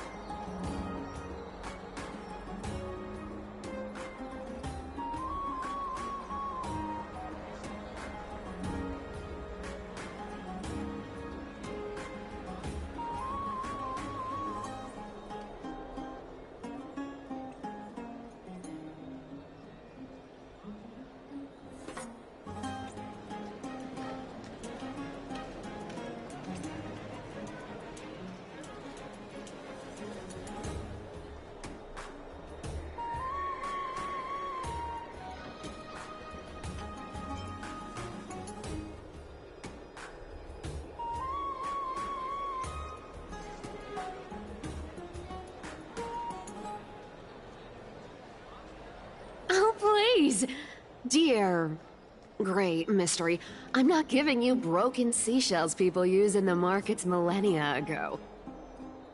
I'm giving you gold! Pure, solid gold. It's a hard currency. You know what that means, right?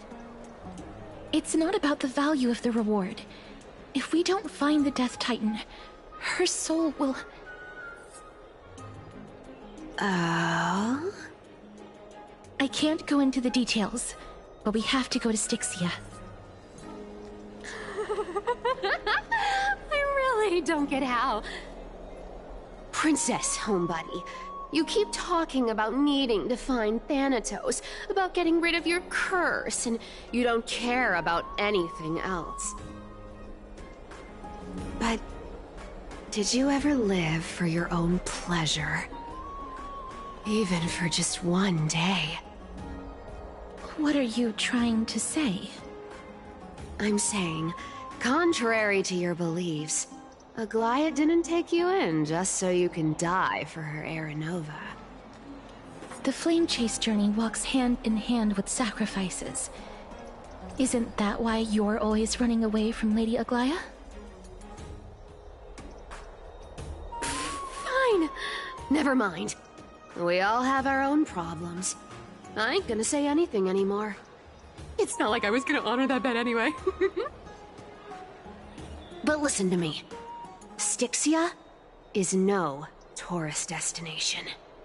Sure, the treasures buried in there are 10, no, 50 times richer than Aglaia's vault. Yet, I've never been there. And I never plan to. Because even a demigod can't be sure they can walk out of that place alive. And now I'm supposed to escort you to Styxia. Sure. Pay up.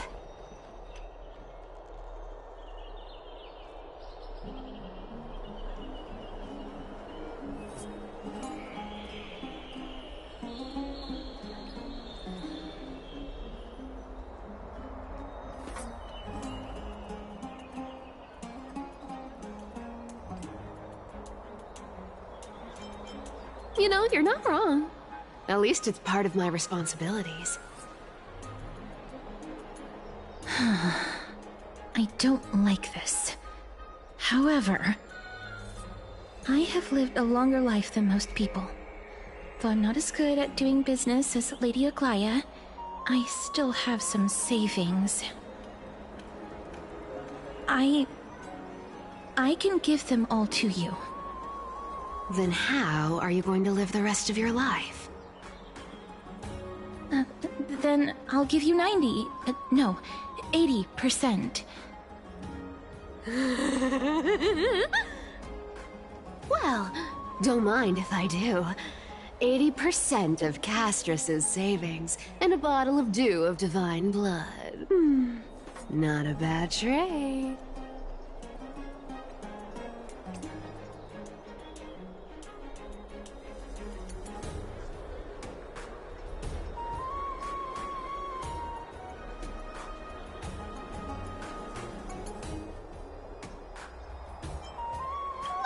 I'm so scared. Can you even catch my tail? Here! Catch. Be careful with that! A minor change in plans, though. Don't go to the bath tomorrow. Come look for me at Akima's city gates instead. So, why are you changing the meeting place? Oh, nothing, really. Just a bit scared of the seamstress's frosty face. I wouldn't stay a second longer in Akima if it were up to me. Well, now that we've struck a deal, why don't I give you guys a lift back? It's gonna be a long ride. So have a good rest.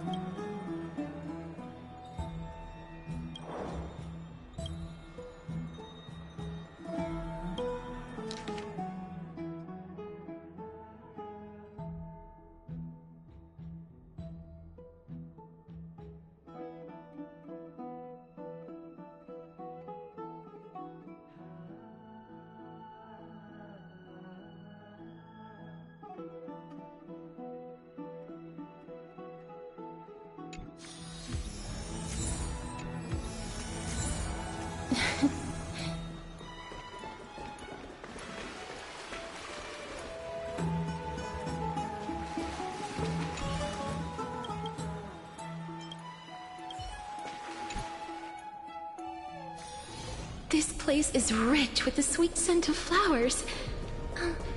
Can we stay here for a while longer?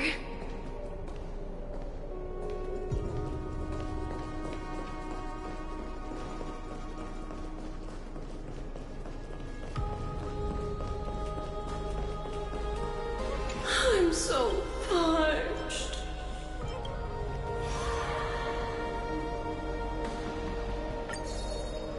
The sea. The sea is right here.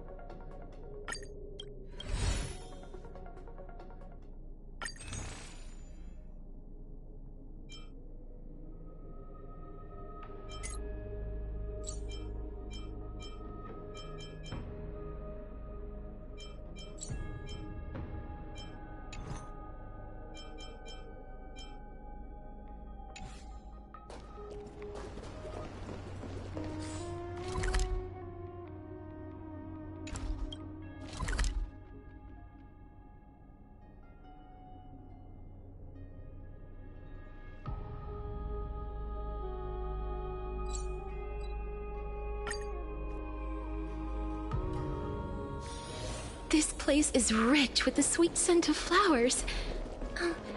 Can we stay here for a while longer?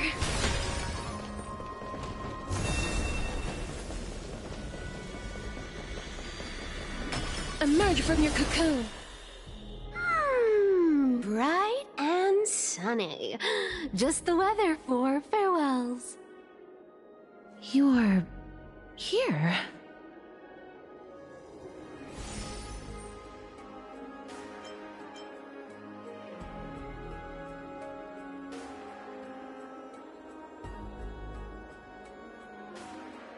Totally. The trio team is the best set up to reach the finals. No need, I already told her. She's fine with it. You sure know how to put me in a spot, Casterus. I need to travel with you, but I can't touch you. What a bother. Sorry. Aw, I was just teasing. Don't take it to heart. Did you know that the legends say you have to put an obol into the mouth of the dead or over their eyes if you want them to successfully cross the River of Souls and enter the Netherrealm? That's the fairy fare for entering the Netherrealm. However, I honestly won't ask you to pay this time. I'll pay. And then we'll just have to go through the motions.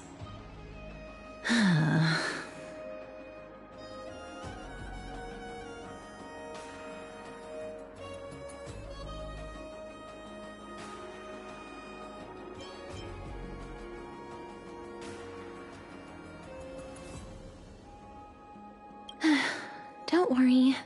It's not a lot. All right, pass me the coin. It's time to get the gods' powers going. A fleet-footed trip to the Netherrealm. Here we come. Oh, one last thing before we go. I gotta give you this piece of advice. Especially to you, Princess Homebody. You can't catch the wind by waiting. You only live once. So make the most of every moment you have. Get ready. Be steady. Hi, your turn. Don't be nervous. After all, it'll be gone in the blink of an eye.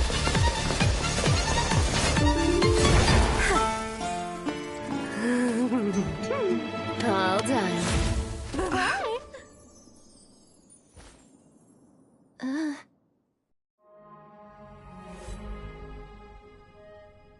Are you feeling all right?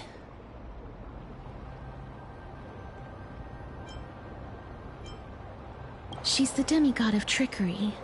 When she flips the coin of whimsy into the air, she gains incredible speed that lets her travel anywhere in an instant.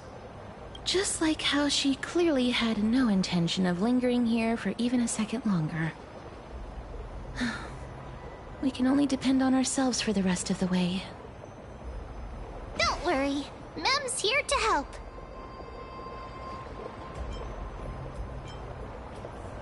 I don't think I even meet the height requirement for the ticket, so I won't need one, right? This is Styxia, the city of dragons and waves. Anaxa hypothesizes that the missing Thanatos is somewhere in these ruins.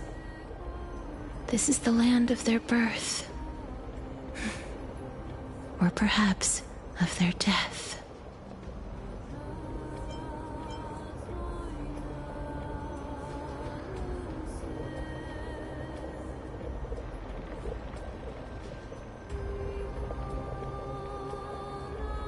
Anaxa had used a secret alchemical art to temporarily fuse his soul with Circe's and Kefali.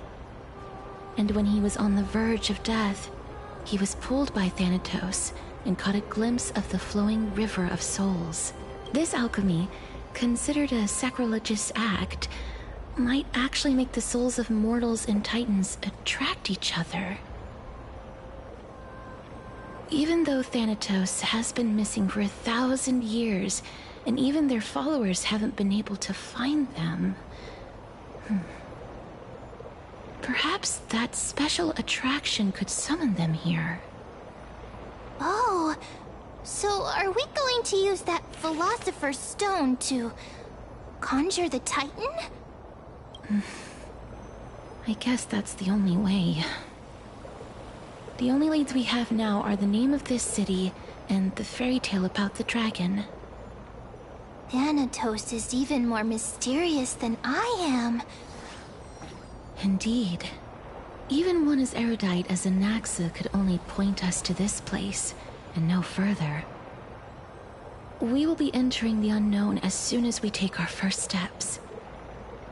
But that won't be the first time in my long journeys. I believe that, rather than standing still, taking action is by far the better option.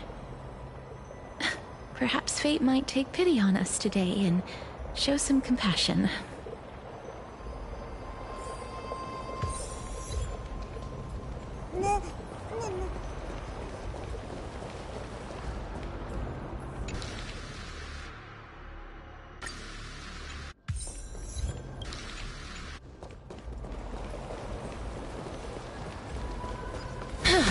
Go back whence you came. Go back. Ahead lies the realm of the dead.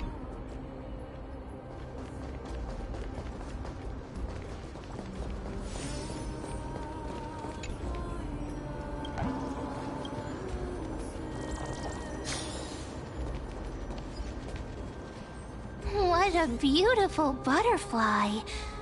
Is it talking to us? This is a eulogistic butterfly. They are found in places where many have met their demise. In Idonia, some think of them as manifestations of Thanatos' benevolence. By turning the lingering obsessions of the deceased into these creatures, it is as if the Titan has made life into a specimen. Others think of them as Thanatos' messengers that guide the departed to the nether realm. The second theory sounds more believable. After all, the things they're saying are rather, direct. Perhaps. But the fact that we're able to hear their whispers proves that we're fast approaching the realm of the dead.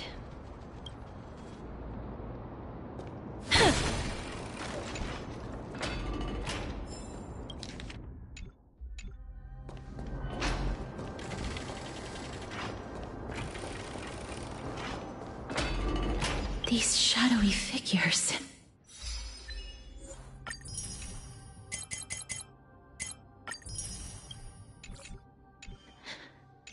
Are they illusions reflected by the River of Souls?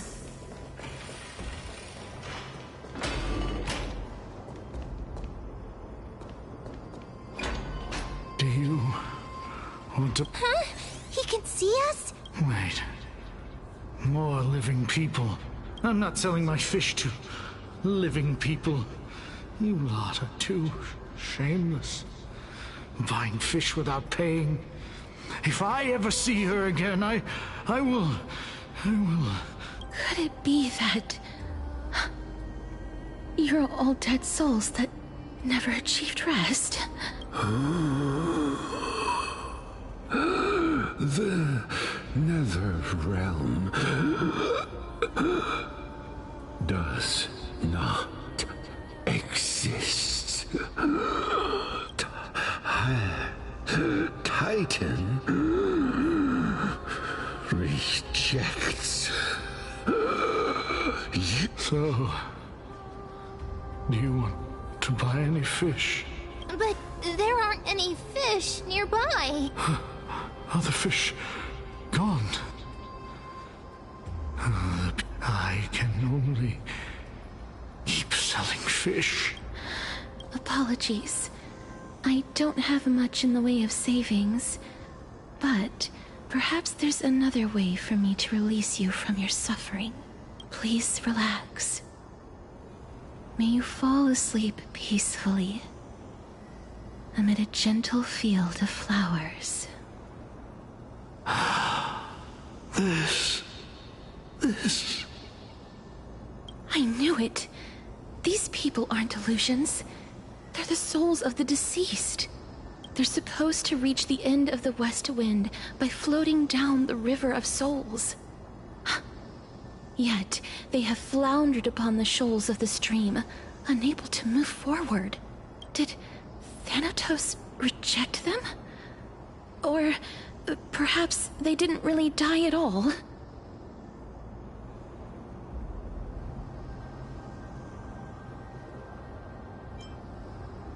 Why are you identifying as a dead person now?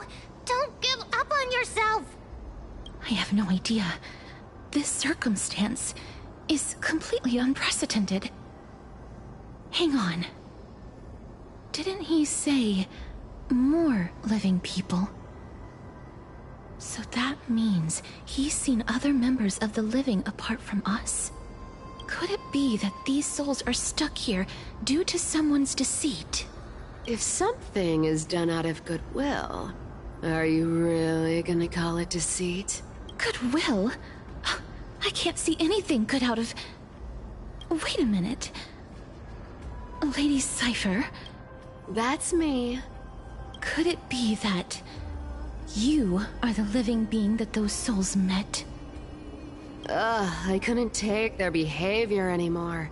So I stole some things here and made up some lies there. Just trying to give them something to look forward to, you know? It's because of vile living creatures like you that we're being misunderstood by all of them. What else am I supposed to do? You can see the mess this place is in. These poor souls are denied by the Netherrealm. So now they're stuck in a few brief moments of their life. Unable to move forward or back. Did you see those two blacksmiths on the way? They've been here for as long as the sun's been around, wailing over and over about casting a shield. Styxia is so freaky. Then why have you come back, Lady Cypher? Hey, I'm not here to aid your adventure. I hate water more than anything else in this world. Especially that stinky River of Souls. But, I just discovered some stuff before I left. And I reckon you should know about it. It's about that boy who defied death. I found traces of him here. Lord Mighty? Oh, right! That's his name. Well, now you know. As for whether that info is actually useful, that's for you lot to figure out. So long, Princess Homebody. So long, Grey Mystery. Huh? She disappeared just like that? Lady Cypher has always been a free spirit. In any case, she has brought us some valuable information. If Lord Mighty is also somewhere along the river shoals right now, then he will certainly become our signpost. After all, he's different from those wandering souls. He will find his way, even in the realm of the dead.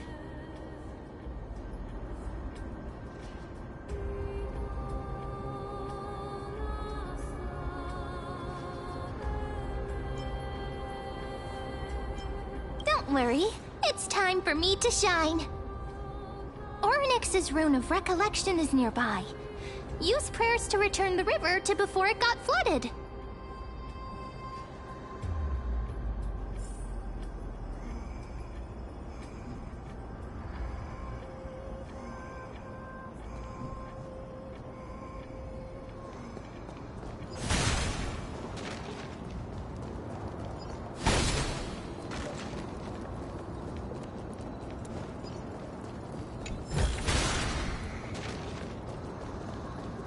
Over here!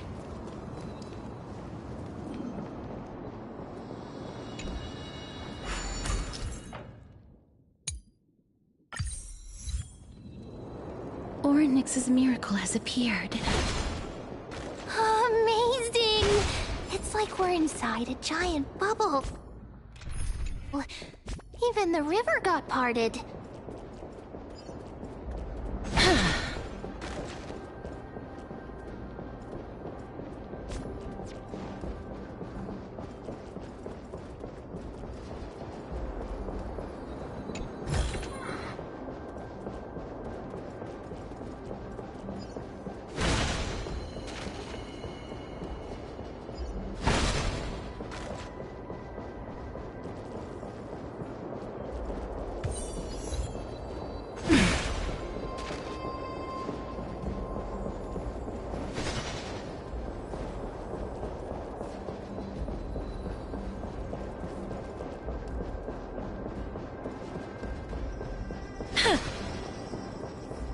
Huh.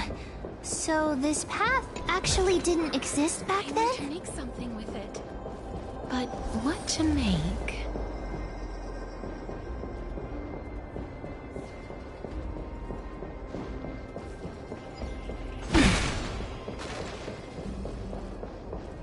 There are wandering souls of the deceased here as well. We must first return to the present before we can communicate with them.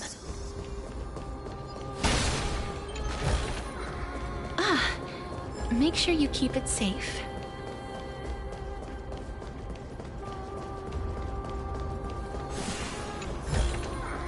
I want to make something with it. But what to make?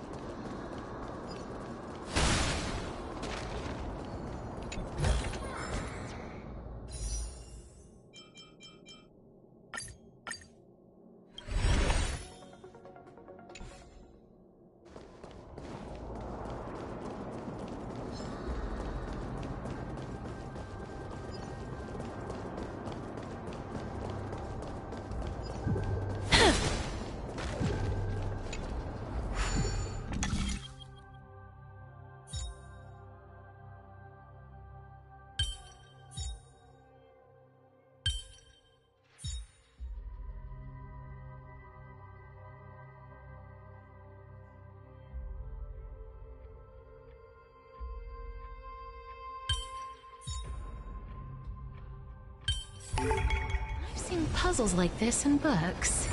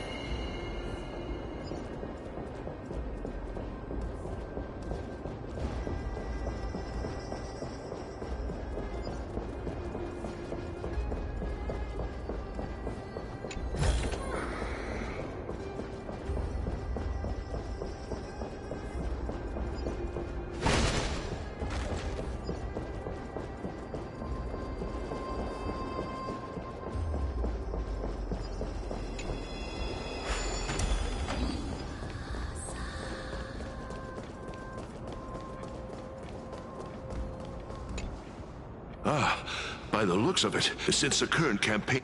Foreign warrior? A priestess, a warrior, and...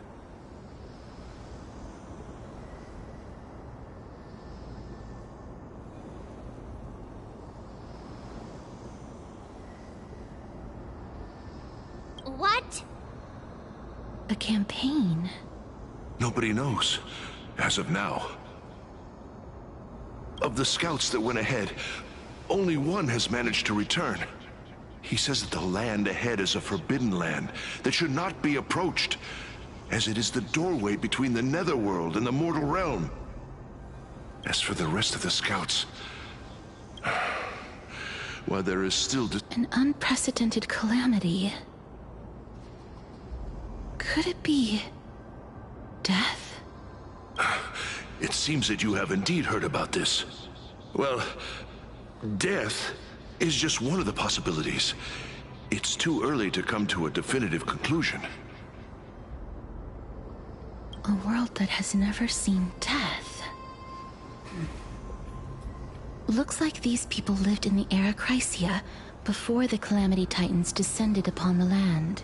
May I ask, where is the scout who managed to come back? So he returned to Styxia. He only had enough left in him to last no more than half a day. However, it was his intel that convinced us to rally together. He said that he witnessed the demonic specter of an evil dragon at that treacherous land. The apparition opened its giant maw and devoured everything in sight. and thus brought Styxia, that thing called death. Styxia. An evil dragon that brings death. It all sounds rather familiar. Wait, wasn't this part of that fable? Sir, could I ask how the Queen and Princess are doing? The Queen? By the looks of it, you must be the foreign warriors that the Queen had mentioned, right?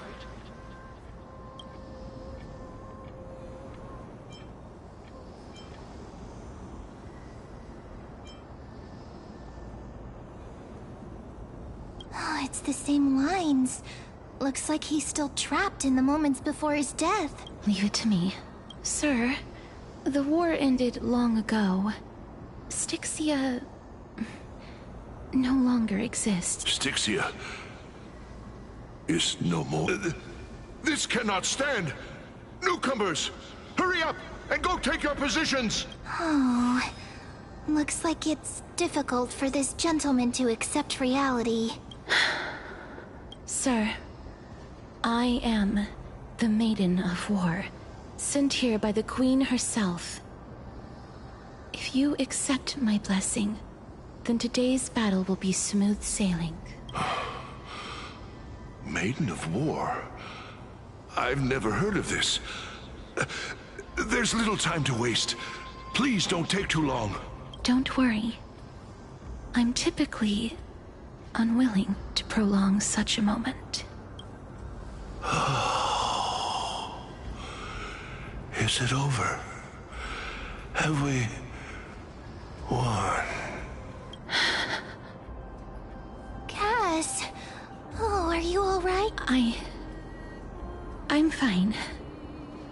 I just didn't expect that I would still have to embalm others, even in the realm of the dead. Is this a remnant of his soul?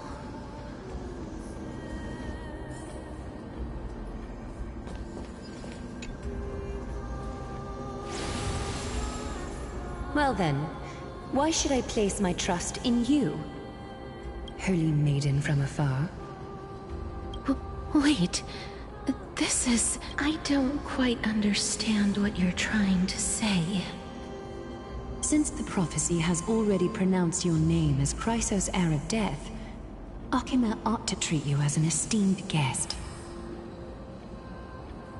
However, you seem to have no intentions of concealing your involvement with the Council of Elders, while most likely being aware of my issues against them. I cannot deny your claim. It was the Council that offered this room to me, and they had only one request. They want the curse of death to be completely subjugated to your will. I was agreeable to that request. But why? I am unable to rid myself of this innate curse. However, from this day onward, I shall use it according to your will. I will never make any superfluous moves on my own. I see. So that is how they plan to control the Flame Chase journey. They have shifted the heavy responsibility of granting death over to me. If I ever become obsessed with executing people, they will then have ample reason to terminate the Chrysos heir's journey. And yet, you seem to not mind. This is quite surprising to me. That's because the fate that we were born with is a burden far heavier than that of an individual's life. I've woven many unforeseen events into the tapestry of fate. This is but one instance. Tidy up your precious garments and come with me. Akima welcomes you, Castoris.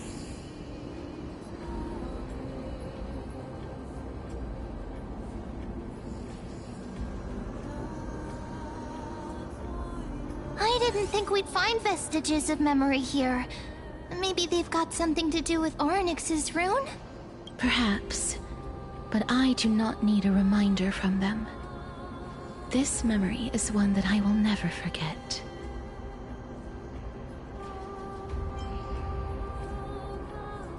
I really want to repay her for that trust.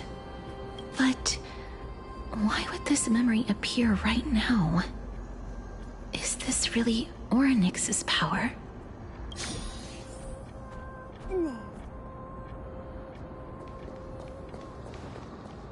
Could these dead monsters actually be... If Lady Cypher is to be believed, this could be the handiwork of Lord Mighty. Why are the Black Tide monsters here too? Can they swim in the River of Souls? Even Thanatos wouldn't be able to accept Black Tide monsters into their realm. These traces seem to suggest that anybody who trespasses upon death will pay a heavy price.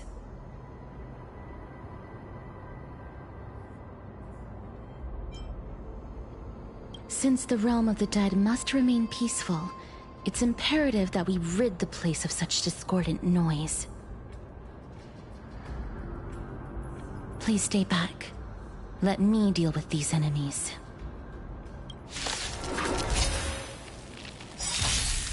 Some value, I suppose.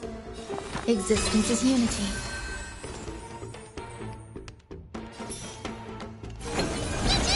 Please cherish this time.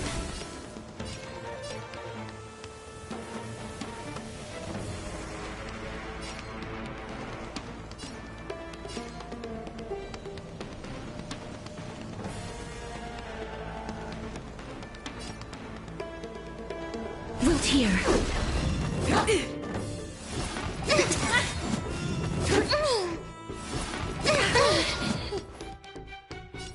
Time to cleanse the filthy. There's more to life. As you wish.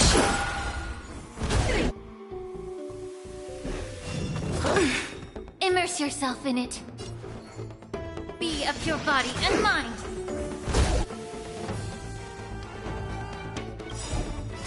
Embrace a new life.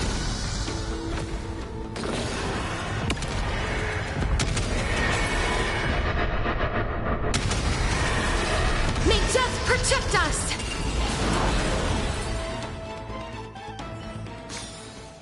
May wandering souls, the path ahead is blocked by the River of Souls again.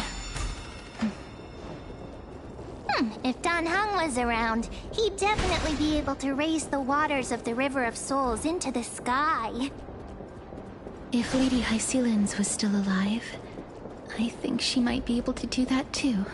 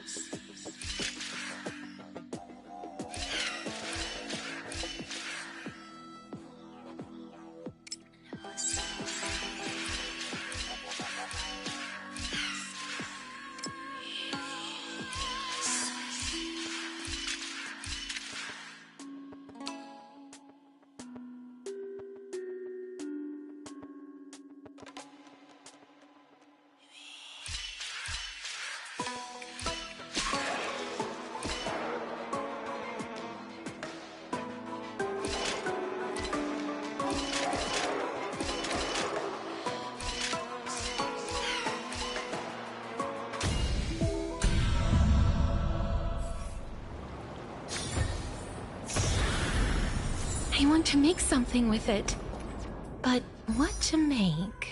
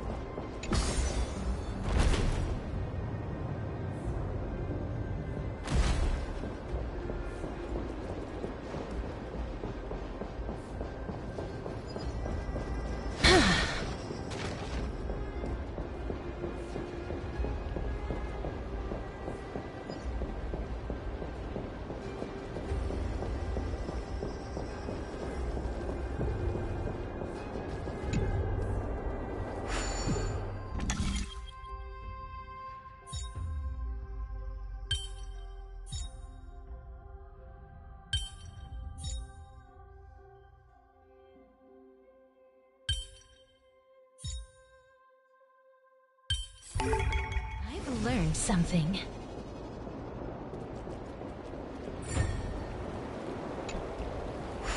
You seem to be able to discern both the past and the future. Ah, make sure you keep it safe.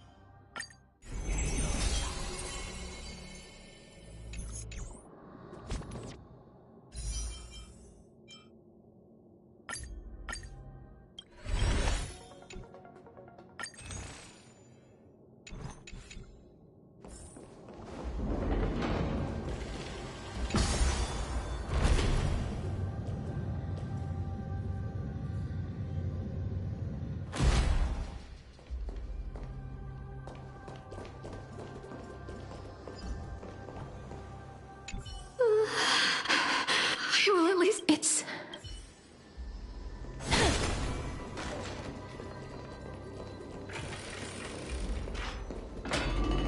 Oh, this place.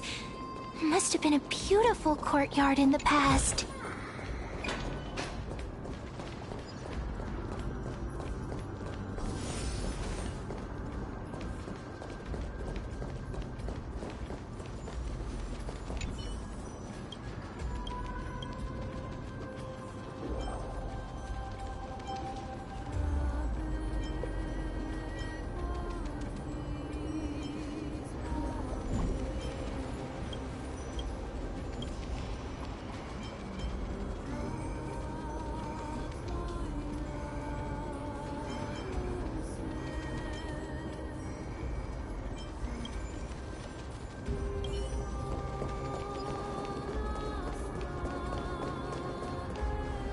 Please excuse me.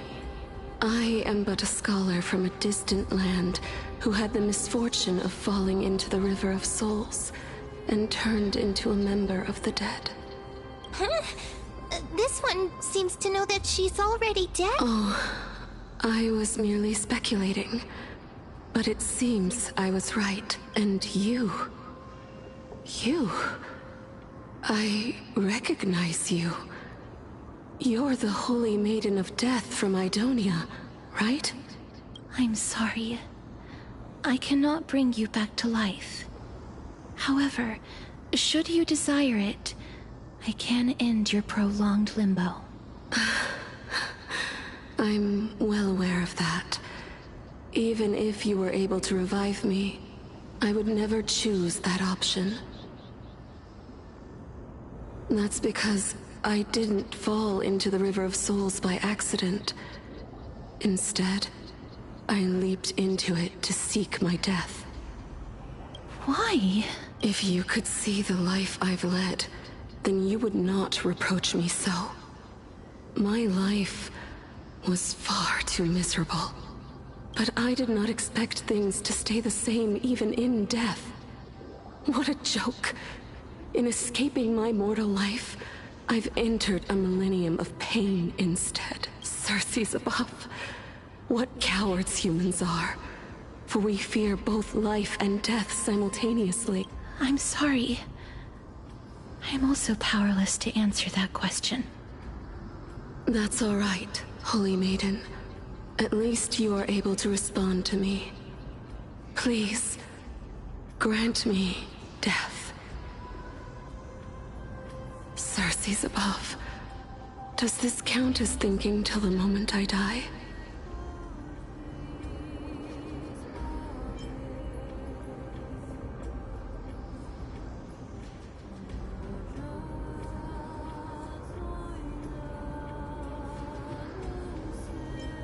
I have seen too many farewells. Her distress is quite commonplace. There are those who will end their lives over what seems to be the smallest of worries.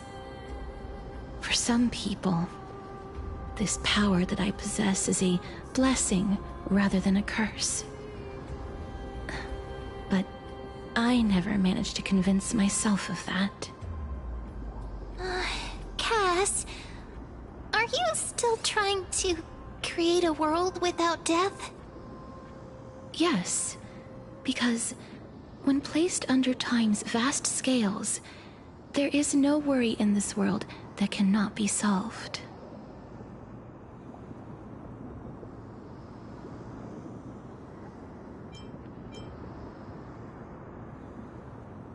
This is a wish that I've held for almost a millennium.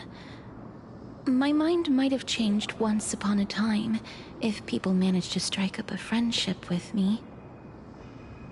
But I've never been more firm in my conviction. Now that I've learned about your near-death state, it is my duty to wipe death from the face of this world.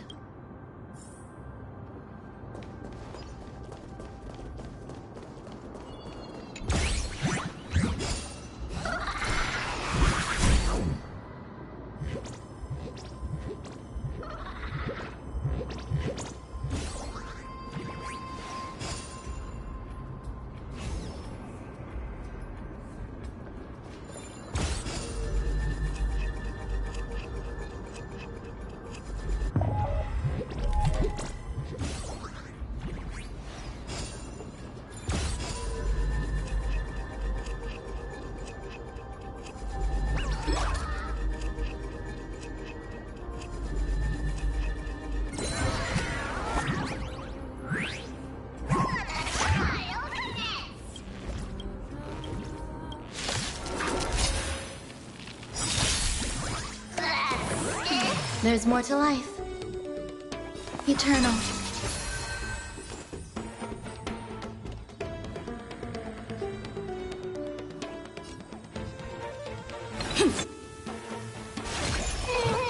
Life is not so fragile.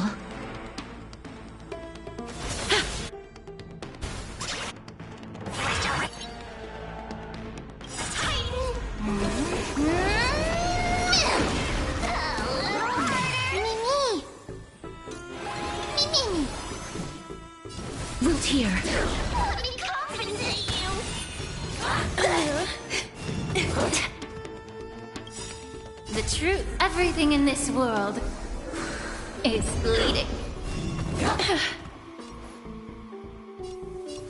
Be of your body and mind. Some value, I suppose.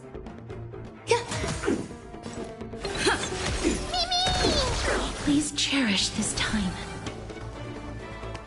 As you wish.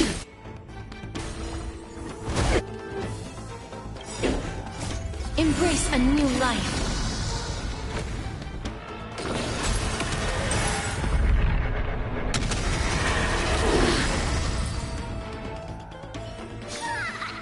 May wandering souls find their own.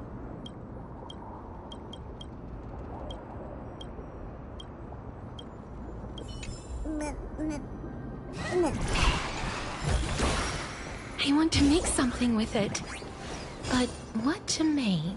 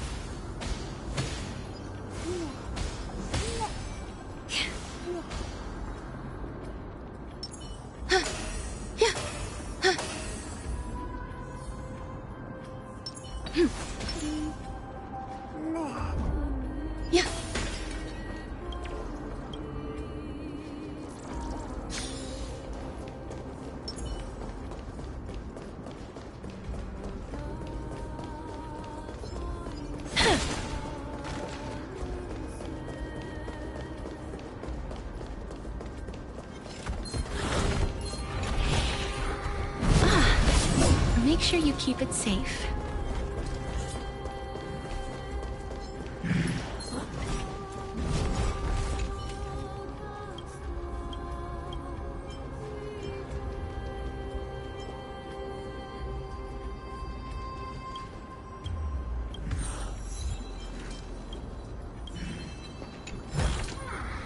I want to make something with it. But what to make?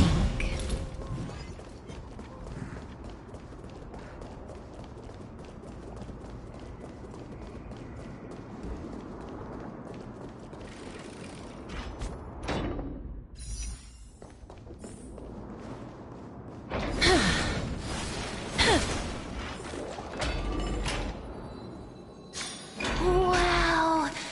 This place is so spacious. Is this the kingdom's vault?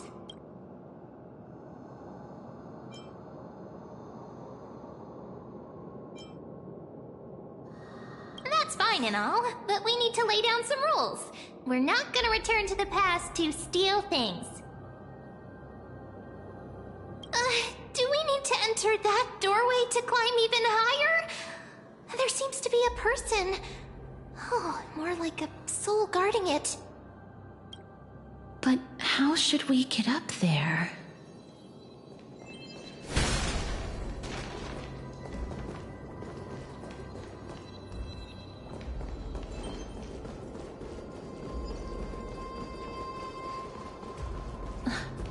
The path is blocked yet again.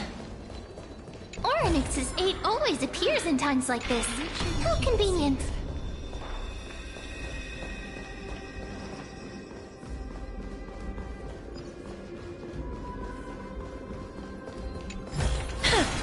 I want to make something with it. But what to make?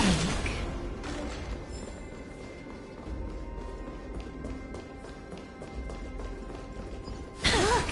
There's even a platform lift over there!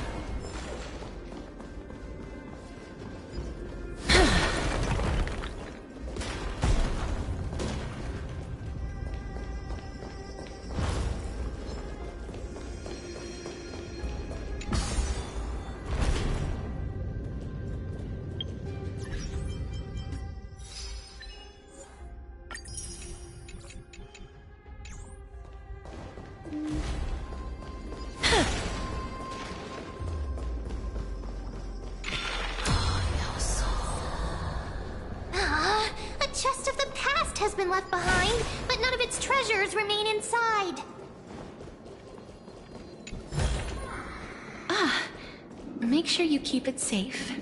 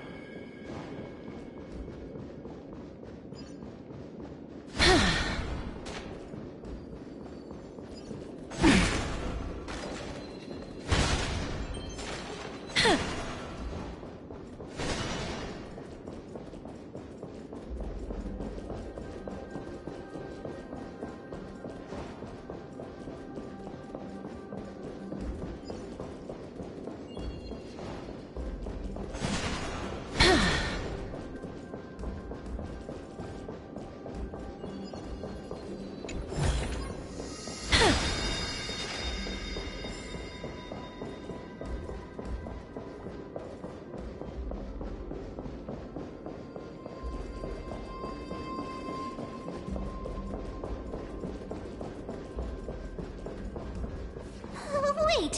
What if the miracle suddenly loses its effect? Mem, do you really want me to answer that?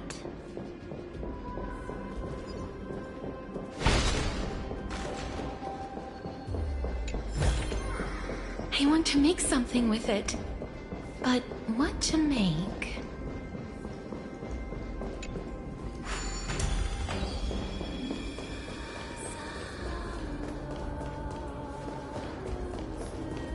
Stay back! Don't come any closer!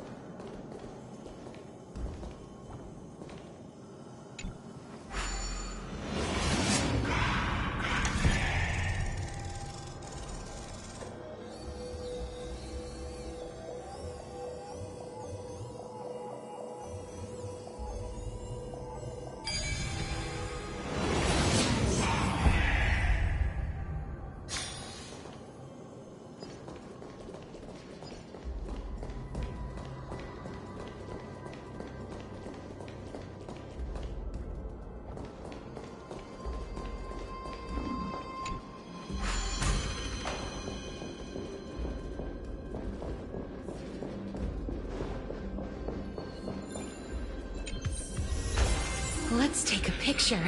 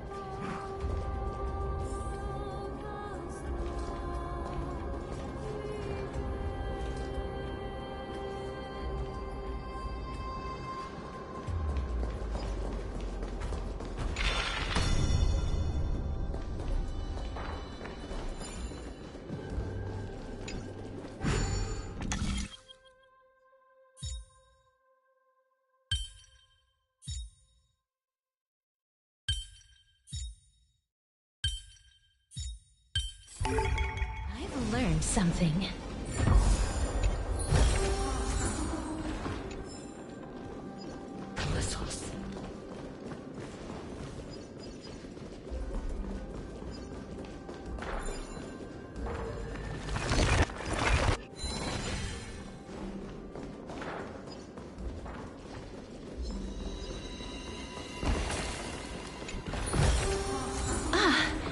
Make sure you keep it safe.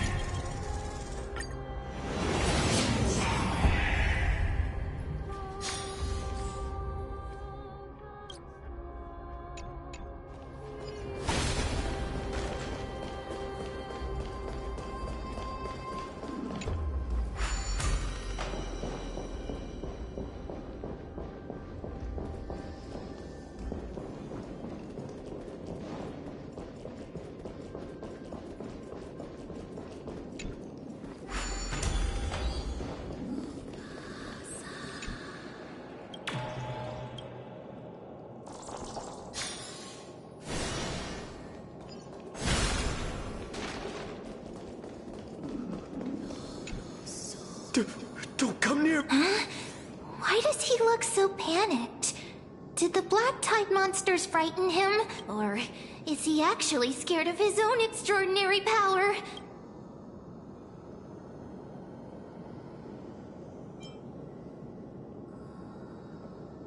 There's no need to be alarmed. We're just passing by the area. See? None of us look threatening. You have a point. Although, while this might once have been the royal vault, it's since been plundered empty.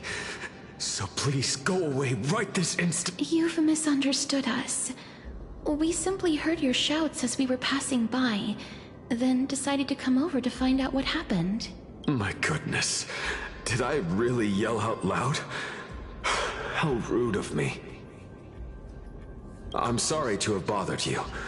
I merely saw a warrior. While that spirit didn't harm me, his blows really packed a hefty punch. A warrior? Could it be... Wait a minute.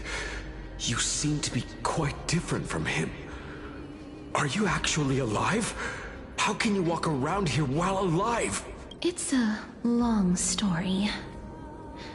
We're here to seek an audience with Thanatos. Thanatos?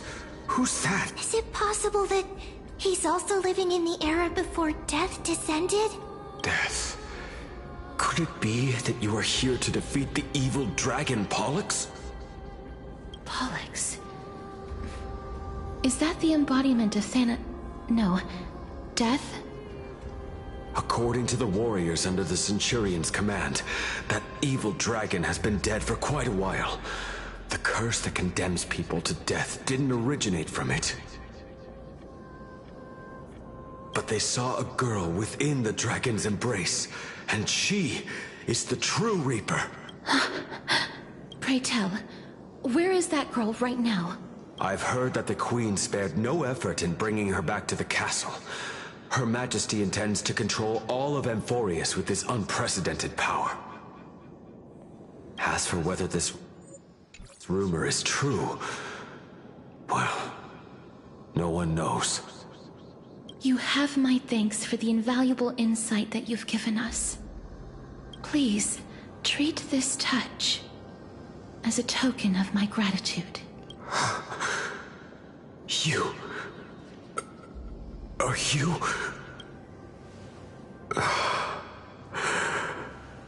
Thank you.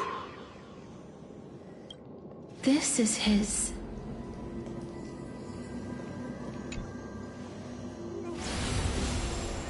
Then you granted him death?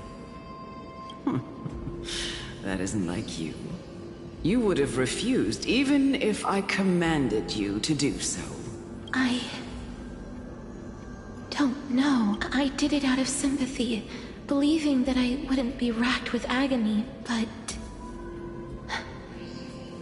I am still in a state of turmoil. Sympathy? Sympathy for that youth who triumphed in every battle?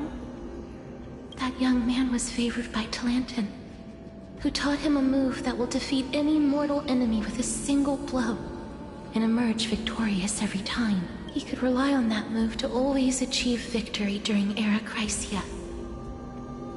However, now that death has descended upon the mortal realm, that divine swordplay also means he can send others to death at will. You feel that he's similar to you? Yes. Since he can never be inferior to others in martial combat, death would be the inevitable outcome every time he strikes. That's why he approached me and pleaded. Pleaded for me to put an end to all of this. You are perhaps feeling lost from making your peace with death in so abrupt a manner. I have not made peace with death. I've seen the people of Idonia stand tall and proud in the face of death. Even before the fated finale arrived, they were already content with the lives that they'd lived. They had such proud expressions. Expressions that made me believe death would be an insult to these mortals if the concept is truly a power that a god had carelessly cast down upon the world. Perhaps death's authority was never meant to exist in this world. Just like how I shouldn't exist. I won't refute your beliefs for now, but would you be interested in listening to a story of mine?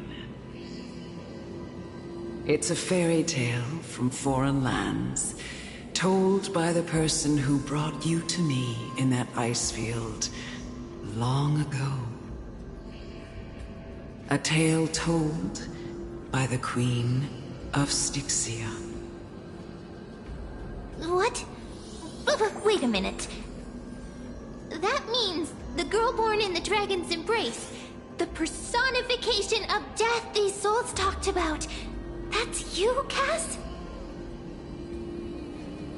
I've already had an inkling for a while now. But I honestly have no memories of Styxia. My memories only begin after Amunet brought me to Idonia.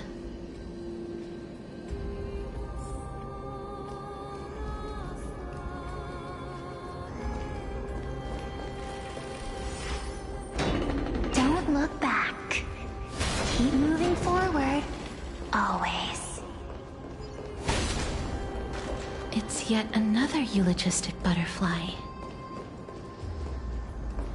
Are we getting closer to the Netherrealm?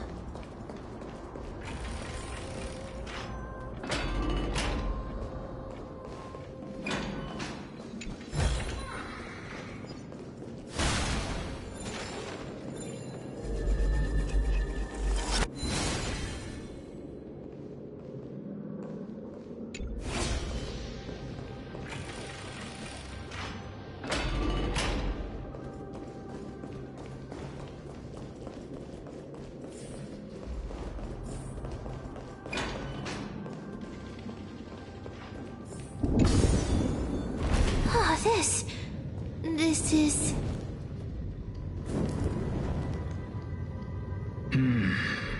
Living ones?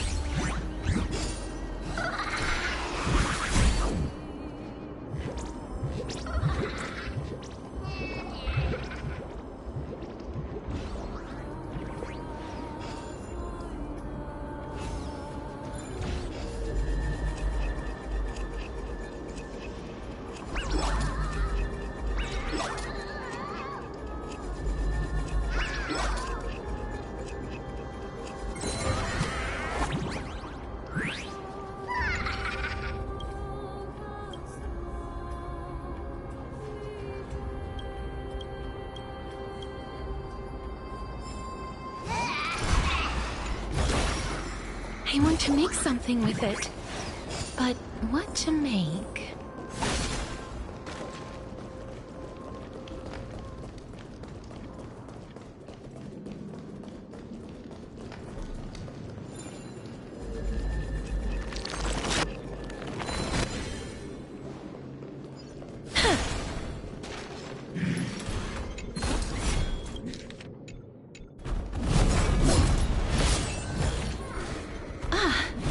Make sure you keep it safe.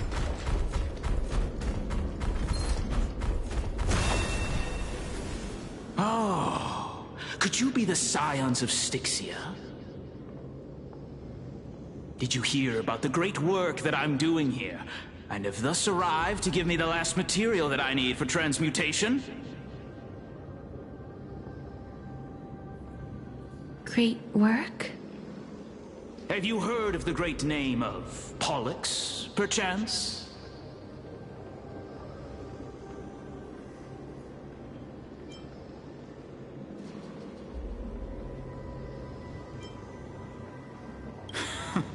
You have? Then that's good. During the Age of Myth, a time likely before your birth, I was the unsurpassed zenith of alchemy that none could reach. On the shoals of the River of Souls, I shall make Pollux soar again and bring death back to the world. But didn't that dragon already bring death to the world? Oh, looks like you don't know the whole picture.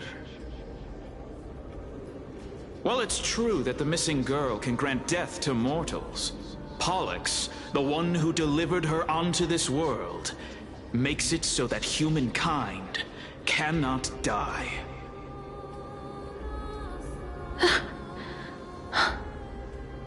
So, it's just as I feared.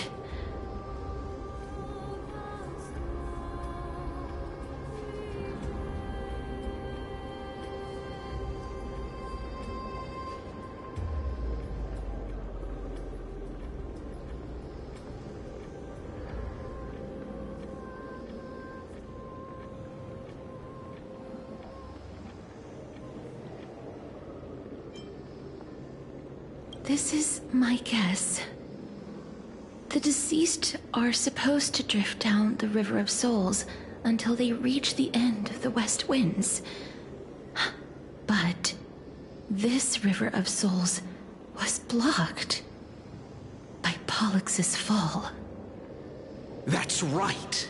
That's why it's imperative that I bring the dragon back to the mortal realm and make it soar the skies again. I have long since prepared my alchemical matrix in the tower. Although, I am still missing the most crucial material of all. That final ingredient, the final sacrifice, is none other than the girl who lives out her days with death. Huh? What's going on? You didn't touch him, did you? I know that I am no longer capable of carrying out that task. Take this, all of you, and please fulfill that great undertaking on my behalf. This... We had been inebriated in Fagusa's feast for too long before we began to seek divine bestowed death, so that we could be freed from the whims of fate. However, that brought doom upon us. Instead of summoning a supreme god, we encountered a monster that cut off the River of Souls. That detestable dragon Pollux denied all the dead from the gates of the Nether Realm. Unable to rest in peace, these departed spirits engulfed Styxia like a roaring tide. As a result, my city and its people no longer exist. That child is the only person whom I managed to save. Born within the evil dragon's abdomen, she has possessed the talent of death since her birth. She must have been granted to us by the gods as a chance for us to atone for our sins. Please, you must nurture her to adulthood and prevent her from experiencing all of the suffering that we went through. I promise that I will care for her as a mother, that I will protect her from the evils of death. By Fagusa above, thank you for your kindness. As her mother, please bless this child with a name before I am swept away by the River of Souls. Please, let me know how I should address her in my next life. Oh. Like how a transient raven butterfly, a fleeting papilio castor, perches on the twig of death. Castorus. That shall be her name. That's where my name comes from? The sound's back. What is making that ruckus?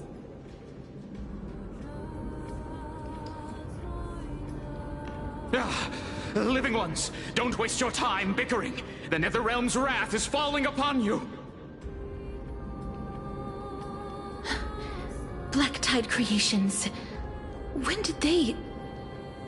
Miss, please fight them with caution. Be careful not to suffer the same fate as those Black Tide creatures!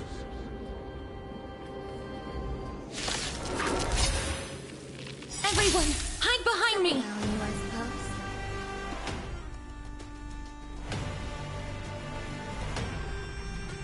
All will be swept away by the wind.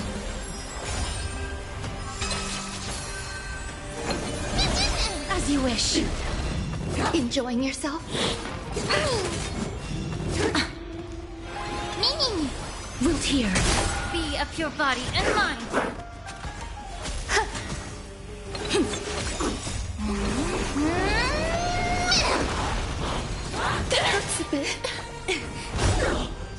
Embrace a new life. Oh, there's so many of them! Then how are we holding up? Protect us! Everything in this world is bleeding. Stay away! As you wish. All will be swept away by the wind. Time to cleanse the filth. Stay away! Mimi! Root here. Embrace a new life.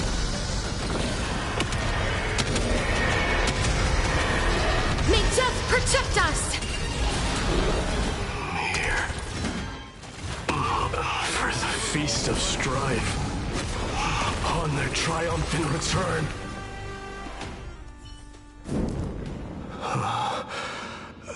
You? Lord Mighty?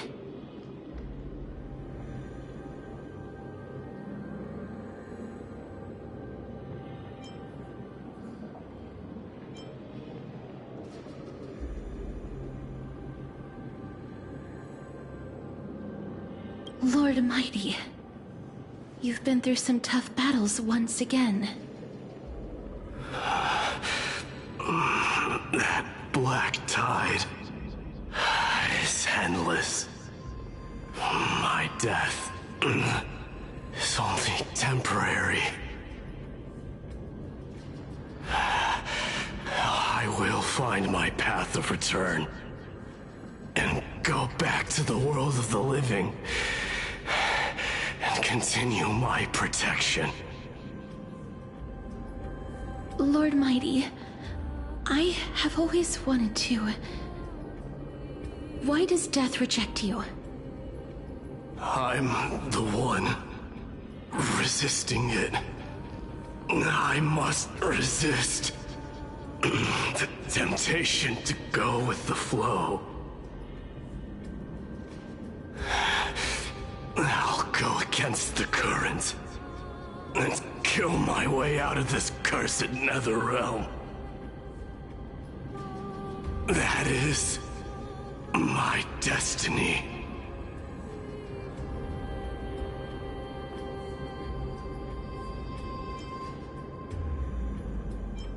It seems like he's completely focused on resisting the temptation of the dead's whispers. He's working hard every minute to deny death. It seems his battlefield is not limited to the world of the living. Lord Mighty, are you willing to travel with us? We're headed for the Matrix inside that tower, to summon Thanatos from their prolonged concealment.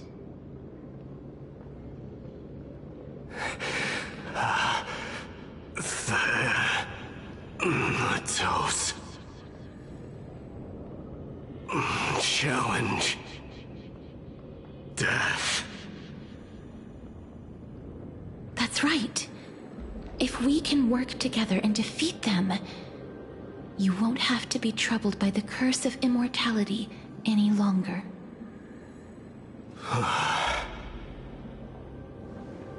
Let's go together, Castoris. Let the person who has brushed against death countless times guide your way. Kaz, are you sure you want to do this? The alchemist said he wanted you to be a sacrifice. I'm not afraid. There's no reason for us to turn back anymore. Rather than standing still, taking action is by far the better option. Perhaps fate might take pity on us today and show some compassion.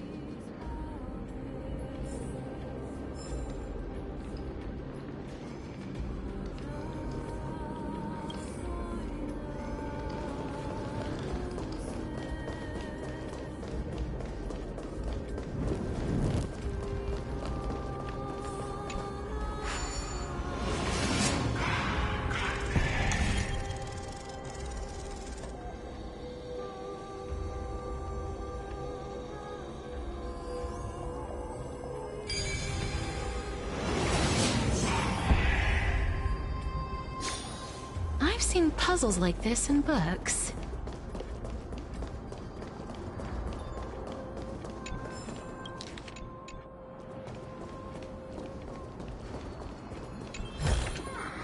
Ah, make sure you keep it safe.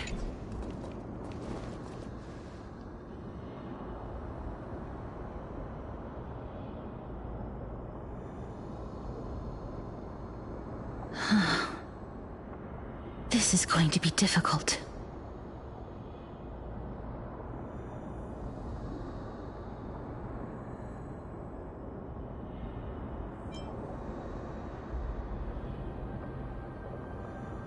Please calm down. If you were to fall into the icy cold river of souls, I'm afraid that you really would die here. If I was more powerful, I would be able to carry one person with each limb and fly the four of us to the other side.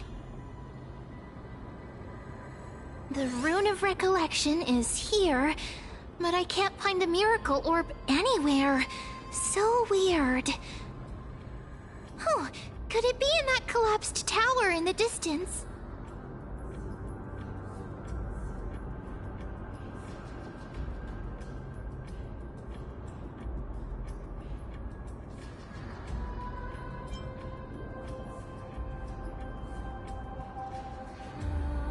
That sounds so weird. Forget it. Just leave it to me.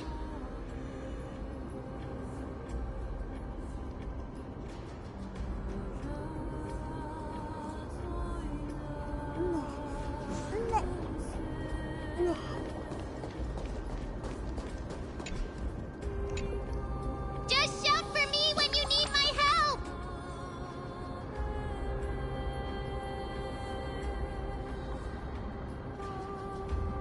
Got it! Just leave it to me!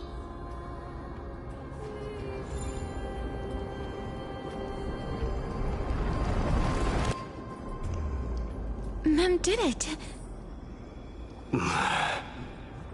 The pink squirrel is very smart. Why am I a squirrel now?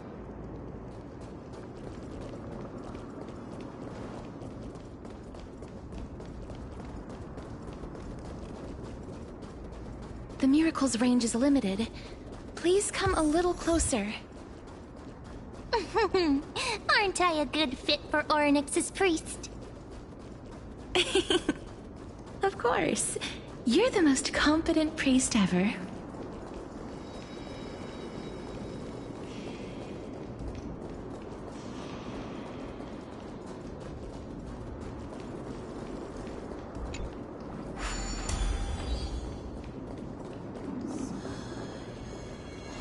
The alchemical matrix should be behind this door.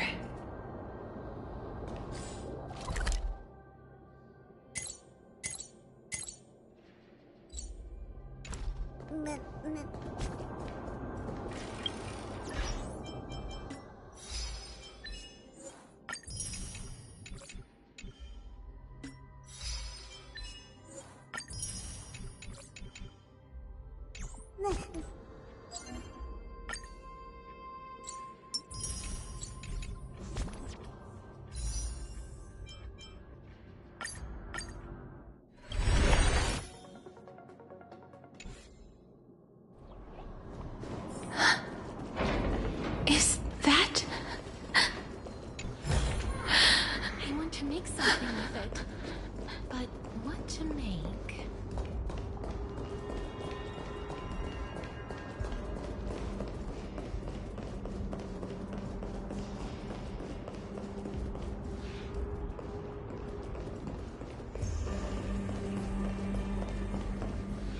Wow, there are so many of you! It's little Cass and little Gray. Oh, there's also little D and the pink puppy! Trian? Aren't you...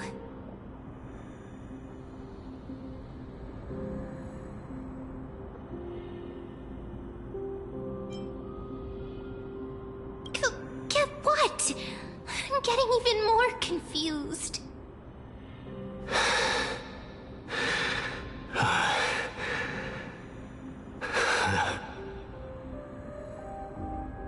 This is the first time I've encountered a deceased friend while going upstream in the River of Souls.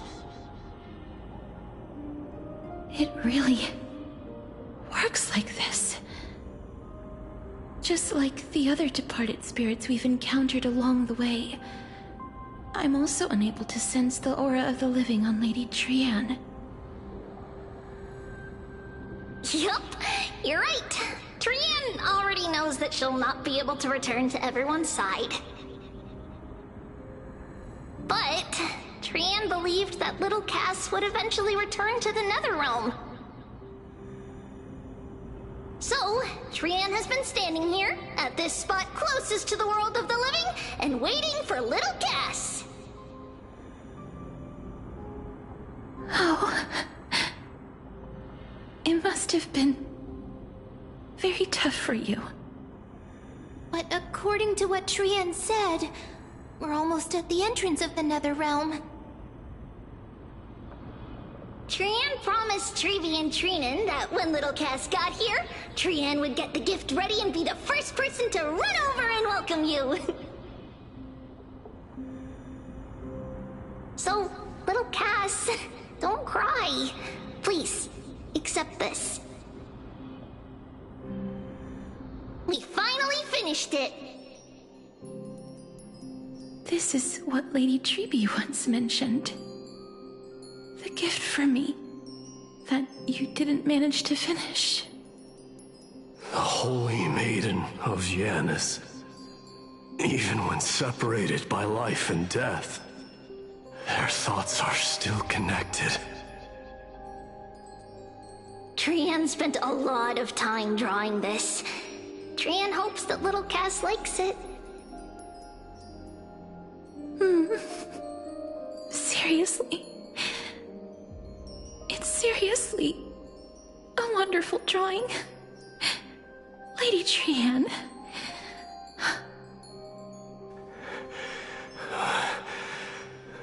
This is our flame chase journey. Little Cass, we don't know what your journey was like before. Trevi has always said that it must have been a very harsh and frightening journey. But little Cass no longer has anything to fear now, because everyone is here with you in this flame chase journey! That's right. Only now, when I see Lady Trian's gift, do I realize that I've already obtained so many things I would never have dared to dream of since I embarked on the flame chase journey. It's the first time I've gained so many companions. The first time I picked up the hobbies of crafting and photography. The first time I had dinner with someone else.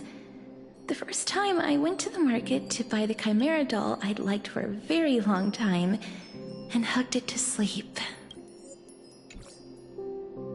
The first time I wore a dress personally made by Lady Aglaya.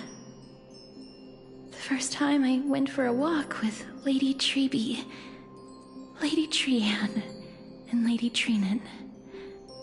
The first time I enjoyed the night breeze and looked up at the stars with Miss Hyacin. The first time I took care of Dromesis with the Trailblazer. Looking back at all these experiences I never thought were possible, it feels as though the scales of my life had shrunk from centuries and decades down to minutes and seconds. And all of them are so precious. I took countless photos in the past, but they're all black and white landscapes. I don't have a single one with friends. If I had known, I would have taken more pictures.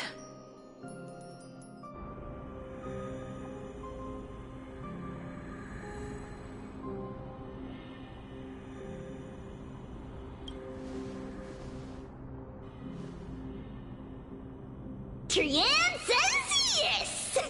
Trian likes little Cass, and would love to take a picture with little Cass.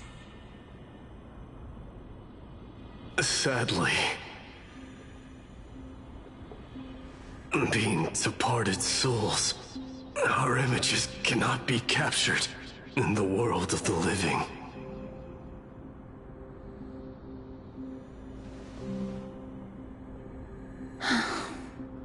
I thought so too.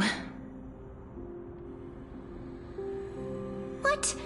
Are we seriously going to leave any room for regret?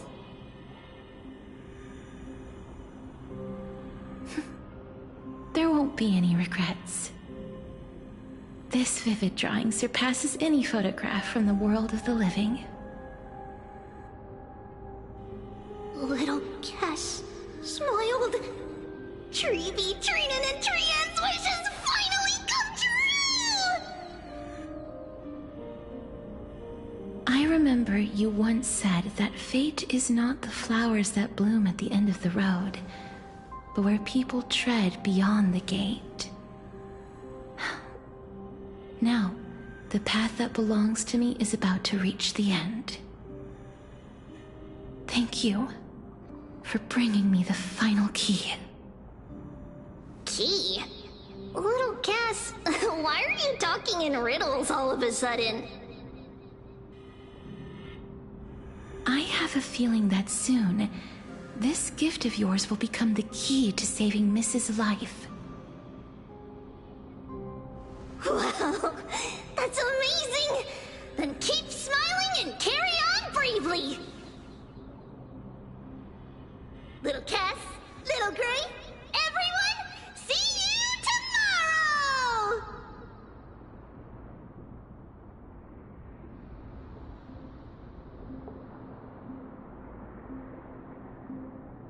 Lady Trian. The aura of this place. We have indeed reached the end of the stream of souls. If I go any further, I might lose myself. I must leave now, for the Black Tide still wreaks havoc in the realm of the living.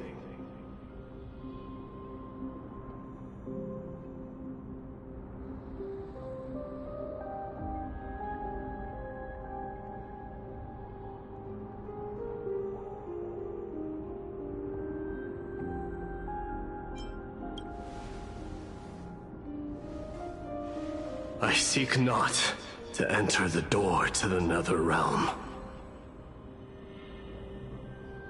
Castorus, will you fulfill your duty for the flame chase?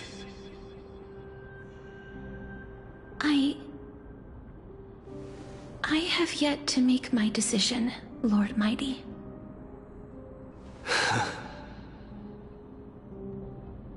No matter. Make the choice your heart desires. Even if it takes 1,000 years of waiting.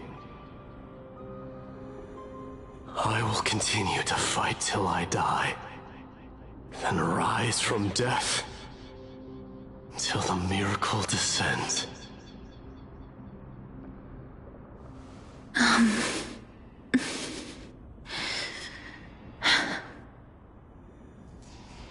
There is one more thing you should know, Lord Mighty. What is it? Professor Anaxa may have deduced the principles behind the Era Nova. You and I may be reincarnated as strife and death in the next cycle, becoming calamities wreaking havoc upon the world. I see.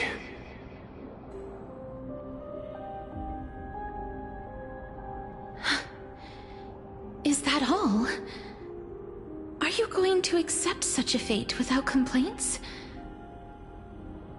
Do you have a strategy to shatter the shackles of our fate?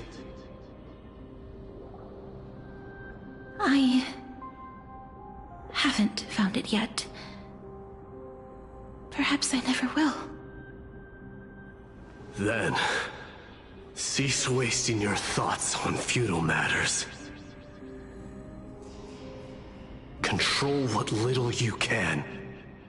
And when fate's inescapable grasp comes,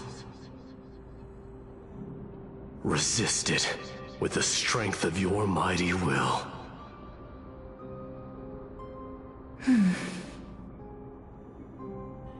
Thank you, Lord Mighty. I will find the right decision.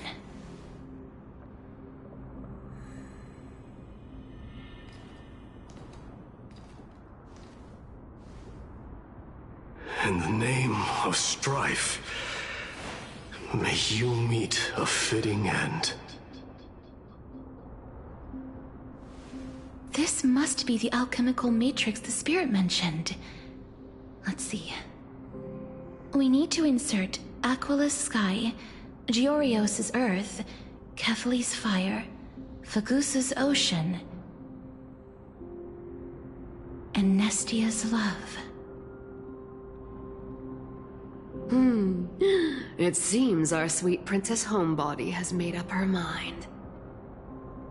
In that case, seamstress, I suppose I no longer need to deliver your message. My time is rather precious after all.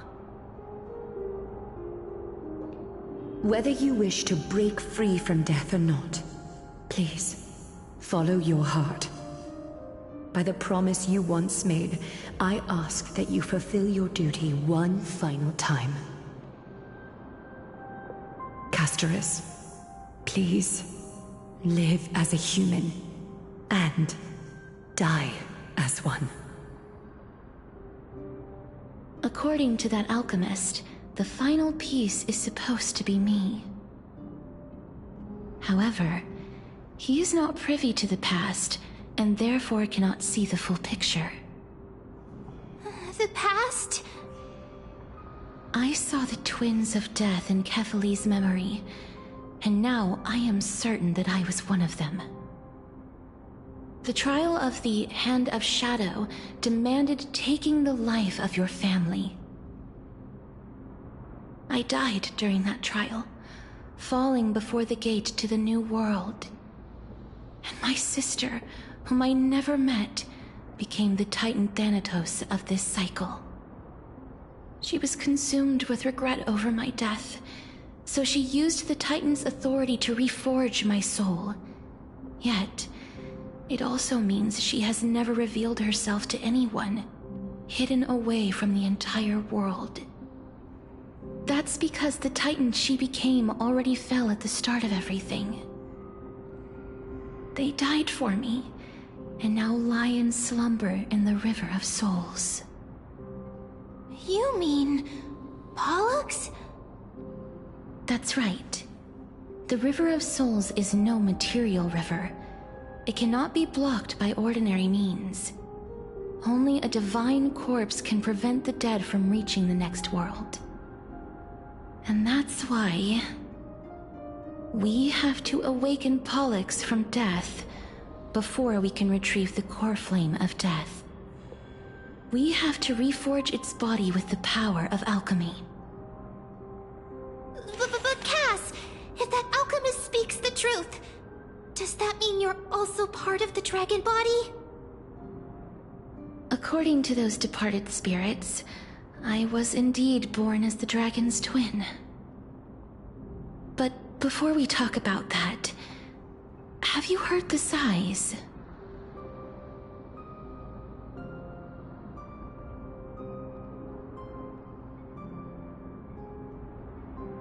I heard them too. So what are those?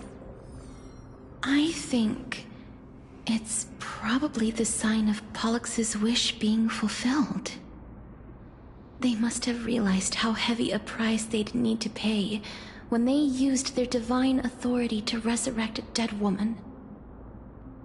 That's why they exerted every ounce of their strength to send me to Styxia, a city that called for death, a land where none is hostile to death. They never saw their wish fulfilled and fell so prematurely, all because they wanted to give me a new life. Pollux must really want to know how their sister has been after giving their all to save her. That wish is the reason Pollux's soul still lingers in the mortal realm even after their fall, quietly watching and documenting every detail of their sister's life. Ah!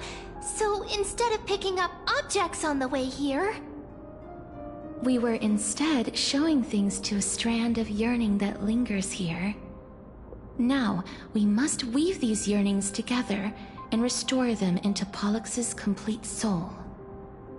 But all of this is just a hypothesis, right? What if we go through with the ritual and it turns out totally different? That's fine. As Professor Anaxa often reminds us, such is the nature of alchemy. The true outcome can only be known once the process is complete. This is why alchemy is also known as the miracle of creation. Now, the puzzle of Pollux's yearnings is nearly complete, with only one final piece remaining. I shall reveal what they have been yearning to know in the alchemical matrix. I will show them my whole life since I left Styxia. Lady Trienne has already drawn a picture of my entire life, and it is now in my hands.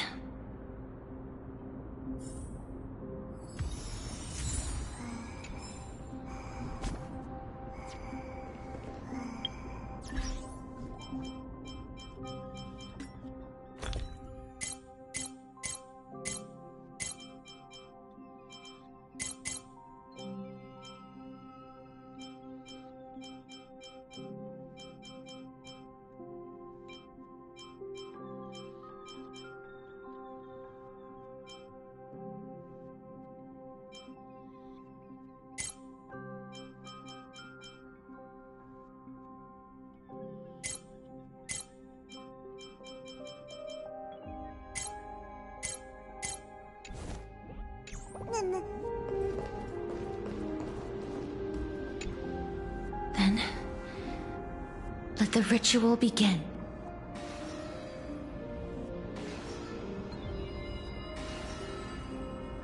And now, the objective is complete. That is all. Such is what Professor Anaxa always says after preparing for an alchemical ritual. And now, Pollux, I shall lift you from the River of Souls and reforge your soul. Perhaps you will be disturbed by this, and your body may become horrifying to behold. But if even the slightest trace of your soul remains, the soul that once ferried me to this side of the shore, then please, look at me. I wish to thank you in person. I have obtained everything you sacrificed your divinity for. Lady Hollinette. Did she recognize you? Oh, she must be the first soul we can communicate with here, right? I'm afraid she is just another spirit trapped here, like the rest of them. The only difference is that I was there when she died. Please, go on. I'm listening.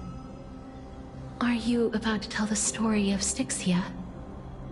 Yes. You're just as smart as I imagined, but... never mind. Now's not the time.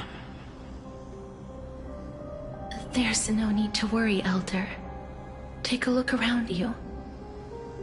You're already at the resting place of the dead.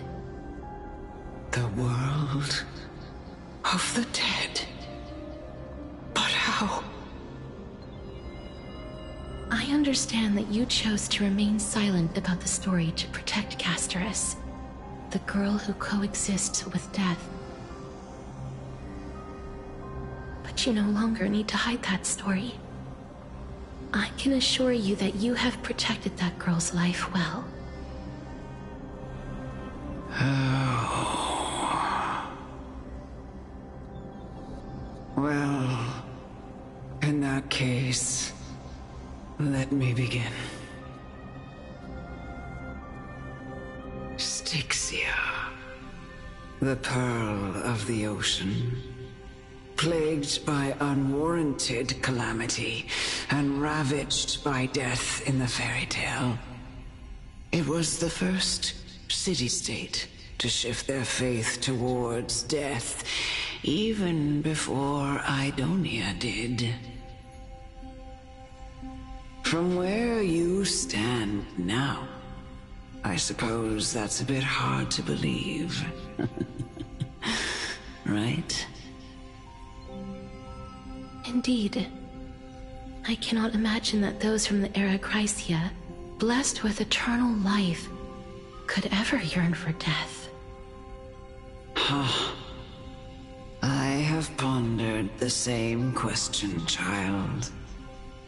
But I am afraid there is no clear answer to it. Journeys and epics are only glorious and magnificent because all things eventually fade to dust.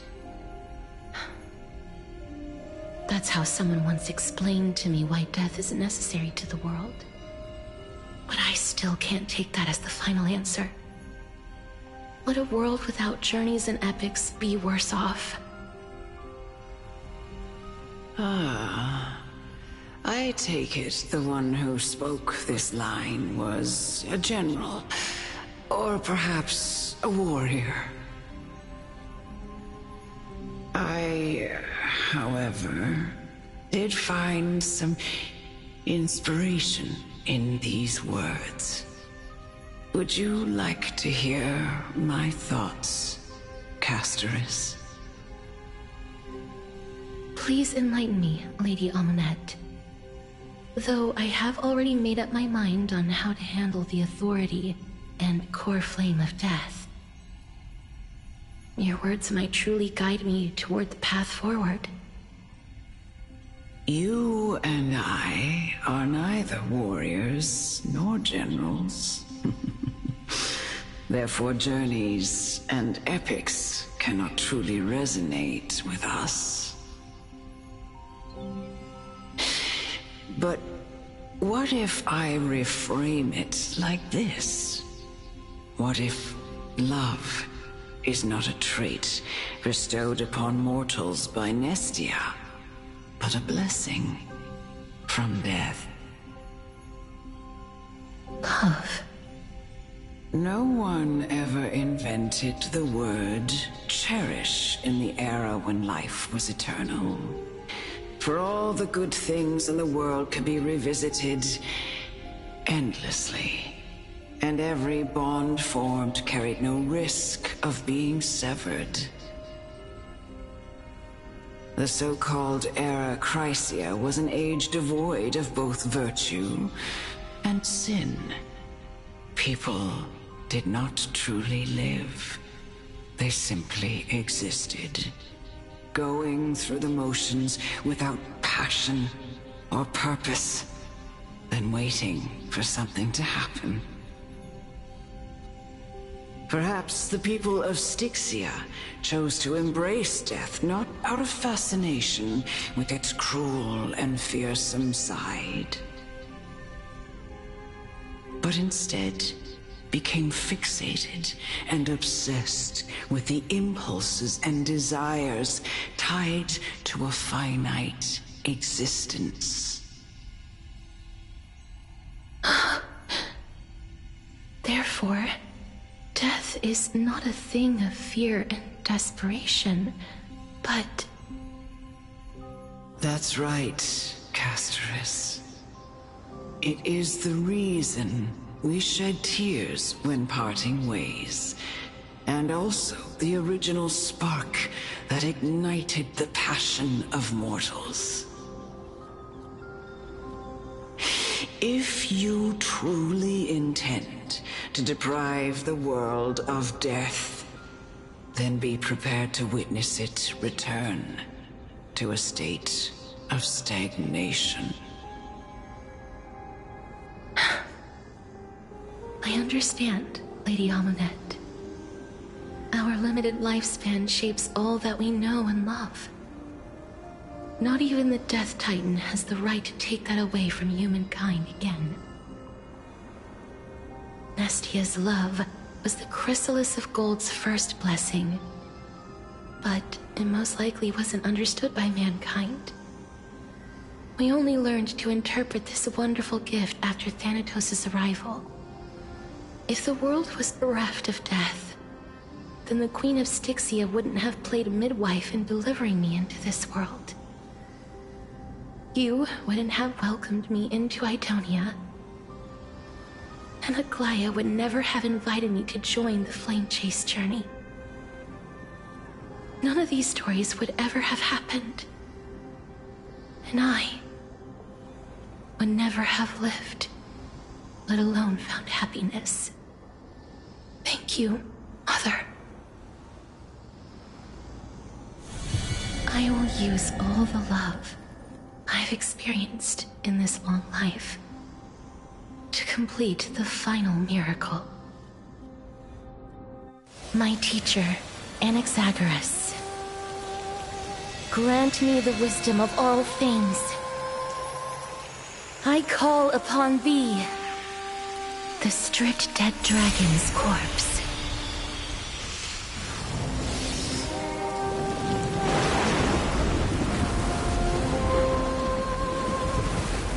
Rises from the earth, falls from the sky.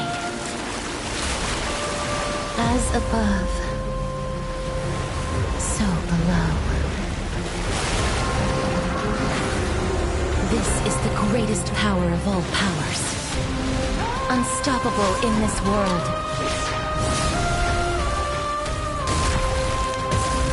The great work that commands all death. I shall grant you embrace.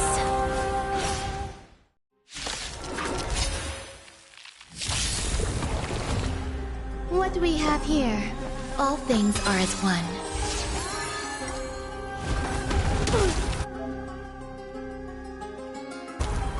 Get it together. Is the girl who once saved my life truly gone? Will you show yourself again once we eradicate this hatred and regret? Man, me!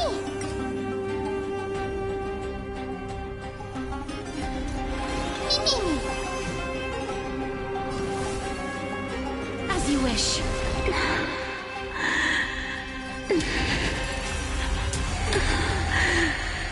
And I know you're anxious. Shh. Don't be afraid.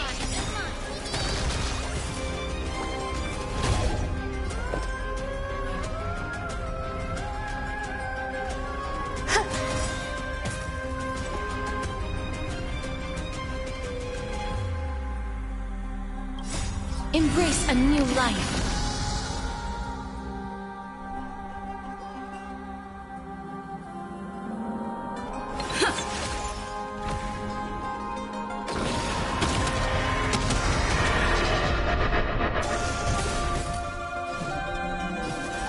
Return to dust.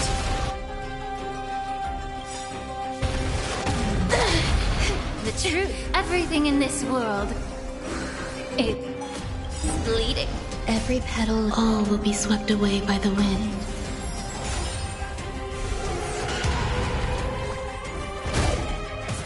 Allow me to purge the root of the problem. That hurts a bit.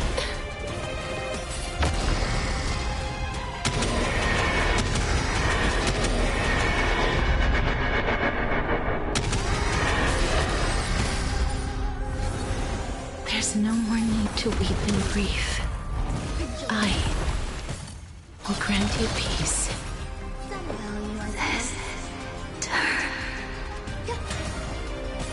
Yes, it's me. I'm back.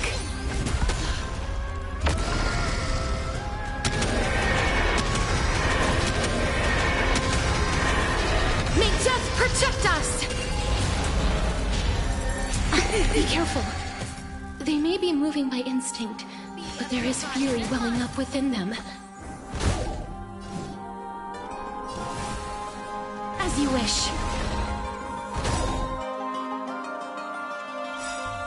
Embrace a new life.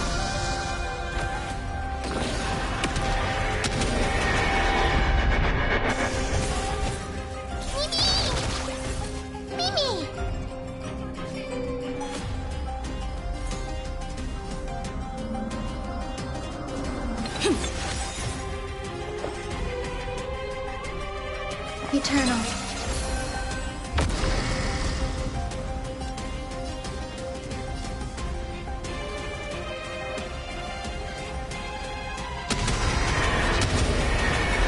May death protect us!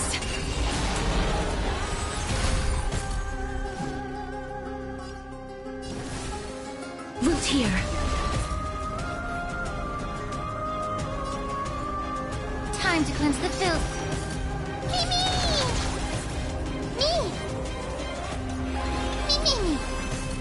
Please cherish this time as you wish. Please.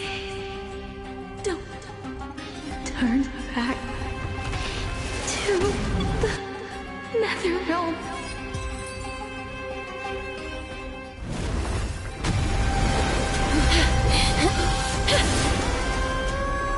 Oh, death. Sleep in peace.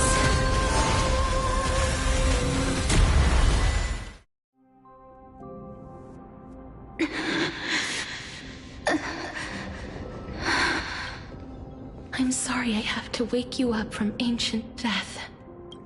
And I know you're anxious. Shh. Don't be afraid. Do you remember me? I'm the girl you once carried across the Sea of Souls. I'm sorry I wasn't able to remember you, but with the help of many people, I was finally able to pick up these broken fragments of my past. I'm back, Pollux.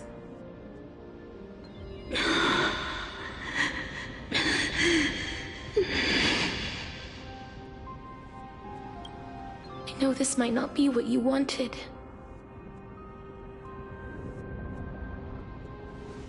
But I have to do this.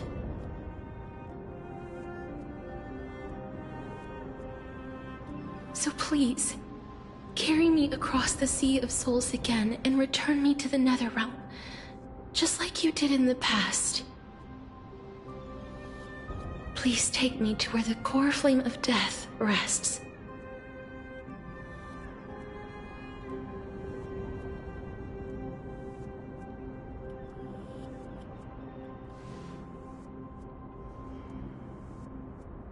I'll be going now.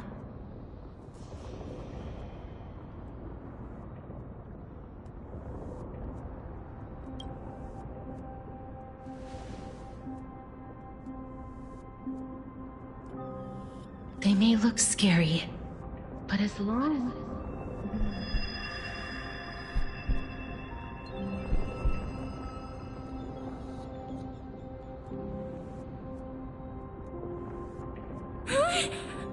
What's wrong?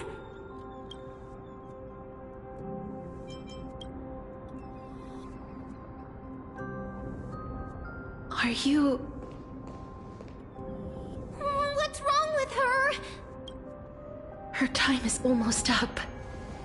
If I don't go now, I'm afraid her soul will return to Thanatos' embrace before me. What? Oh no! Is there anything we can do? Don't worry. I promised I would ask Thanatos for the Trailblazers' right to roam the Earth again. Mem, stay here and keep a close watch until I return, all right? Alright. I'm the best at taking care of others. Go on, Cass. Make sure not to leave yourself with any regrets.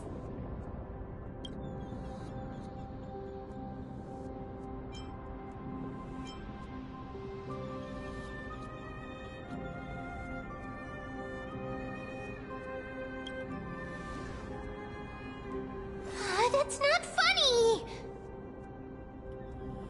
It's a deal then.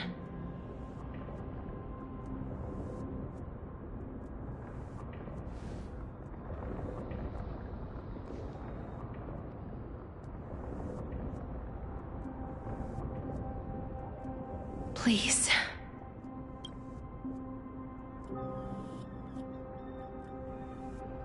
Wait for me.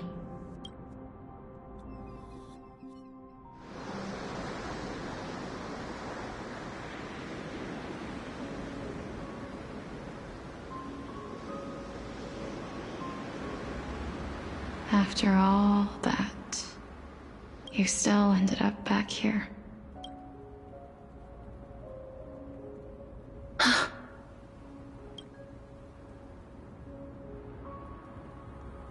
So the legends were true. The Netherrealm really is a sea of flowers. Yes. Just like the flower fields we tended to back then. Is that you, Polixia? Do you remember me? I don't have the memories from that time, but I've seen you before during an experiment. I see. Call me Thanatos, then. It'll be easier. However, since you recognize the name, you must already know everything about Thanatos, right? Yes. I'm here to reforge the order of life and death in Amphorius.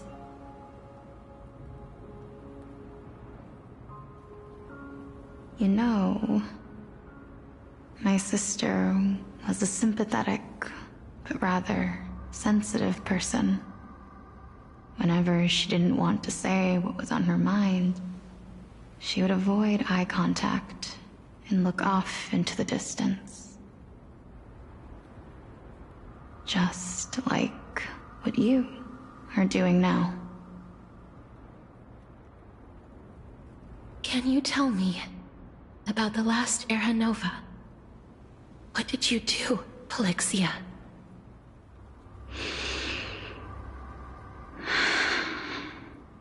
Where should I begin? I suppose we can start from the beginning. A long, long time ago, there were a pair of like-minded twins. As foretold in the prophecy, they were chosen to be successors to the god of death. But fate was cruel. The price of attaining divinity was to take the life of a family member with our own hands. That trial was indeed recorded in that memory. Then you should already know that my sister voluntarily gave up her own life, so that I could ascend as the demigod of death. But I couldn't accept that. Why did we have to kill each other for a future she'd never see herself? That's not fair. So, while weaving the laws of the new world, I shattered the forbidden bottom line for life and death. I reshaped my sister's soul and took the form of the great dragon Pollux to carry her up the River of Souls and back into the mortal realm. But our fates were already decided and manifested in unexpected ways in response to my futile actions.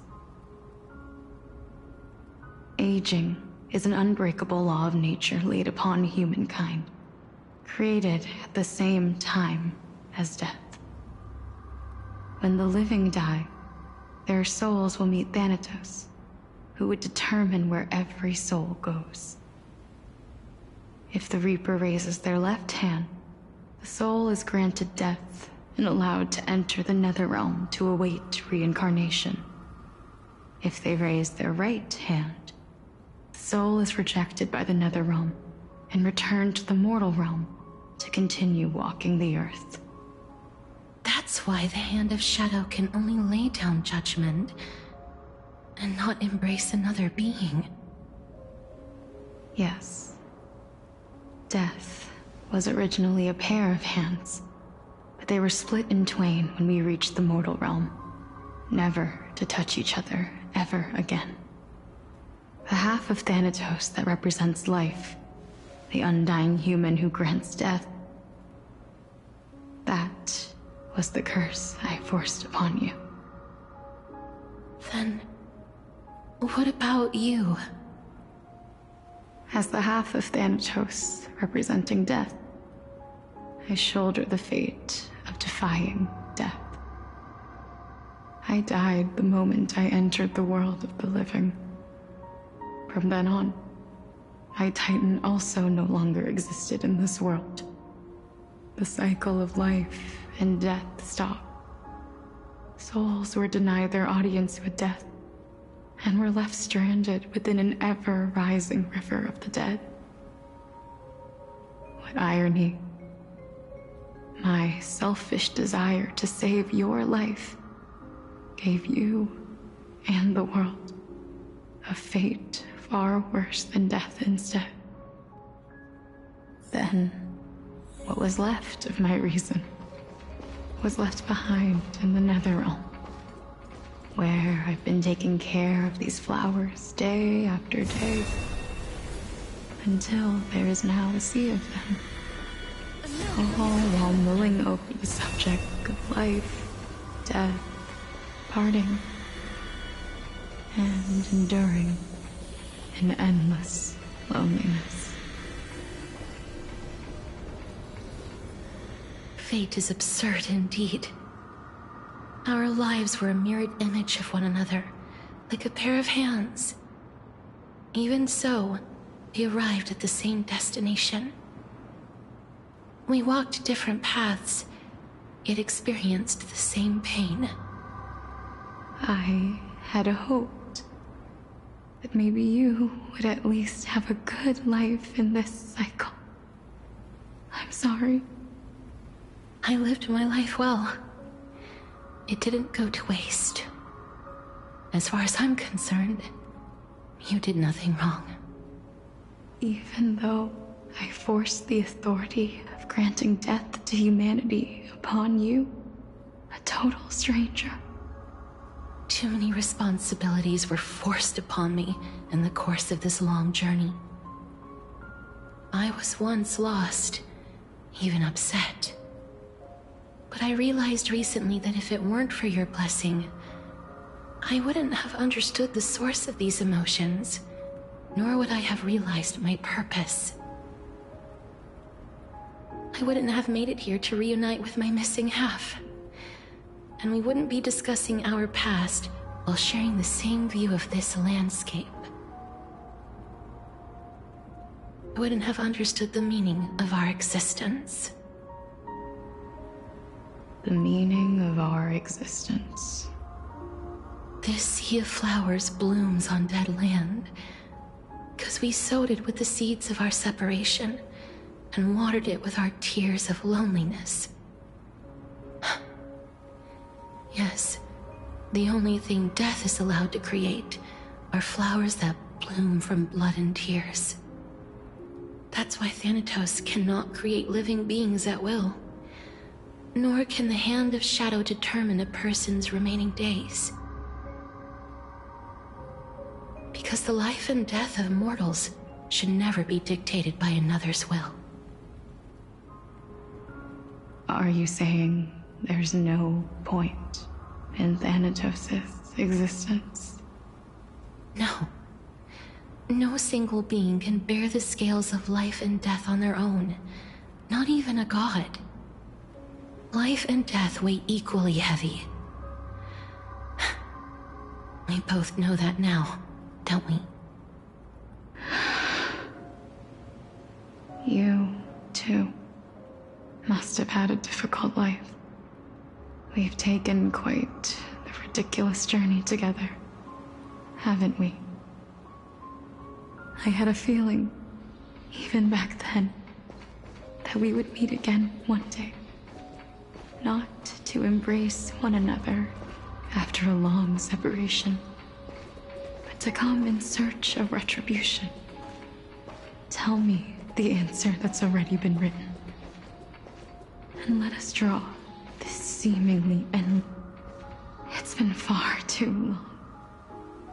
I've waited here for centuries, watching day after day as desperate spirits are denied by this lonely wasteland. I always hoped I would see you among them. But I was also afraid of seeing you. I didn't know how I could possibly face you again. But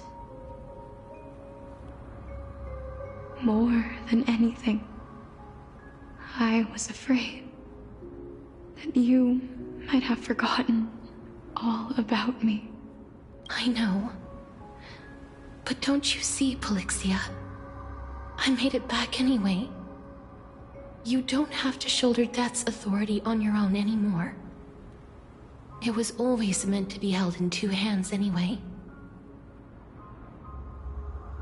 So, let's give our core flame to her, and have her take it back to the mortal realm. Give humanity back their cycle of life and death. Our responsibility as Thanatos was never about picking out favorite souls. We were only meant to watch over life. Let's tend the field together, and create a warm sea of flowers for all the souls to come.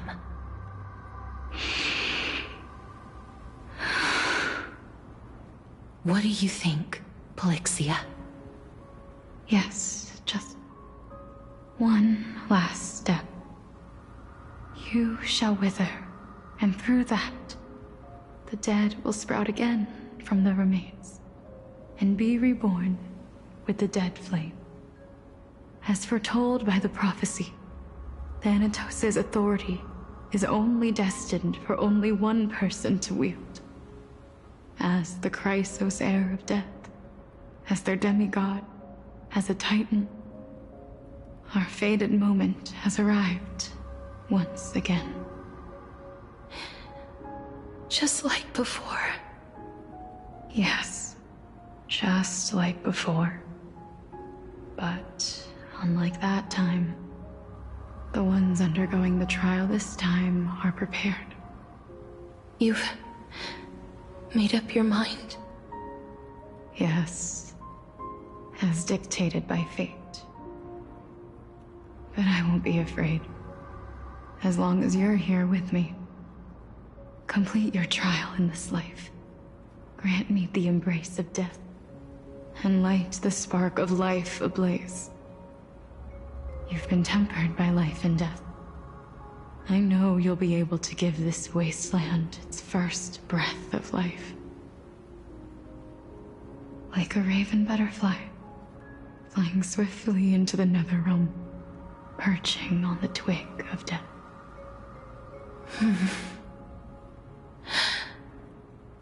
I will. After this, I will remain permanently in the Netherrealm. The River of Souls shall return here and rain down from the sky, scattering souls across the earth. The cycle of life and death will flow once again. The sea of flowers you sowed shall bear countless joyous or sorrowful souls, and bloom evermore.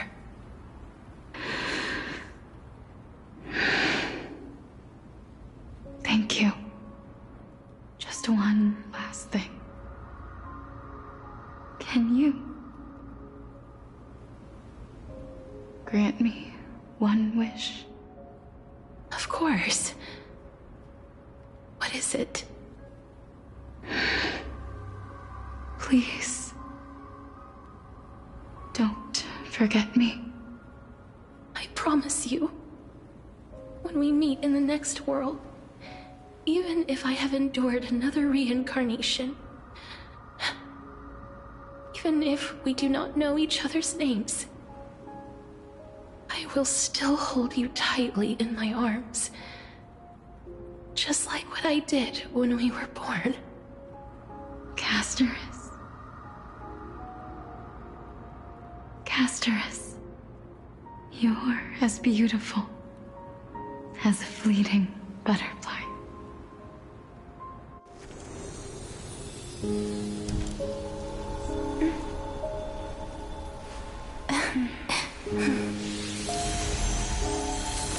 I will bring rest to death. And from now on, stagnant life will once again flow.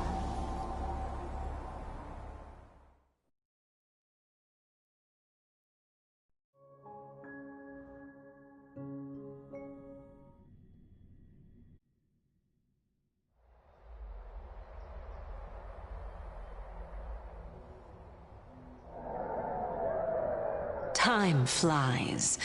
In the blink of an eye, the 15th entry hour is already at hand. When this farce is over, your soul will be placed on the scales of life and death. Are you ready? No need to ask so many times. Of course I am. Then why do you drag your feet? Is your fear of crowds holding you back again? I simply find them too noisy. Paying attention to conceited fools like them would be an utter waste of my time. Such harsh words. As I see it, you are no less arrogant than they are. I couldn't agree more. Oh. I did not expect to hear that from you. Are you not going to refute me? I know myself better than you think I do. At the very least, better than a stowaway like you. And they say men whose ends are nigh have but kind words. Well, that is exactly why I chose you. Should I thank you for the compliment? The hour of the trial has come.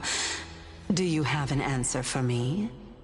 And how will you prove the veracity of your argument? I suppose there is no point in putting this off any longer. Do you recall where we stopped the last time? You were saying that Amphorius's history is cyclical. Indeed. The demigods that bear the core flames eventually become the new titans at the world's end.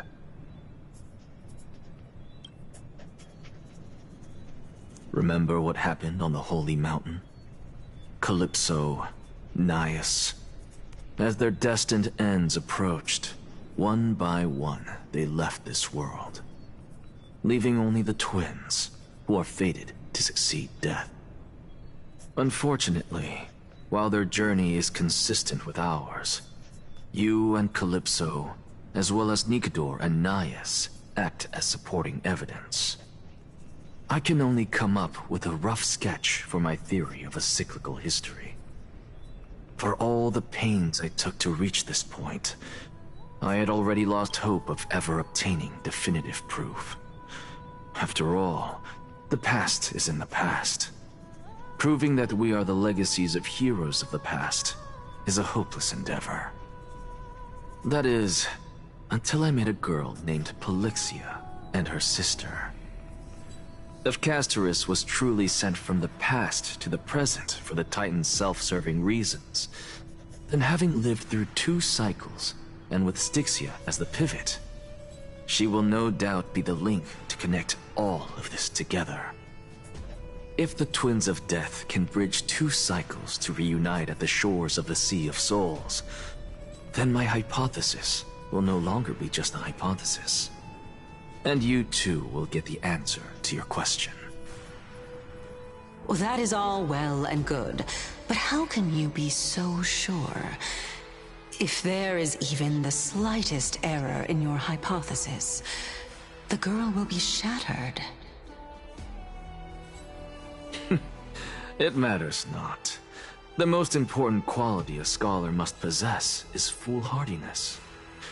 If you are overly cautious, then you'll never have the gumption to make the first step, and change will never come. Besides, I, Anaxagoras, am destined to overturn this farcical world. Come, let us go and teach those pathetic worms one final lesson.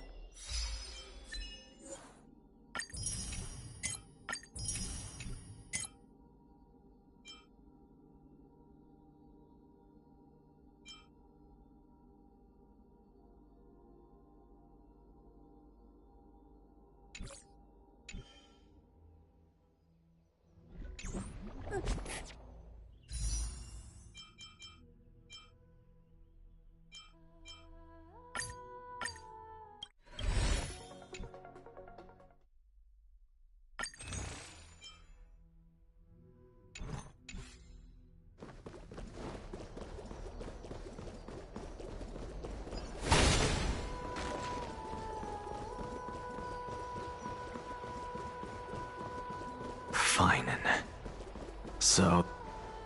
Let those Chrysos heirs who started this terrible war hear you. Let them hear the voices... As always, that woman knows how to stir up a crowd. Professor Anaxa, I thought you'd pass on this. Everyone must cast their vote, or this assembly would serve no purpose. Prof, do you truly think it's wise to entrust the fate of the world to an assembly like this? Akama has stood strong under this system for 1,000 years. It stands to reason that there is purpose in its existence, but that is not what you're asking, is it? What you really want to know is Aglaia making the right decision in entrusting the fate of the world to you?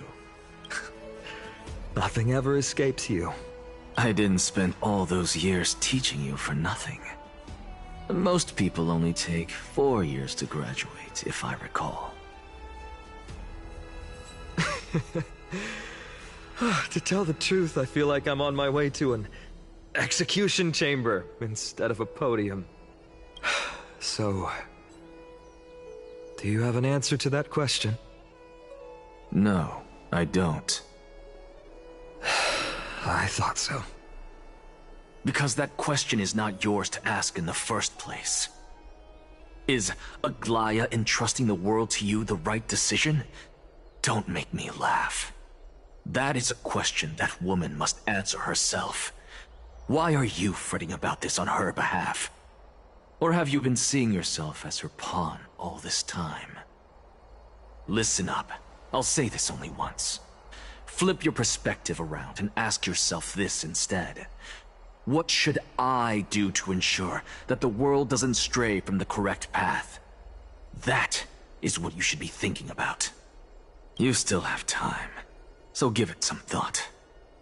Oh, and don't bother telling me the answer. Tell it to those begging for salvation from the gods. Got it. Thank you, Professor Anaxa. That's Anaxagoras to you. Who will you be voting for? That'll depend on how well you perform. May Circe safeguard your thoughts.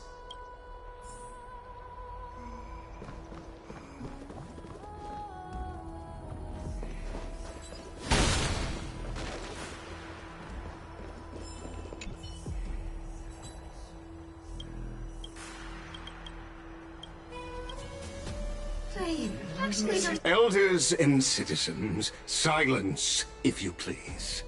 As the Theoros, I present to you Finan of Ides Elysiae, virtuous citizen of Akima, and the last speaker of the assembly. Much obliged, Lord Lycus. I remember him. He's the penniless lad working for Aglaia. Where's Lady Goldweaver? Why is she sending this guy to give the last speech? Is this really the end of the Flame Chase journey? Can this dude really face down Kynes? Actually, not necessarily. By Kefali above. Dear citizens of Akima, as you look upon me, so too do I see you. I see your fear and misgivings, your apprehension about the discord between the Chrysos heirs and the Council of Elders, and your uneasiness about the future of the Holy City. Yet, before you contemplate something as grand as the fate of the world, I ask that you look closer. Look beyond the horizon illuminated by Kefali, at the crisis threatening to overwhelm us. What? Hydes Elysii, my beloved hometown, is a village forgotten by time. It is a place with the most invigorating breeze and wheat fields that spread all the way to the sea. I once thought that there I would enjoy a lifetime of peace and quiet with my friends and family. How I wish I could invite all of you to that paradise, far from the noise and chatter of the world. Alas, I can't, because she and all that she nurtured, all that I loved, they have long been devoured by the Black Tide. My beloved home is no more.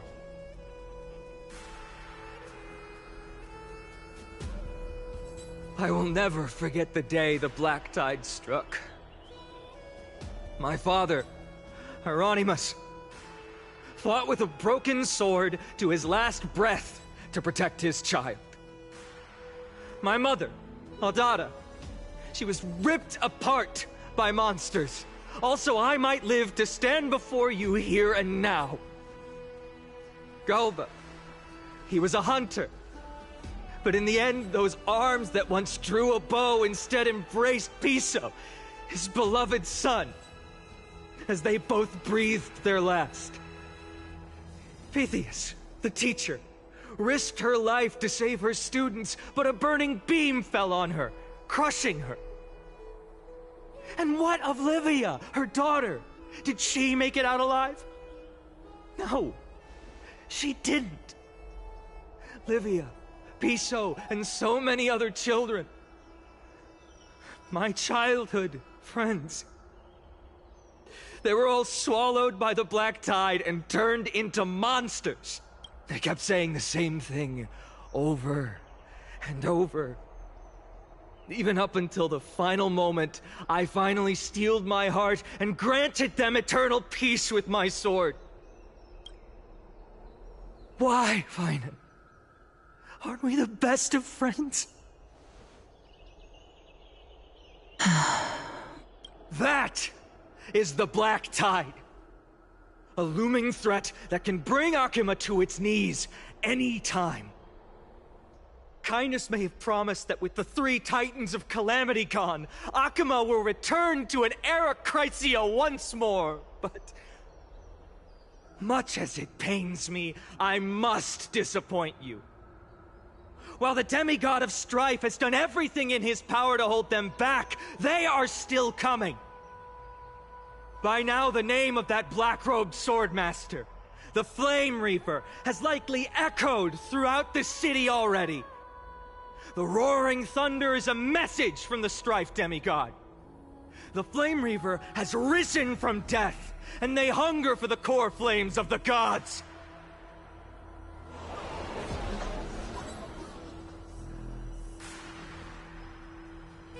Lies! If such a powerful enemy is indeed approaching, why is Akima still a picture of peace? Exactly! The city of Akima shows no signs of pandemonium or chaos. And why is that? I beg you, spare a moment to think about this. Are we able to stand here and hold this assembly in peace today because the danger has passed? No! This peace we enjoy is no gift of fate. We are able to stand here today only because the Chrysos heirs have stepped up and shielded Akuma from calamity. With her golden threads, Aglaya has preserved and continues to preserve these idyllic days that all of you hold dear. The Council of Elders claims that Aglaya will one day forsake the people because her divinity is eroding her body and soul. But ask yourselves this. Rather than offering her aid and support, why do they choose to watch and push Akuma away from the Flame Chase journey? The answer that no one can bring themselves to speak of. A truth stained in blood and buried in greed, fear, and vanity. Allow me to lay it bare before you. It is because the Council of Elders, which bears Akuma's history and honor, along with this Citizens' Assembly we once took so much pride in, are now infested with vermin.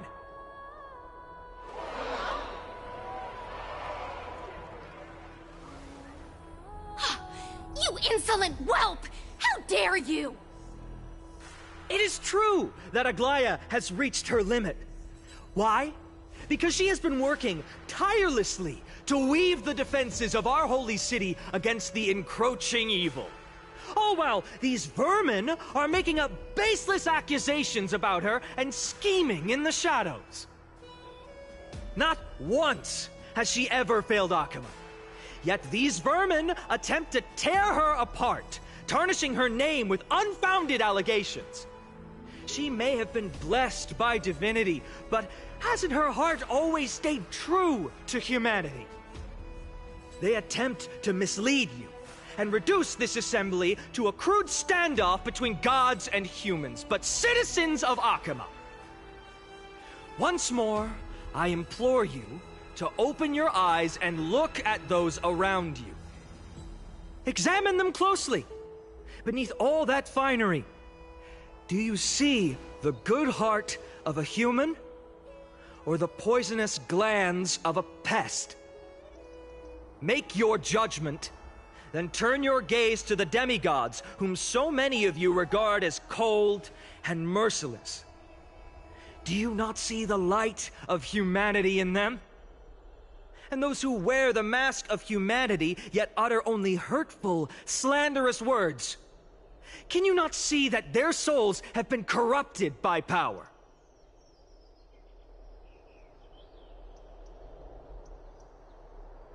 Yet, no matter what your answer is, and no matter who your vote goes to, rest assured that you have nothing to fear.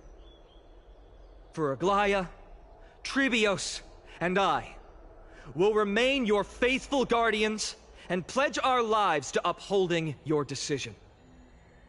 And this vow will stay true until the end of our days, where it will be passed on to future Flame Chasers. A steadfast and unwavering promise that shall endure through the ages. He's absolutely right. The Chrysos heirs have only... At the present time, on the scales of Talentum, those who call for the continuation of the Flame Chase journey, and those who demand its suspension. Each faction holds an equal share of votes, resulting in a perfect balance. As expected. This is the moment when the Flame Chase journey is the closest to its end. And now, it's your turn to vote, Lord Anaxagoras. Is there anyone else who hasn't voted? No, you're the last. Cast your vote with care, for your decision will break this impasse. I have long since made a decision. Very well. May you bring much needed change to this farcical world.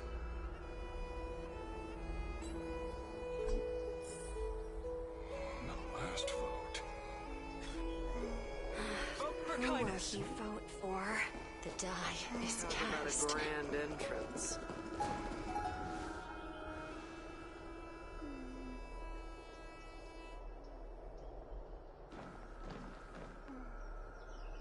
You've done well, Finan. Given the circumstances, delivering a rousing speech to stir up emotions was a prudent move.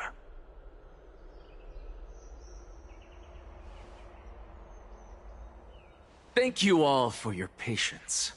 On behalf of the 7 sages of the Grove of Epiphany and the scholars of Amphorius, I, Anaxagoras, am ready to cast my vote.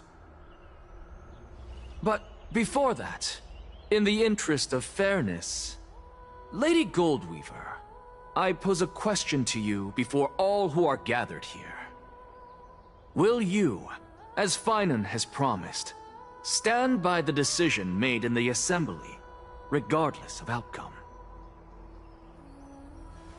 In the interest of fairness, I make no promises, lest it should influence your decision. Very well. I thank you for your honesty.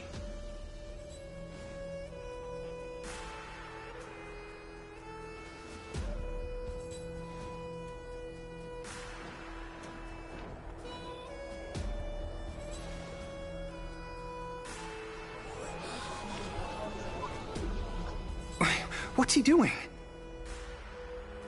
The stakes are high. Let's be patient. Cut the act! Who do you think you are, wasting our time like this? Lord Anaxa, please do not forget that I... Rule number 1, do not call me Anaxa. Rule number 2, never interrupt me. Silence is golden.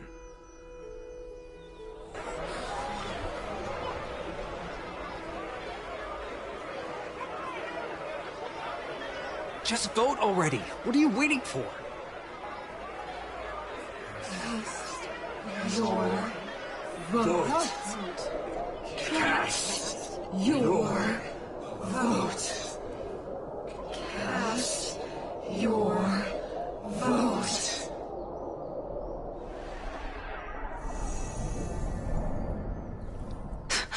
I cannot help but wonder, is every hardship in the world something you will exploit and use to your advantage? How else am I supposed to make use of this situation where my body and soul are separated? Oh, Xerxes. Or should I say Calypso? Accompany me on this final journey. Let us journey to the Netherrealm and see how she will substantiate the answer to your question and validate my decision. We need only to follow the sound of the tides.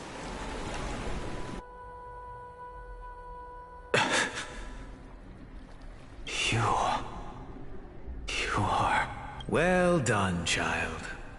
Just as I foresaw, you have achieved great things. Teacher. What a twist of fate. A blasphemer raised in the doctrines of the Venerationists. It's like a foal kicking its mother in the belly after taking all her milk. I respect you immensely, sir, but... You cherish the truth even more. So, child, do not be troubled by the criticisms I have borne. Do not let those voices hinder you as you forge ahead. As the sage of the Venerationists, I am duty-bound to oppose you. But, as your friend and mentor, Anaxagoras, I say, go forth, for the truth is already in your hands. I will keep that in mind. Go now, child. Your lonely pursuit is about to welcome a new chapter. And when you reach the end of this journey, may we meet again, with the truth before us. You have my word, sir. May Circes safeguard your thoughts. May Circes safeguard your thoughts. You are right, Empedocles. My lonely pursuit is about to welcome a new chapter.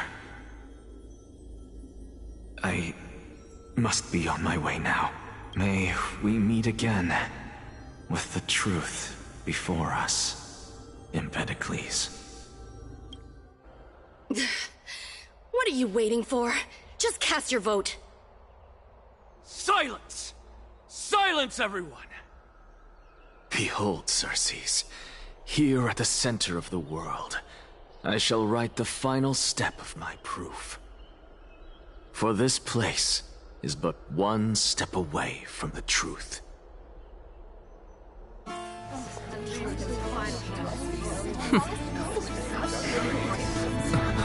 Professor, I completed the proof you wanted.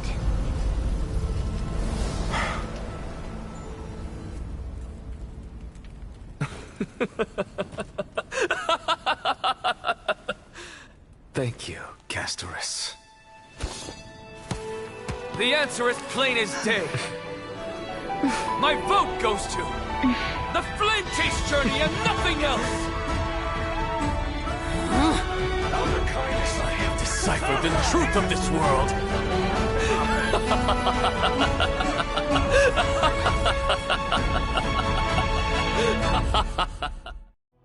With the balance shattered, the result is clear. By carefully and Lenten above, as the Theoros I have observed. No! Lygus, you can't! Onyxa, what have you done? Have you lost your mind? I hope you are prepared for the harsh punishment awaiting you. Mark my words, I will make sure that clever head of yours never forgets the price of betrayal. Have you forgotten? I told you that happens to be one of my rare talents. You put on such a grand performance, just to aid their preposterous flame chase journey? Performance? No, you are quite mistaken. I may be paranoid by nature, but I've always been known for my honesty. If you really understood me, Lady Kindness, you'd realize that I never had any interest in your pathetic little game of politics. Factions, standpoints, they are jokes in my eyes. I have never once switched sides. Because I, and I alone, am the truth. Lady Kindness, with all the citizens here as witnesses, we should honor the spirit of democracy and respect the decision of this assembly. I have observed that Akama has chosen her destiny. This citizens' assembly has resolved to continue the flame chase journey. This resolution shall be put up on the Wall of Heroes, such that all citizens are aware of the city's way forward. You! It seems not everyone is ready for the assembly to end. Very well. Let me entertain you for a little longer. By your leave, Lord Lygus. Interesting. Elders and citizens, your attention, please. Stay for a moment more, if you will. Anaxagoras of the Grove of Epiphany has an announcement for the assembly. What is this performer up to now? Absolute flame chase journey. You think he'll continue? I don't know. So apropos. Still. Just moments ago, all of you made a decision on the fate of Amphorius. As a supporter of the Flame Chase journey, it pleases me to see the choice you have made. But I regret to say that I still harbor doubts about this outcome. Thus, I hereby challenge this resolution.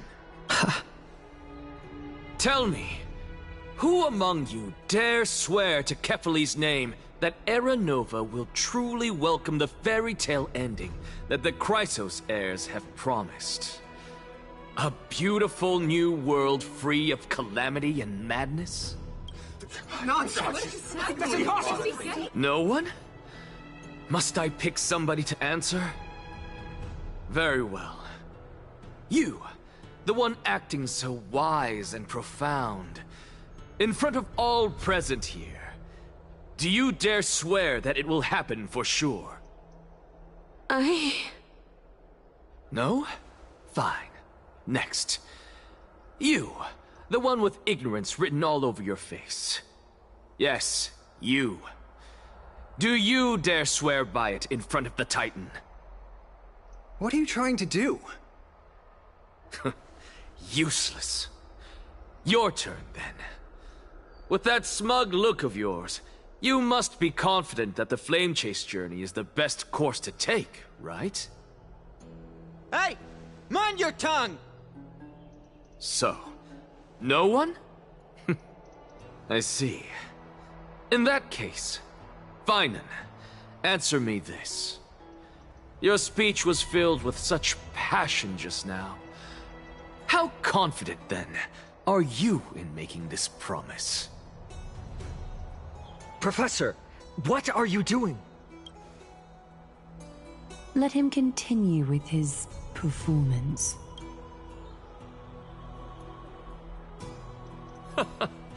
Will you look at that?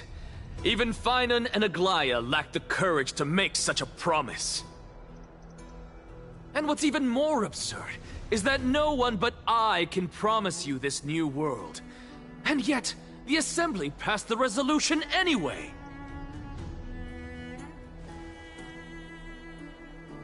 But you needn't worry, because I knew better than to trust you good-for-nothings.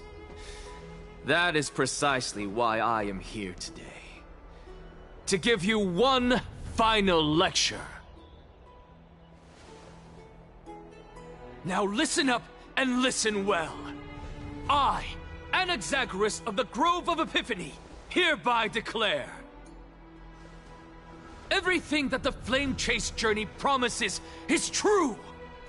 Finan of Ides Elysiae, the prophesied demigod who shall succeed Kefali, will reforge each and every one of us in the new world with his complete, intact memories. What? The core flame-bearing titans were the Chrysos heirs of yesterday, and the Chrysos heirs who carry the core flames today will become the titans of tomorrow. All of our souls shall endure for eternity in the miracle of the World-Bearer. And all under Kefali's protection shall step into that new world.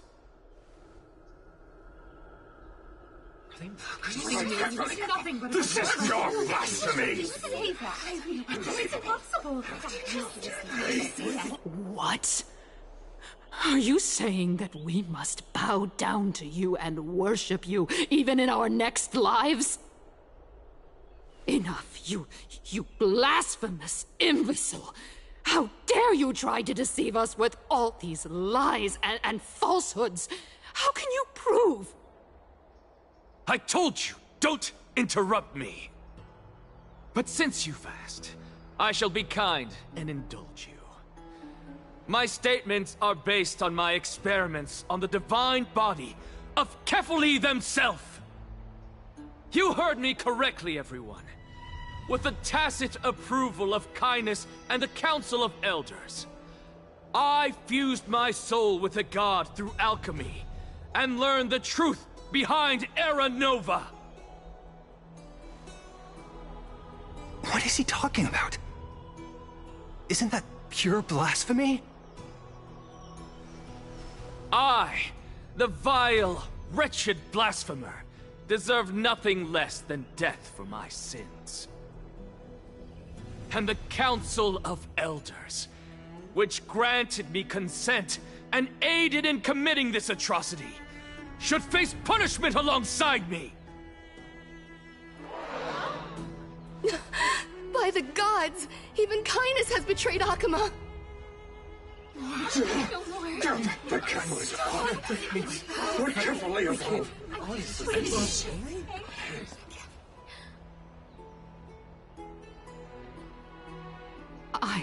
I had no knowledge of his transgressions. He did that on his own. The Council of Elders bears no responsibility for his actions. Lord Lygus, as the esteemed Theoros, are you going to simply stand by and allow the Council of Elders to be dragged through the mud? If the accusation is true, I will acknowledge it. If not, my conscience stands unburdened. Lady Kindness, the reputation of the Council of Elders was not built in a day, nor will it be shattered overnight.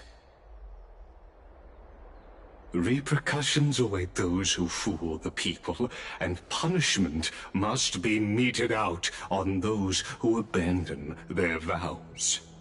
We should respect this beautiful city and her people. You...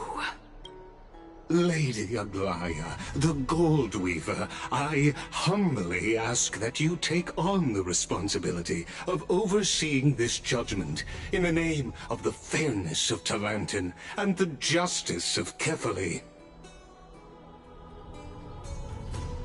Considering the circumstances, and in accordance with Akuma's codex as the only demigod among us, you shall rightfully wield this authority. The honor is mine to bear. How is this permitted? Somebody do something! This is how we're supposed to hold. Elders and citizens, silence, if you please. Anaxagoras of the Grove of Epiphany has made his statement clear. As per Akuma's codex, I request all present citizens to stand with me in exercising the right of judgment. First, Elder Kindness of Akuma and Lygus the Theoros stand accused of neglecting their duties and abusing the law, leading to the egregious blasphemy against a god. In the names of Talantin and Kefali, Akuma is to form a committee before the 7th action hour to conduct an investigation and disclose the findings to the public for subsequent judgment. Yes! That's what we deserve! Agreed! Curse you! Now, concerning Anaxagoras of the Grove of Epiphany, he has confessed to grave blasphemy against Kefali. In the names of Talantin and Kefali, the accused must be allowed to hear the people's voice prior to the execution, for a chance at a reduced sentence and possible pardon.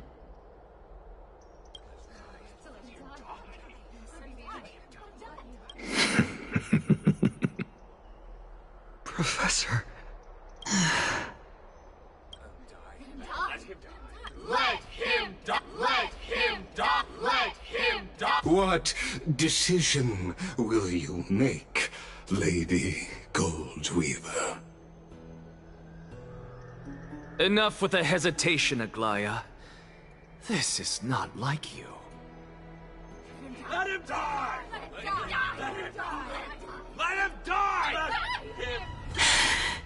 Then, in light of the people's voice, O Talantin on high, may you bring death upon him.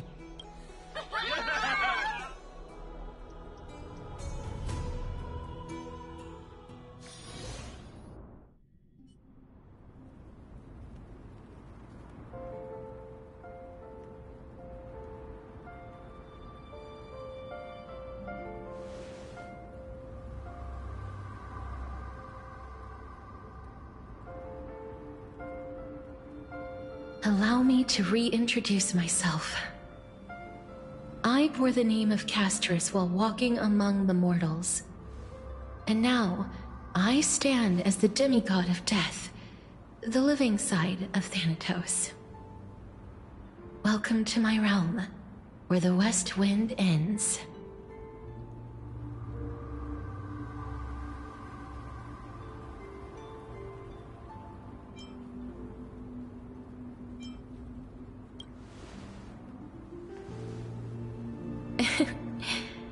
Every departed soul who has arrived here has expressed the same. Did you know? Every flower here was planted by Thanatos himself. These flowers were originally both lifeless and immortal, but in the first rain brought by the River of Souls, they were given new life, flourishing as the bearers of countless souls. And it is my duty as the Master of Death to tend to their well-being and foster their growth in this serene haven. Similar to the structured cycle of life and death in the mortal world, these flowers too shall wither and fade, returning to the earth and then ascending to the sky with mist and tides. Eventually, they will descend to the mortal land as gentle rain.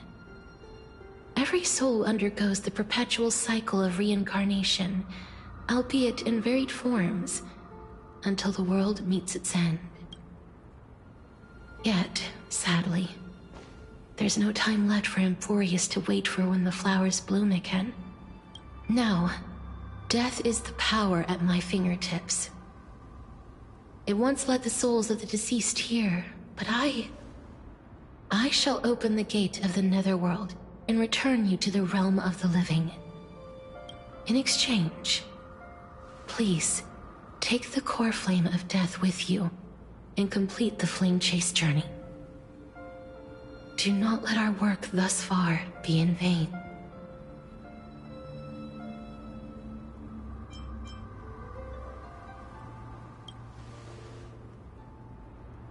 Rest assured, defying death is Thanatos' divine authority. Fortunately, your soul hasn't dissipated. This is not a resurrection, but the extradition of a dying person back to the present world.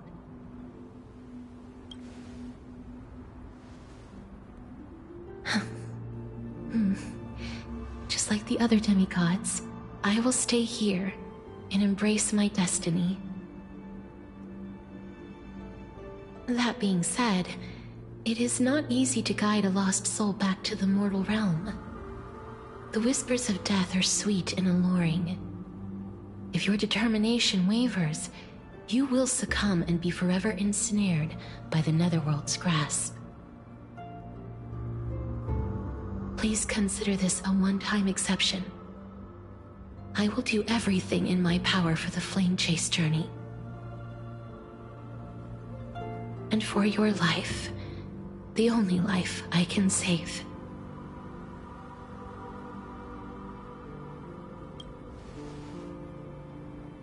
I am glad to hear that.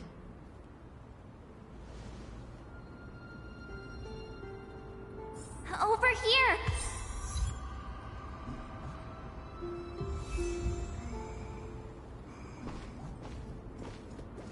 I believe in you.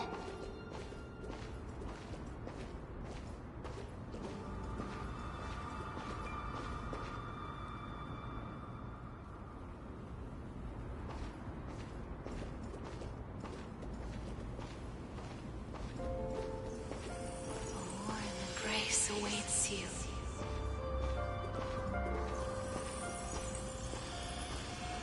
Don't go.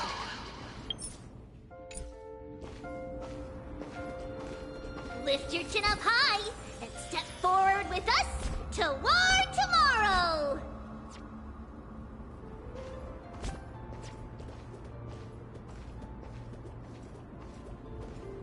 That's right. Keep your eyes on the dawn. Onward. Show me your courage.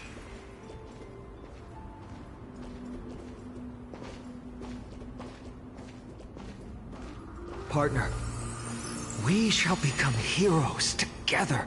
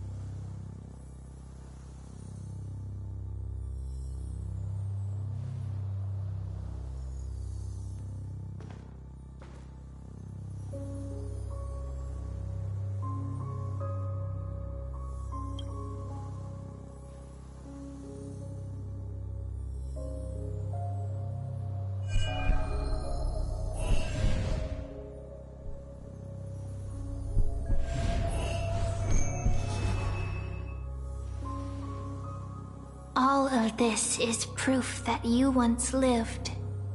Your soul, your memories, the years you've journeyed through, and the path they revealed, leading you back home.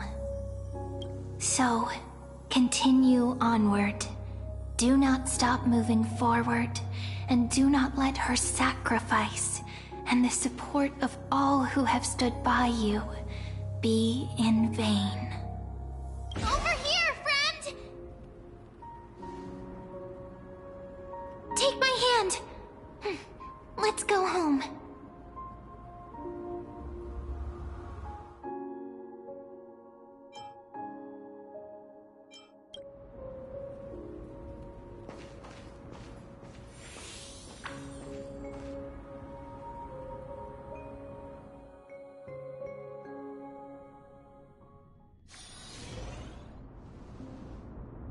At last.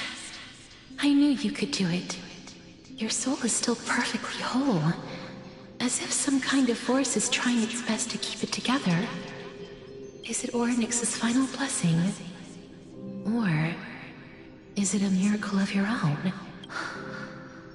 It's truly incredible. Such a strange surge of familiarity. So hard to describe. Perhaps it is fate, once again fulfilling its own design. Or perhaps it is the laws from beyond the sky, so familiar to you, that intertwined our fates long ago. It seems that this is the riddle which cannot be solved anytime soon. The sensation of becoming a demigod is truly wondrous. It's as if the river of souls is winding its way through the depths of my spirit, transforming with each breath into a fine rain that nourishes the world. Do you recall that prophecy?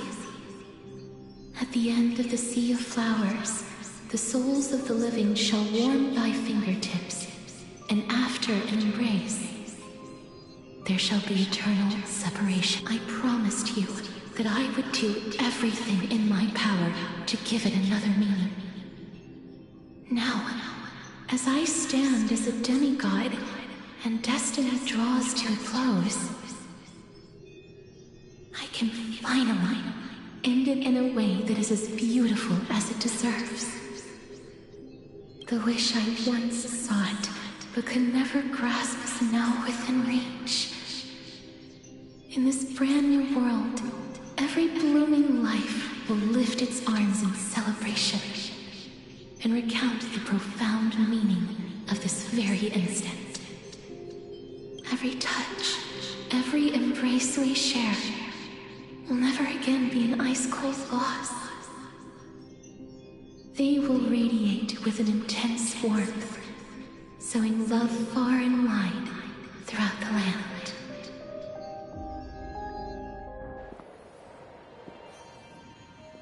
The other shore is very cold.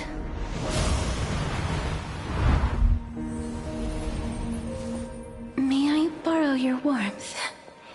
One last time. Thank you for fulfilling this wish of mine.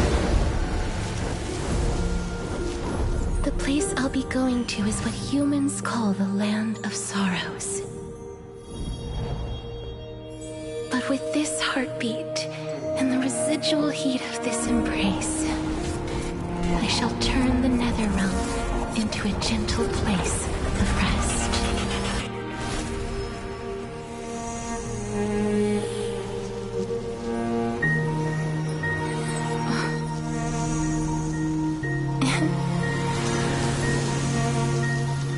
This embrace may be brief, but it's the proof that I once lived. Farewell, then. May we reunite in the new world.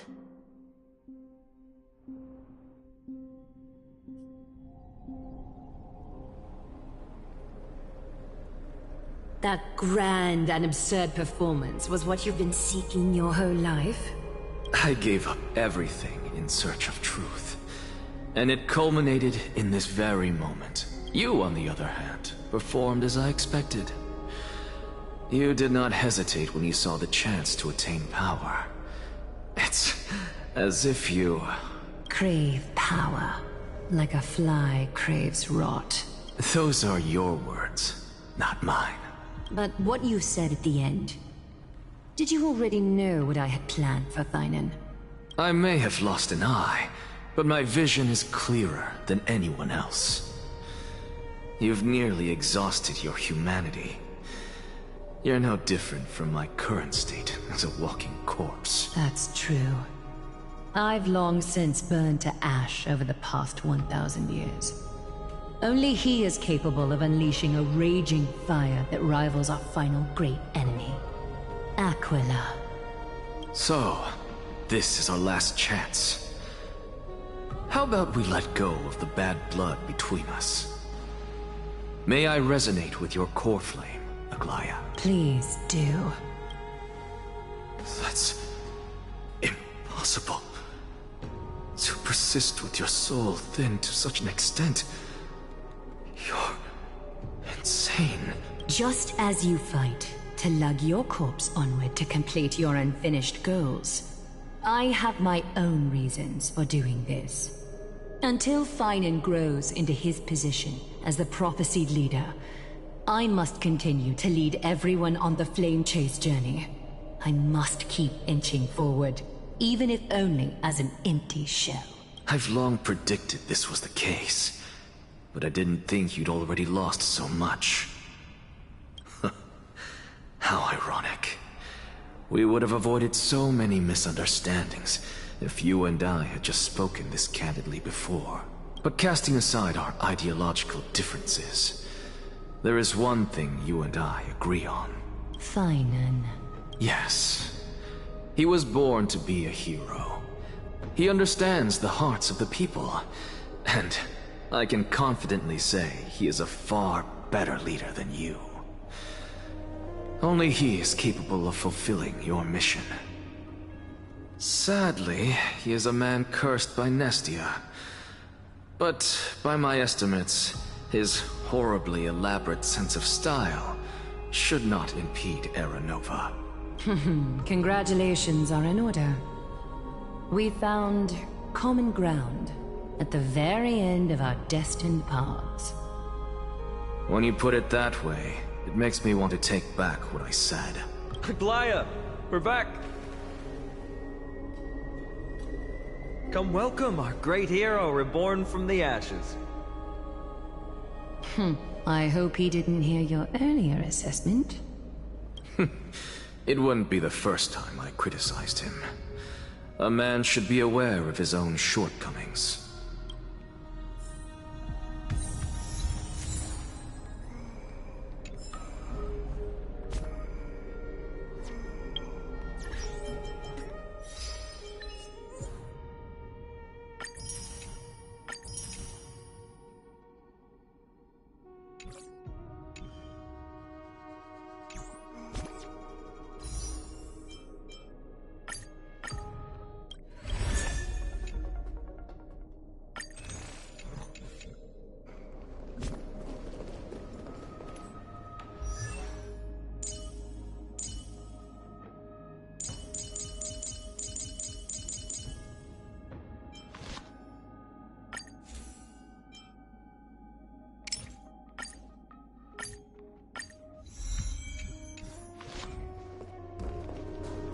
I'm gladdened. But I don't see Castris among your number. It looks like she not only helped me prove my theory, but helped you fulfill your mission as well.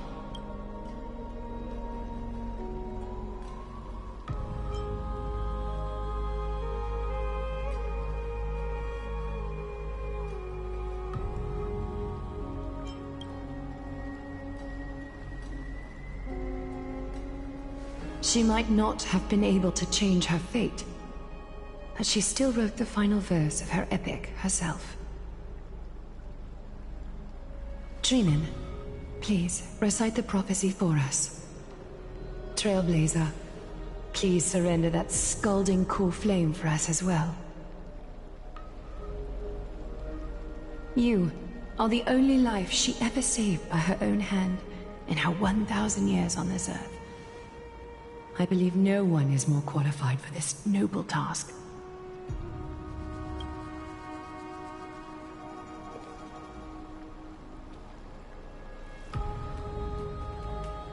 O gods who have returned, and gods who are still watching, today we bring you a soul laid bare. The Hand of Shadow, Thanatos, remembered their name from the past. From daylight they came, and to their fragrant dwelling they return, to walk now among your ranks. And there was one who joined hands with the Titan, a traveler risen from the dead, and reborn among mortal kind. She is the everlasting night, and shall now proclaim in her good name, O Majesty of the 12 Titans, pillars of the world. We seek your divinity to mend the rifts of the world. Fill our bodies with blood of gold, till we wither in willing service to the prophecy. Step forward, trailblazer from beyond the sky, and together with us, surrender the core flame and carve their star into the sky.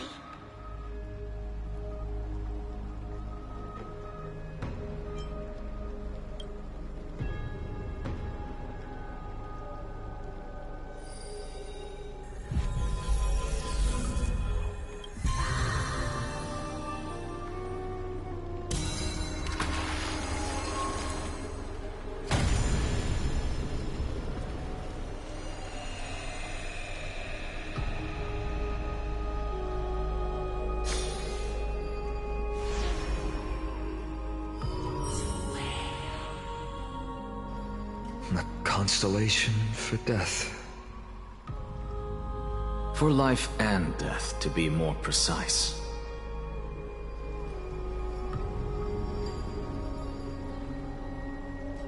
Look! It's...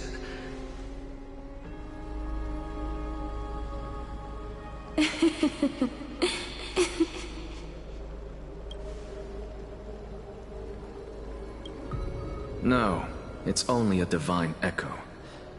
I think she's here for the trial.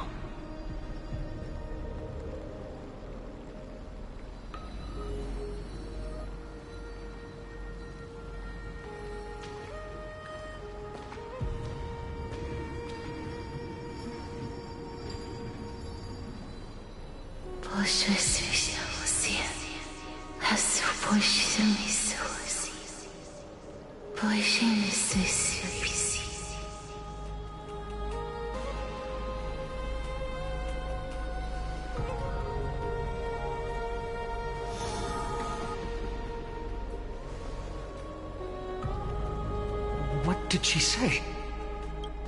That's the language of the Titans. Castris... No. The Titan. They said, I have illuminated the cold shadow of death. Onwards. For your path to the future is bright and its flame eternal.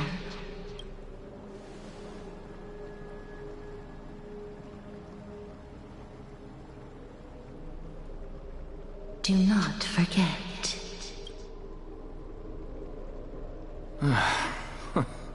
She made quite a scene. I suppose it's my turn now. I won't stop you. Professor, you... What's with that look? You were present.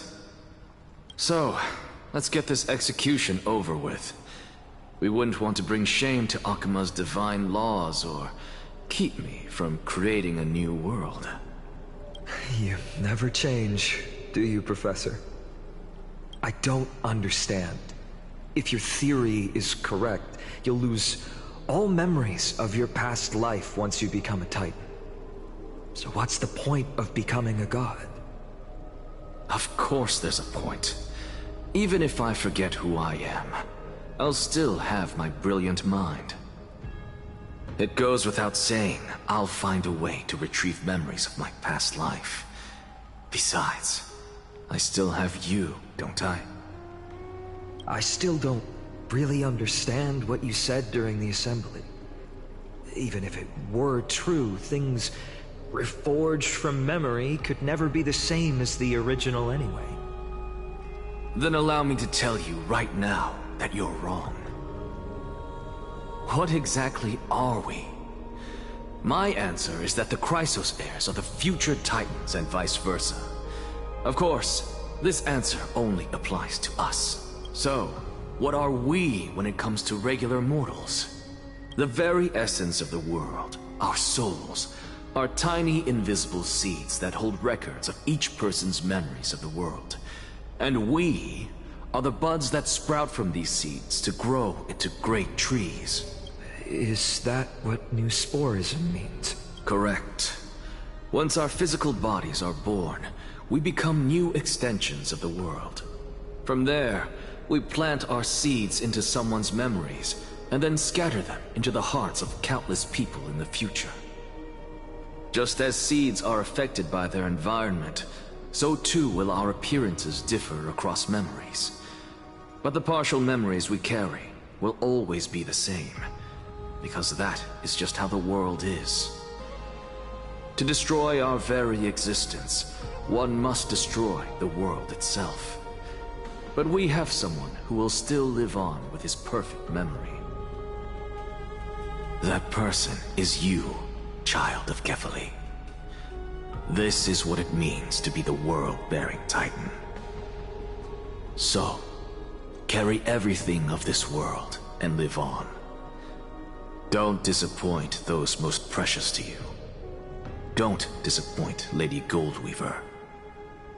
And especially, don't bring dishonor to my theory. Anaxa, I swear to you, I'll lead everyone to our reunion in the new world. Good. That is all I have to say. Farewell, everyone. May we meet again in the next life. Farewell, great performer. May Circes safeguard your thoughts.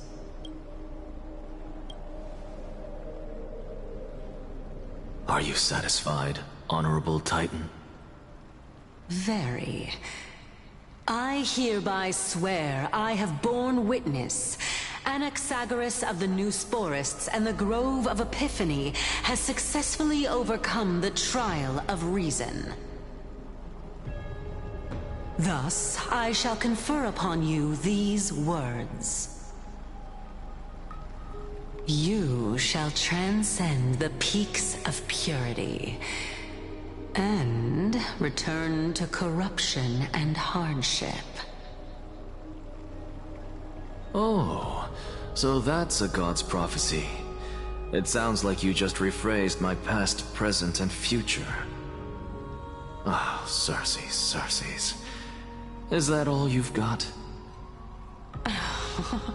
Well, you've already transcended the peaks of purity, and you were never the type to give me any leeway. That is true. But I do still have one question. I knew it. What is it? Maybe we're thinking of the same thing. As you've so boldly stated, we and the world itself live on through the memories of others. If that is the case, whose memories did the very first new spore sprout from? How should I know?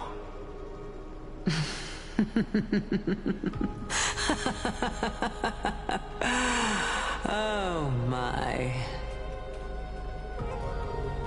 But, since we are both equally curious, we should allow the children of humanity who come after us to investigate in our stead.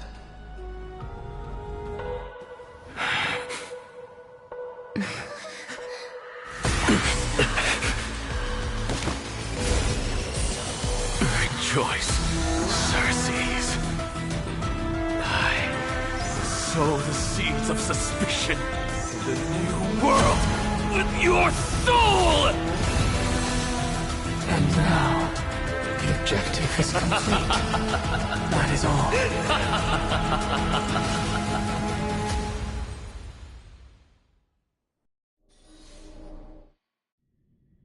Thankfully, she's still alive. Was March 7th also in this condition when she was first rescued by the Express?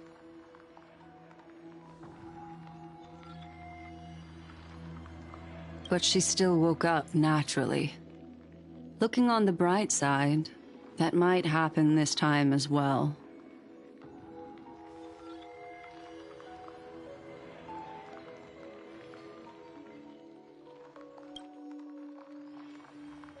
I do not have conclusive evidence, but judging by her current condition,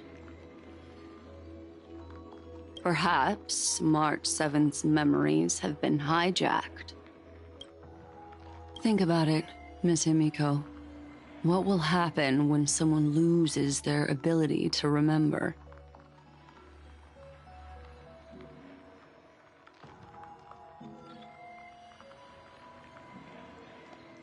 Unfortunately, short-term memory is an entirely different concept from the inability to remember.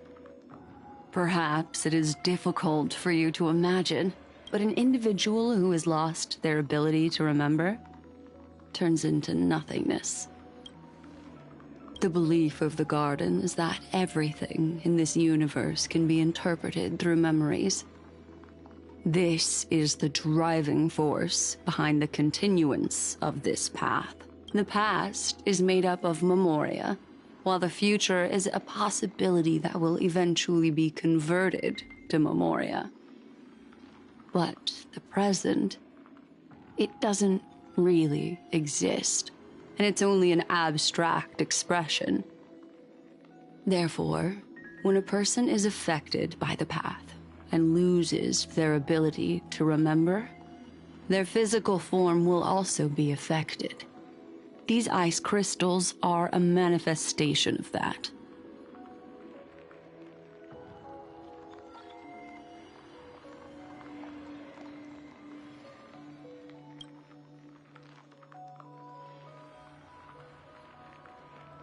Is Miss Himiko suspicious of me?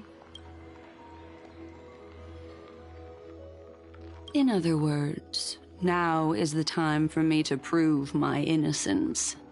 That's not a problem, of course. The true reason behind my intentions is that Amphorius holds special significance. For some memo keepers of the Garden with extremist views, it is a perfect example. A world that can only be seen through the Garden's mirror means that memo keepers have the right to keep the world in their private collection. If those Pathstriders of Remembrance were to uncover the secrets of Amphorius first, they might unleash their wild ambitions and remodel more worlds into a similar form.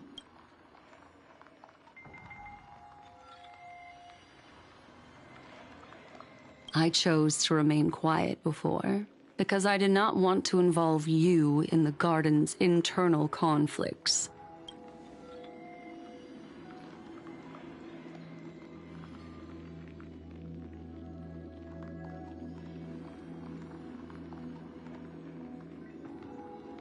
You can be even bolder with your guesses.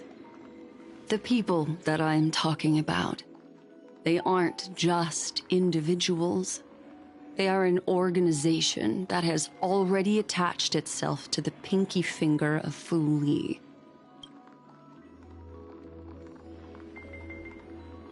I cannot be certain, but at the very least, they are capable of doing so.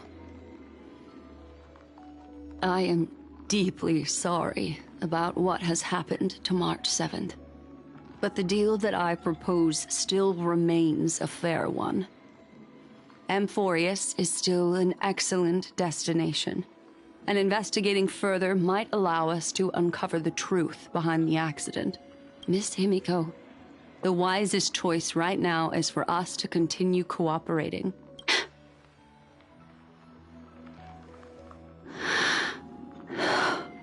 Let me take back a part of what I said just now, Miss Himiko.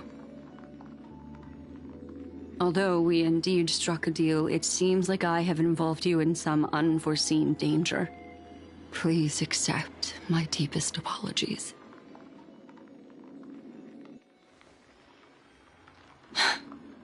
It's Fu Li. Their gaze has just swept across Amphorius.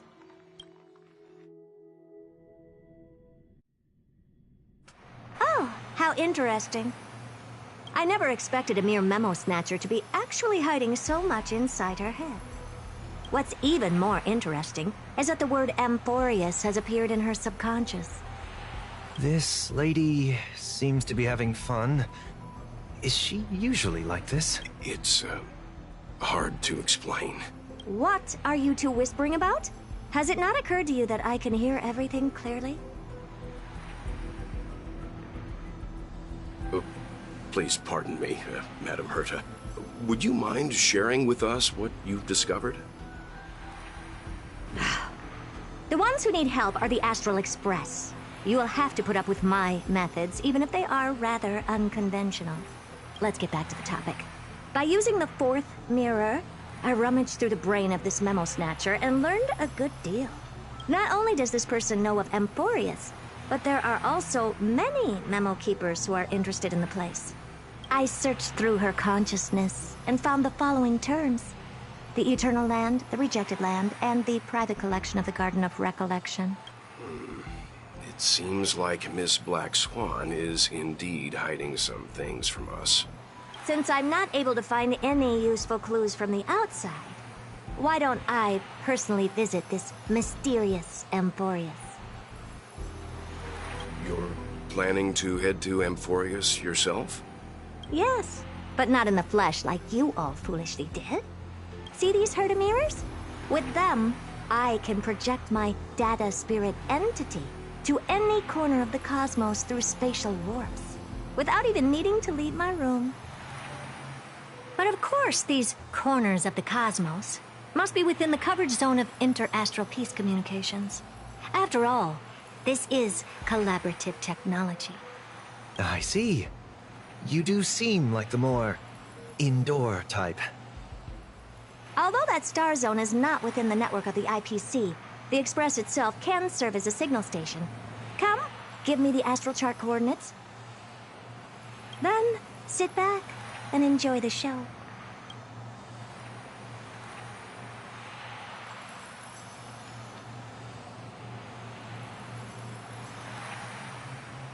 All right, now that everything is ready, mirrors, get to work.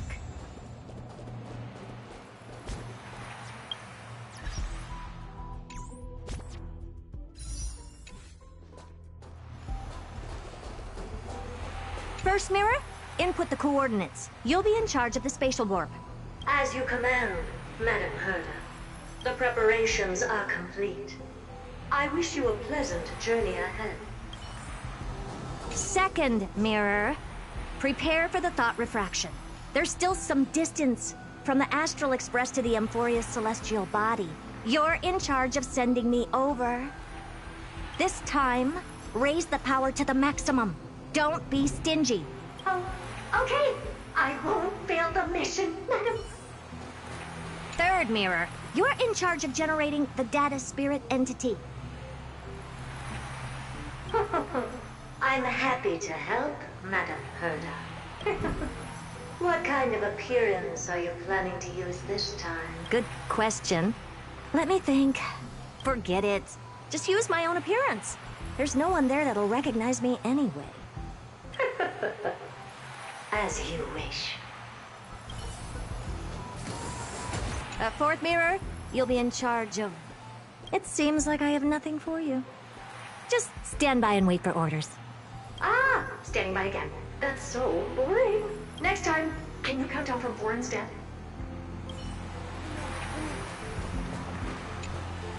Preparation of the data spirit entity complete. Thought refraction at max power. Excellent. The first mirror. Let's get going. Have a safe trip, Madam Herta. May your journey yield good results. Coordinates input complete. Preparing to activate spatial warp. Destination, unknown celestial body. Amphorius. Spatial warp countdown. 5, 4, 3, 2, 1. Warp activated.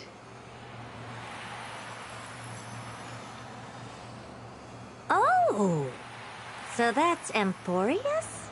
Its appearance is, well, sure is unique. Second mirror. Prepare for thought refraction. It's time to send me in. Alright, please read the safety protocols carefully. Can't you hurry up? Yes, ma'am.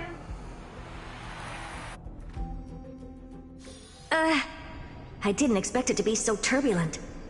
I should have asked the second mirror to use slightly less power. Oh, what a magnificent sight! Is this the entrance to Amphorius? Let's see. Perhaps I'll be able to find a way in.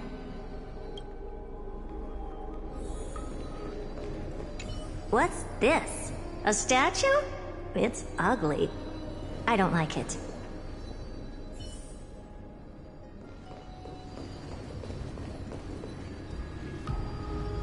Oh, I finally found your traces.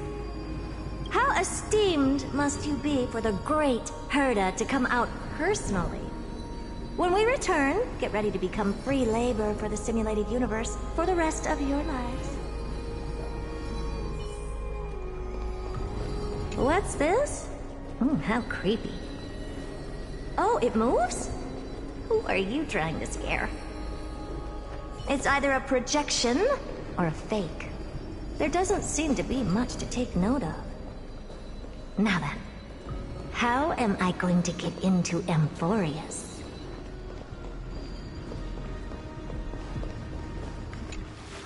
My deepest apologies, esteemed lady. I'm afraid that you cannot proceed further. Who's there? Your visit, although not part of my calculations, is a pleasant surprise. It's a pity that the preparations are not yet in place to receive you with the hospitality that someone of your status deserves. Are you not going to answer my question? Who are you? I have many identities, and I'm going to have even more in the future. But if you just need a form of address, you can use my common alias, Lycurgus. Lygus. All right, Lygus. But you can't possibly think that I'm just asking for a name, can you? Regrettably, I do not have the authority to share more information. However, standards are always flexible. While not violating the ultimate agreement, I I'm able to disclose this piece of information. As you thought, this is the entrance to Amphorius. Now, please, kindly turn back. Amphorius is not a world that you should be involved with, regardless of what kind of magnificent achievements you have accomplished. This place will not open its doors so easily. You seem to understand me very well. Then you should know that I have no reason to listen to you. Your reaction is completely within my calculations. Despite my long years as a Watcher, it seems like my assessment of human nature still remains accurate. From you, I'm able to sense a beautiful desire for knowledge, but my answer remains unchanged. Madam, it is with the utmost goodwill that I suggest you return to where you came from. Let's assume for a second that I'm not so well-mannered, and that I insist on uncovering the secrets hidden behind you, Mr. Lygus. How do you plan to dispel this notion of mine? Within the scope of the Ultimate Agreement, there are 178,244 logic chains at my disposal to convince you. After filtering through them, I have determined that I only require 3 to attain the results that I desire. Oh? I'm all ears. First, for reasons that cannot be disclosed, Amphorius is a completely isolated celestial body. Apart from me, no one else will be able to help you enter.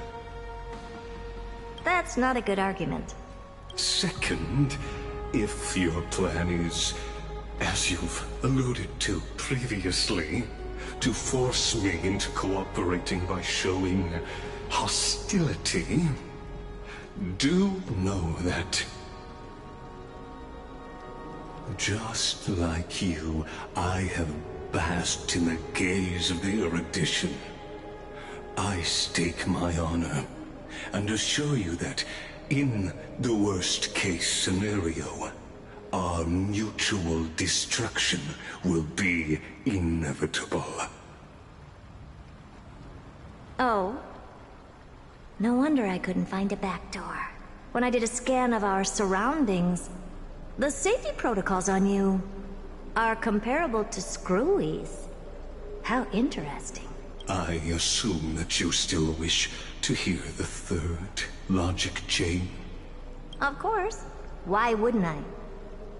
Third, even if you exhaust all your means and find a way to break through, you will surely give up once you understand the consequences of your actions. After all, throughout your long life, as much as you'd hate to admit, your conscience has played a crucial role. What a brazen robot. You think that you can actually understand me through your paltry calculations? But since you put it that way, why don't you tell me what these consequences will be?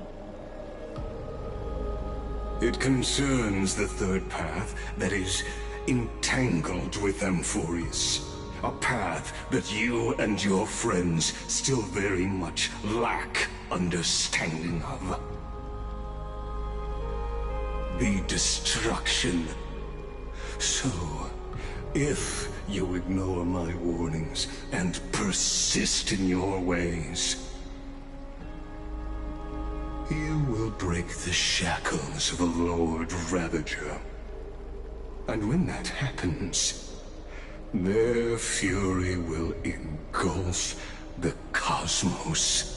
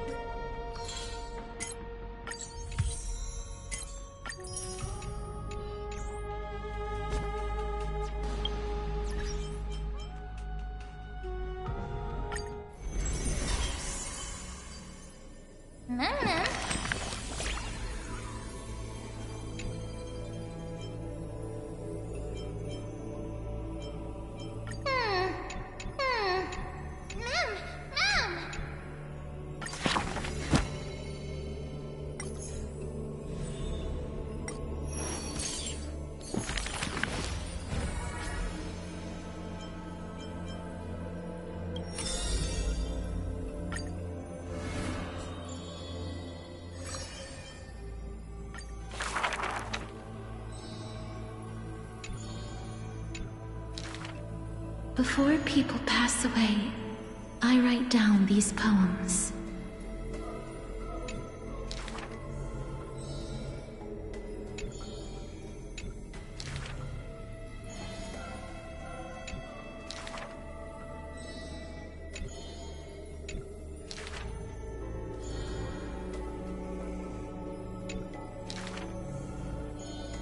This is truly difficult to write.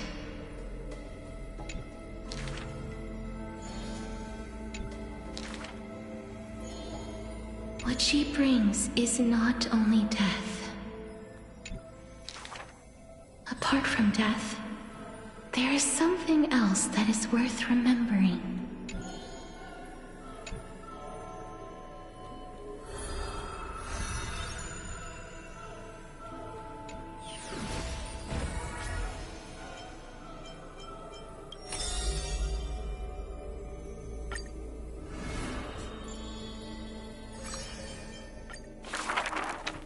To die, cowards.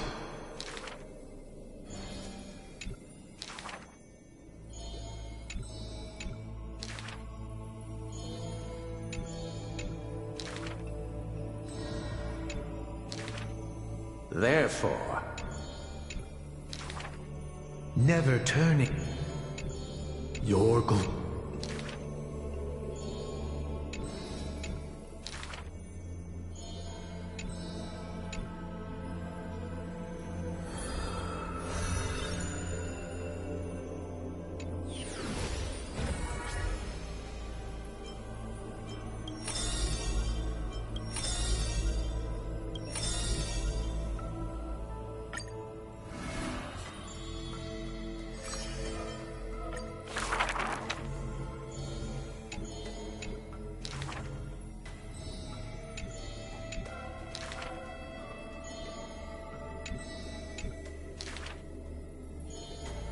I can no longer.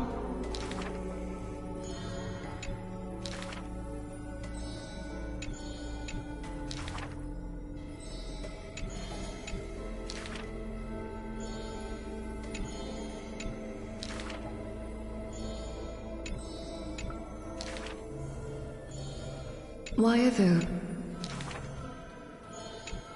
If you...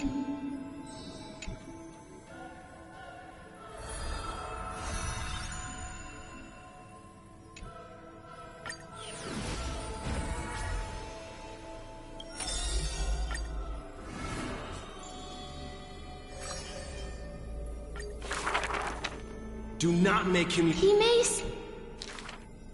All is Zion.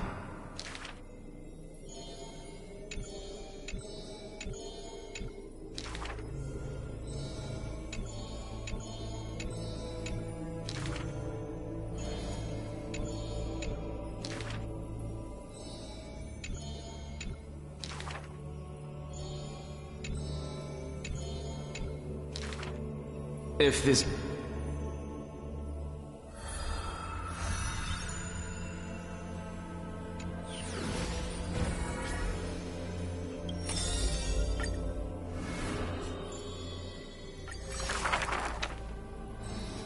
The first story...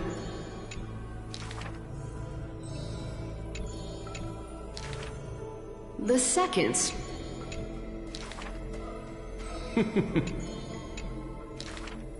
The third story...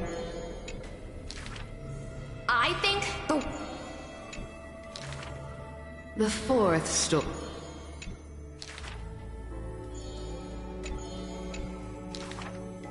Cypherer. The dawn.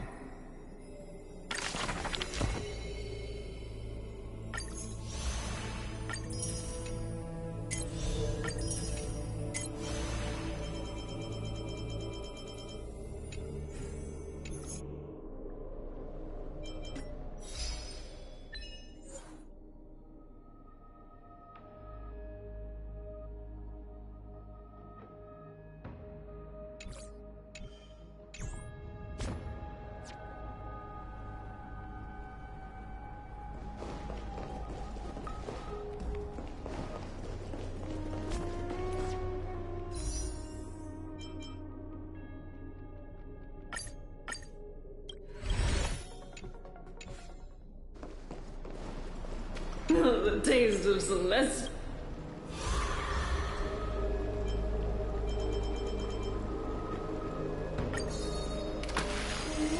The sweet waves are surging.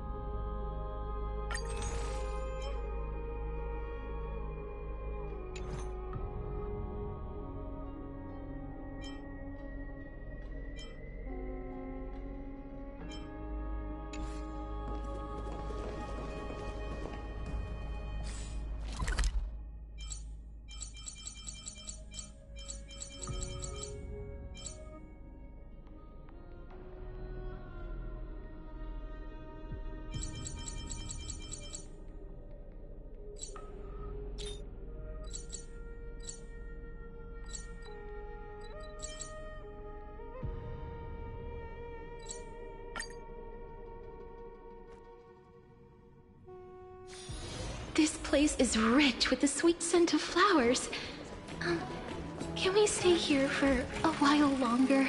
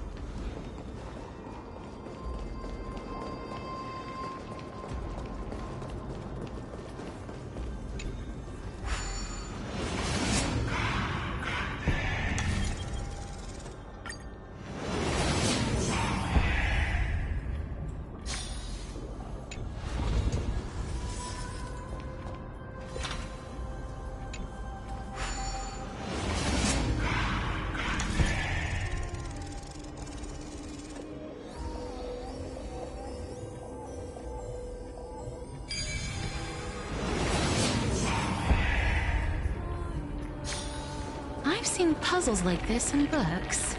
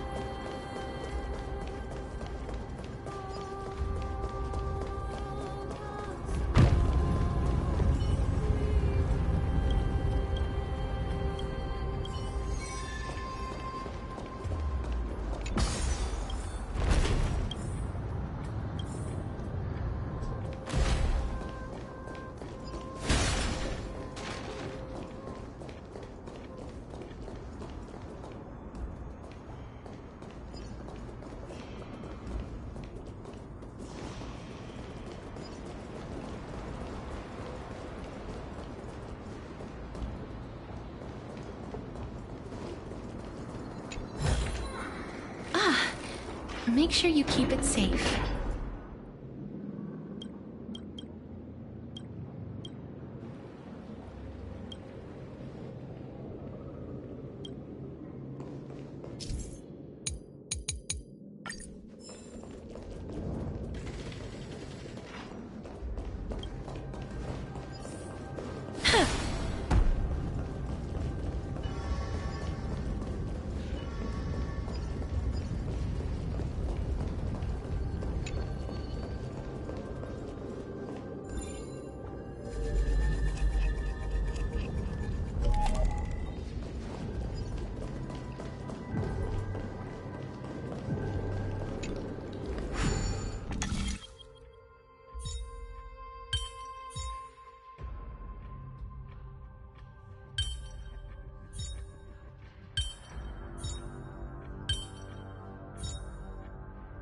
I've learned something.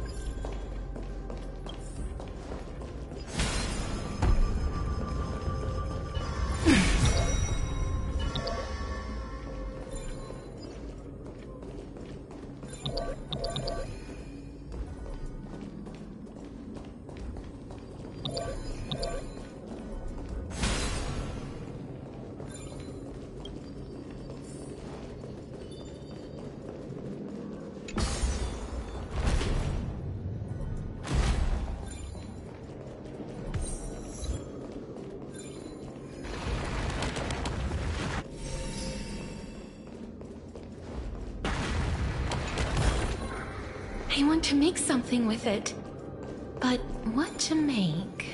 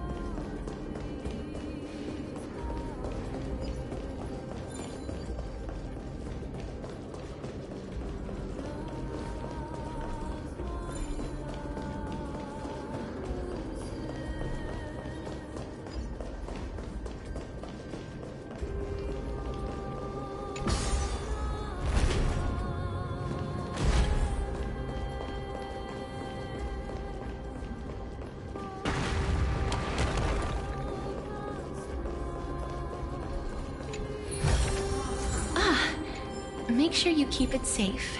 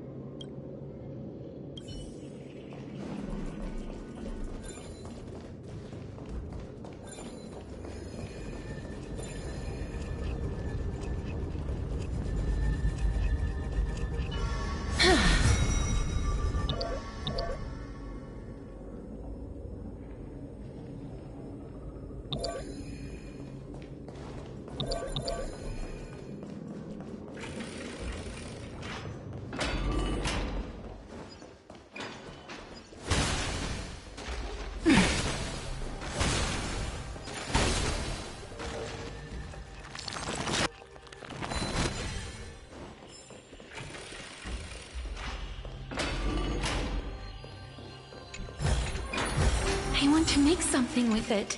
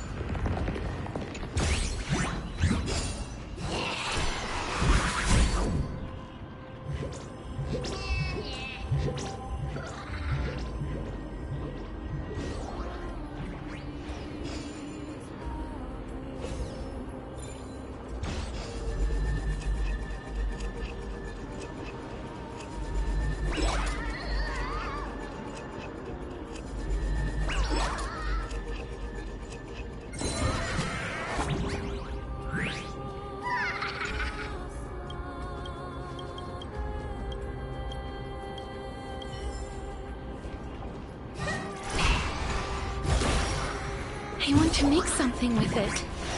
But what to make?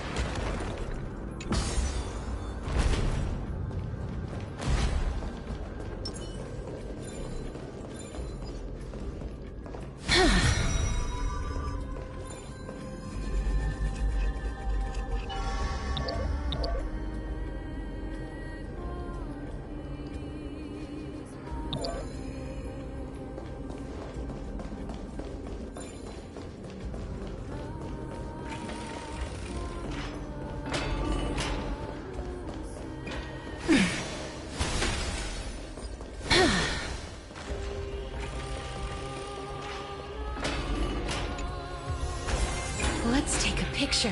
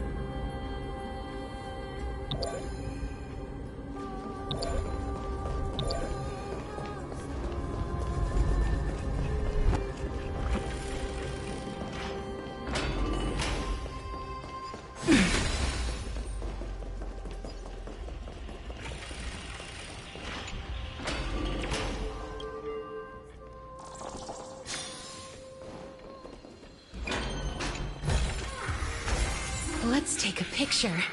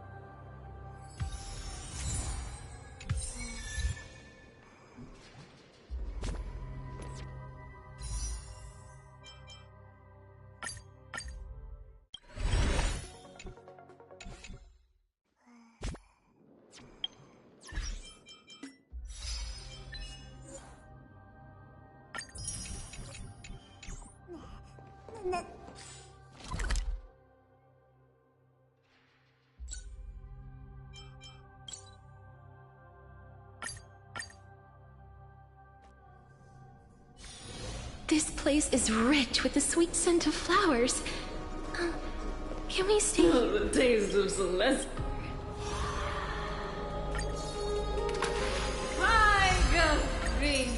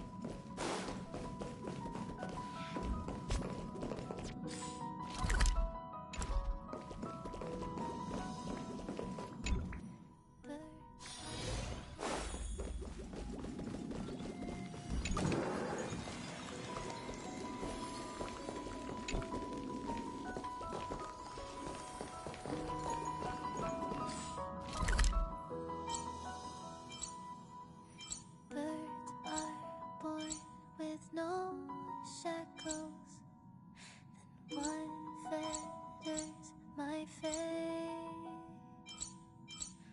Blown away, the white petals leave me trapped in the cage. The endless isolation can't wear down my illusion. Someday I'll make a dream unshakable. This place is rich with the sweet scent of flowers. Can we stay here for a while longer?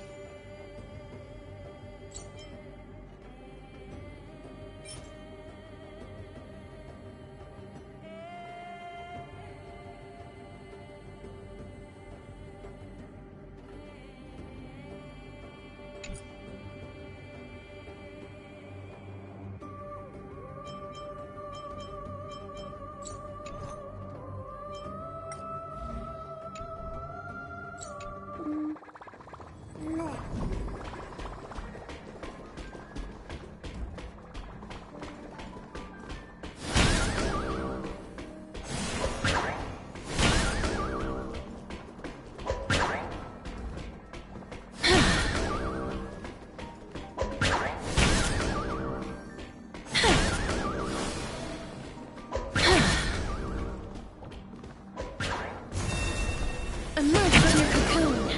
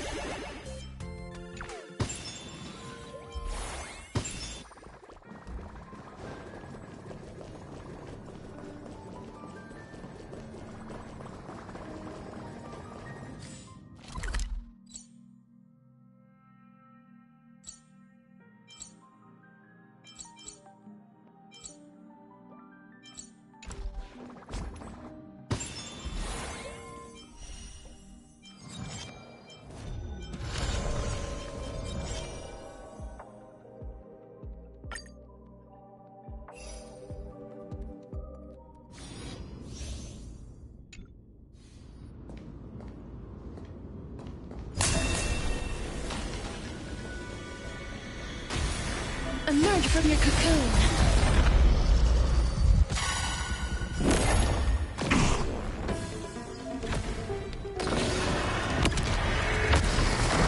Receive divinity.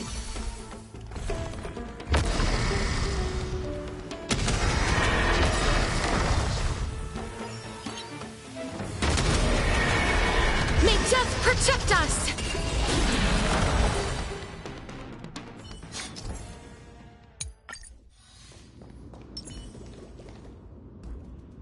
Let's wait. There's strength in numbers!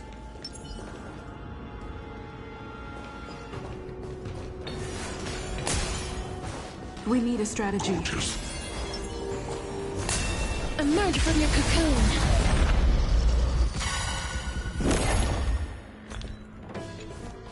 Repay.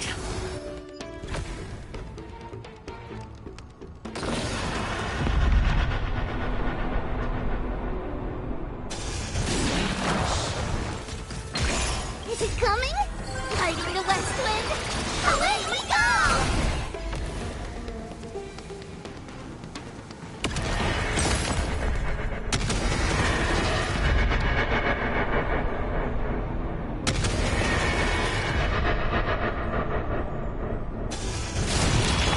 Bloom.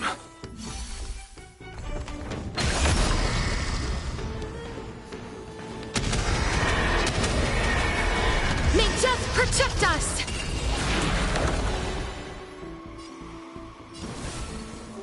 As you wish.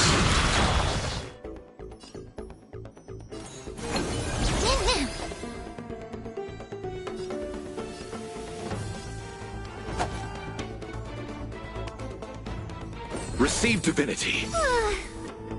We like you.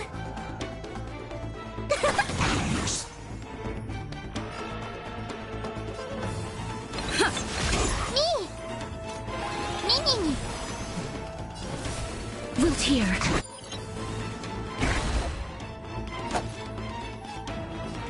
Bloom.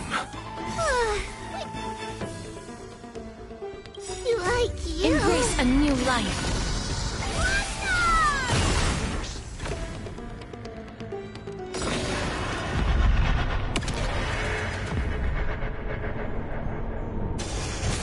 Receive divinity.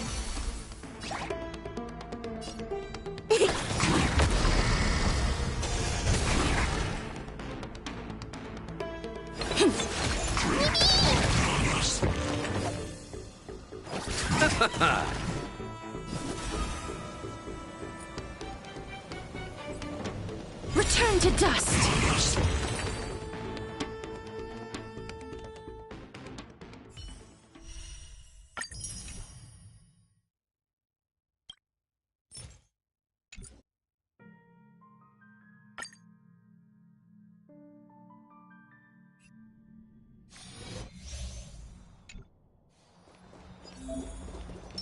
Sound lingers. Watch yourself.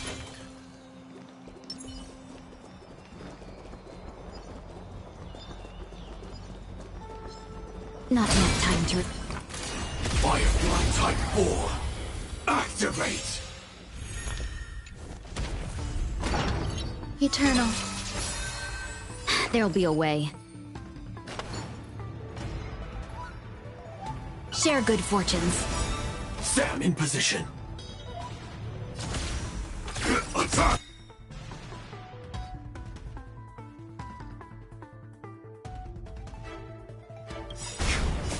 Until everything burns to ashes!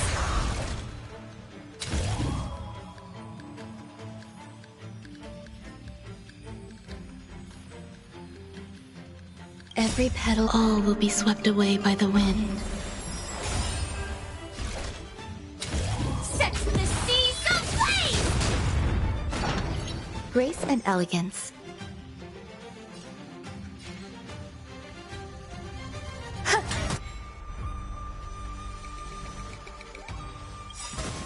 Dreams of a past life are... Let us dance once more. That's all you got?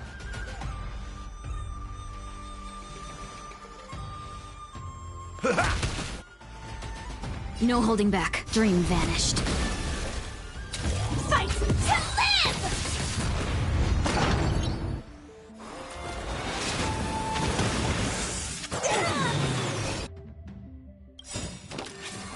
It's fine. Nice like a good brew. Full, my friends. Indulge yourselves! In the mood for another beating?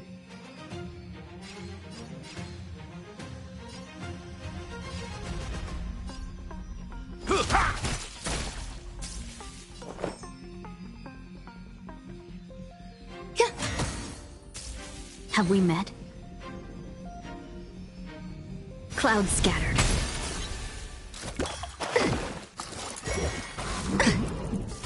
That's all you got? How's this taste?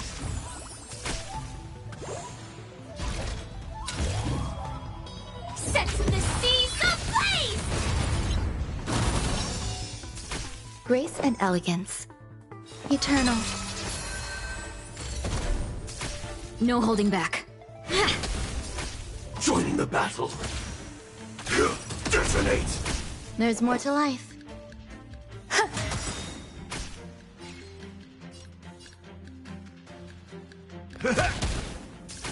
Have we met?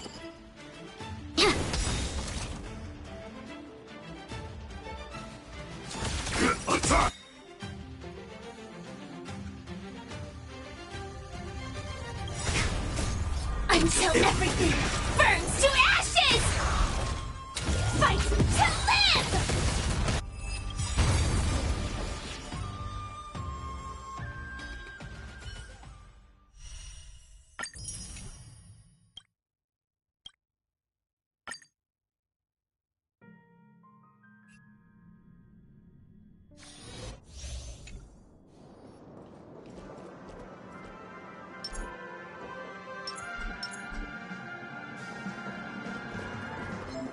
Stream forth the gleam of old blades.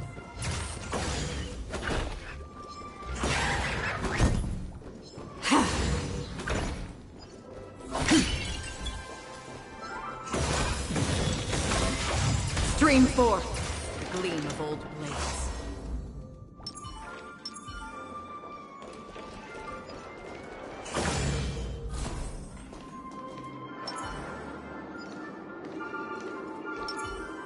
Ready when you are.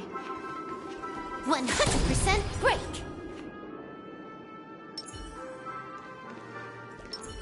A slow simmer over low heat, or quick stir fry over high heat?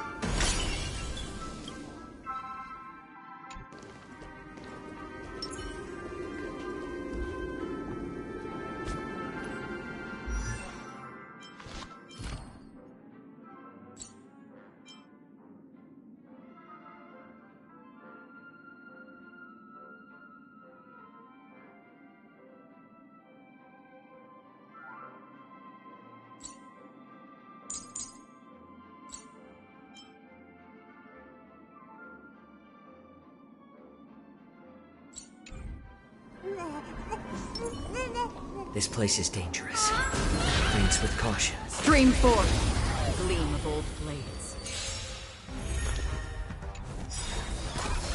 Trickier to crack. Time for a fun. Again? This combat. This is double speed. I'm honored by your presence. Since you're already here, why not have a meal before you leave?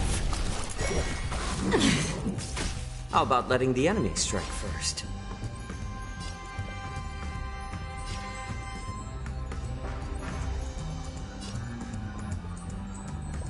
A little more heat.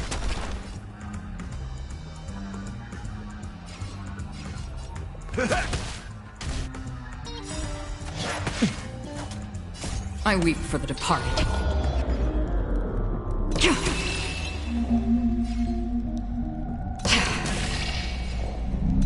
It too shall fall.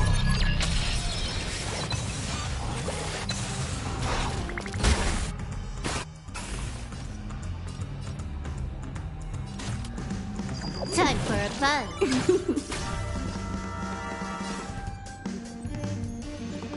More seasoning. Step!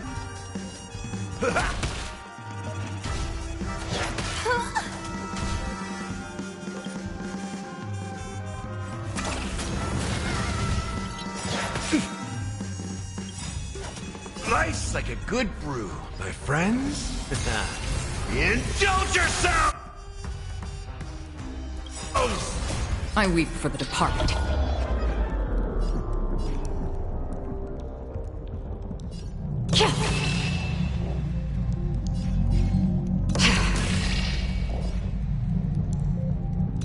It too shall fall. That's all you got? It ain't over. Another journey begins, destined for oblivion. Huh. More enemies. It's better to make no move. A little more heat.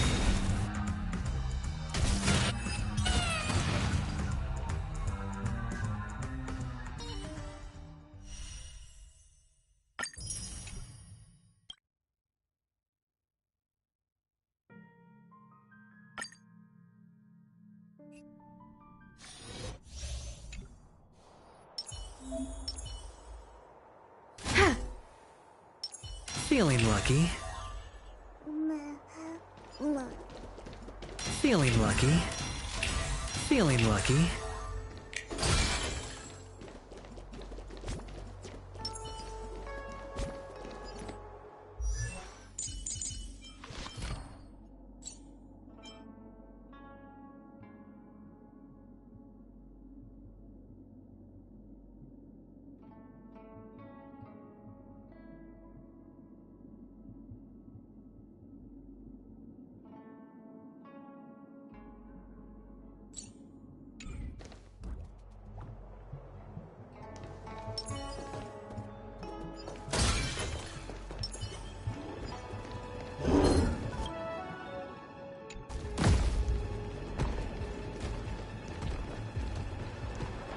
Slow simmer over low heat. Stream forth the gleam of old blades. I like adding fuel to the fire. More seasoning. Enemy targets detected. Ready for another?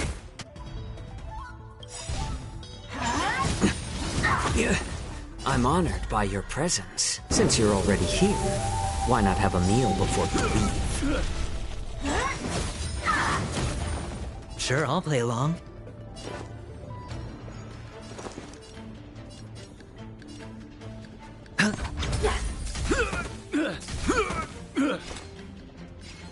On the still waters of oblivion. I like adding fuel to the fire. Commencing support.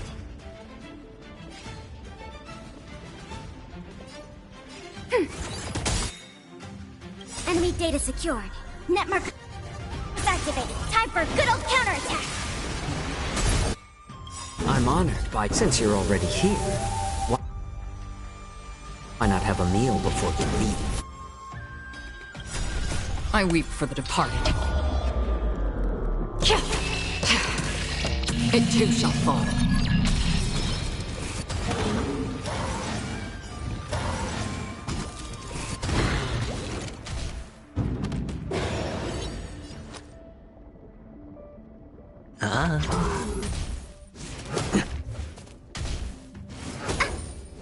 Free will, or was it fate? Destined for oblivion.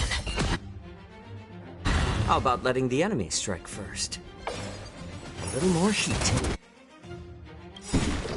I weep for the departed. It too shall fall.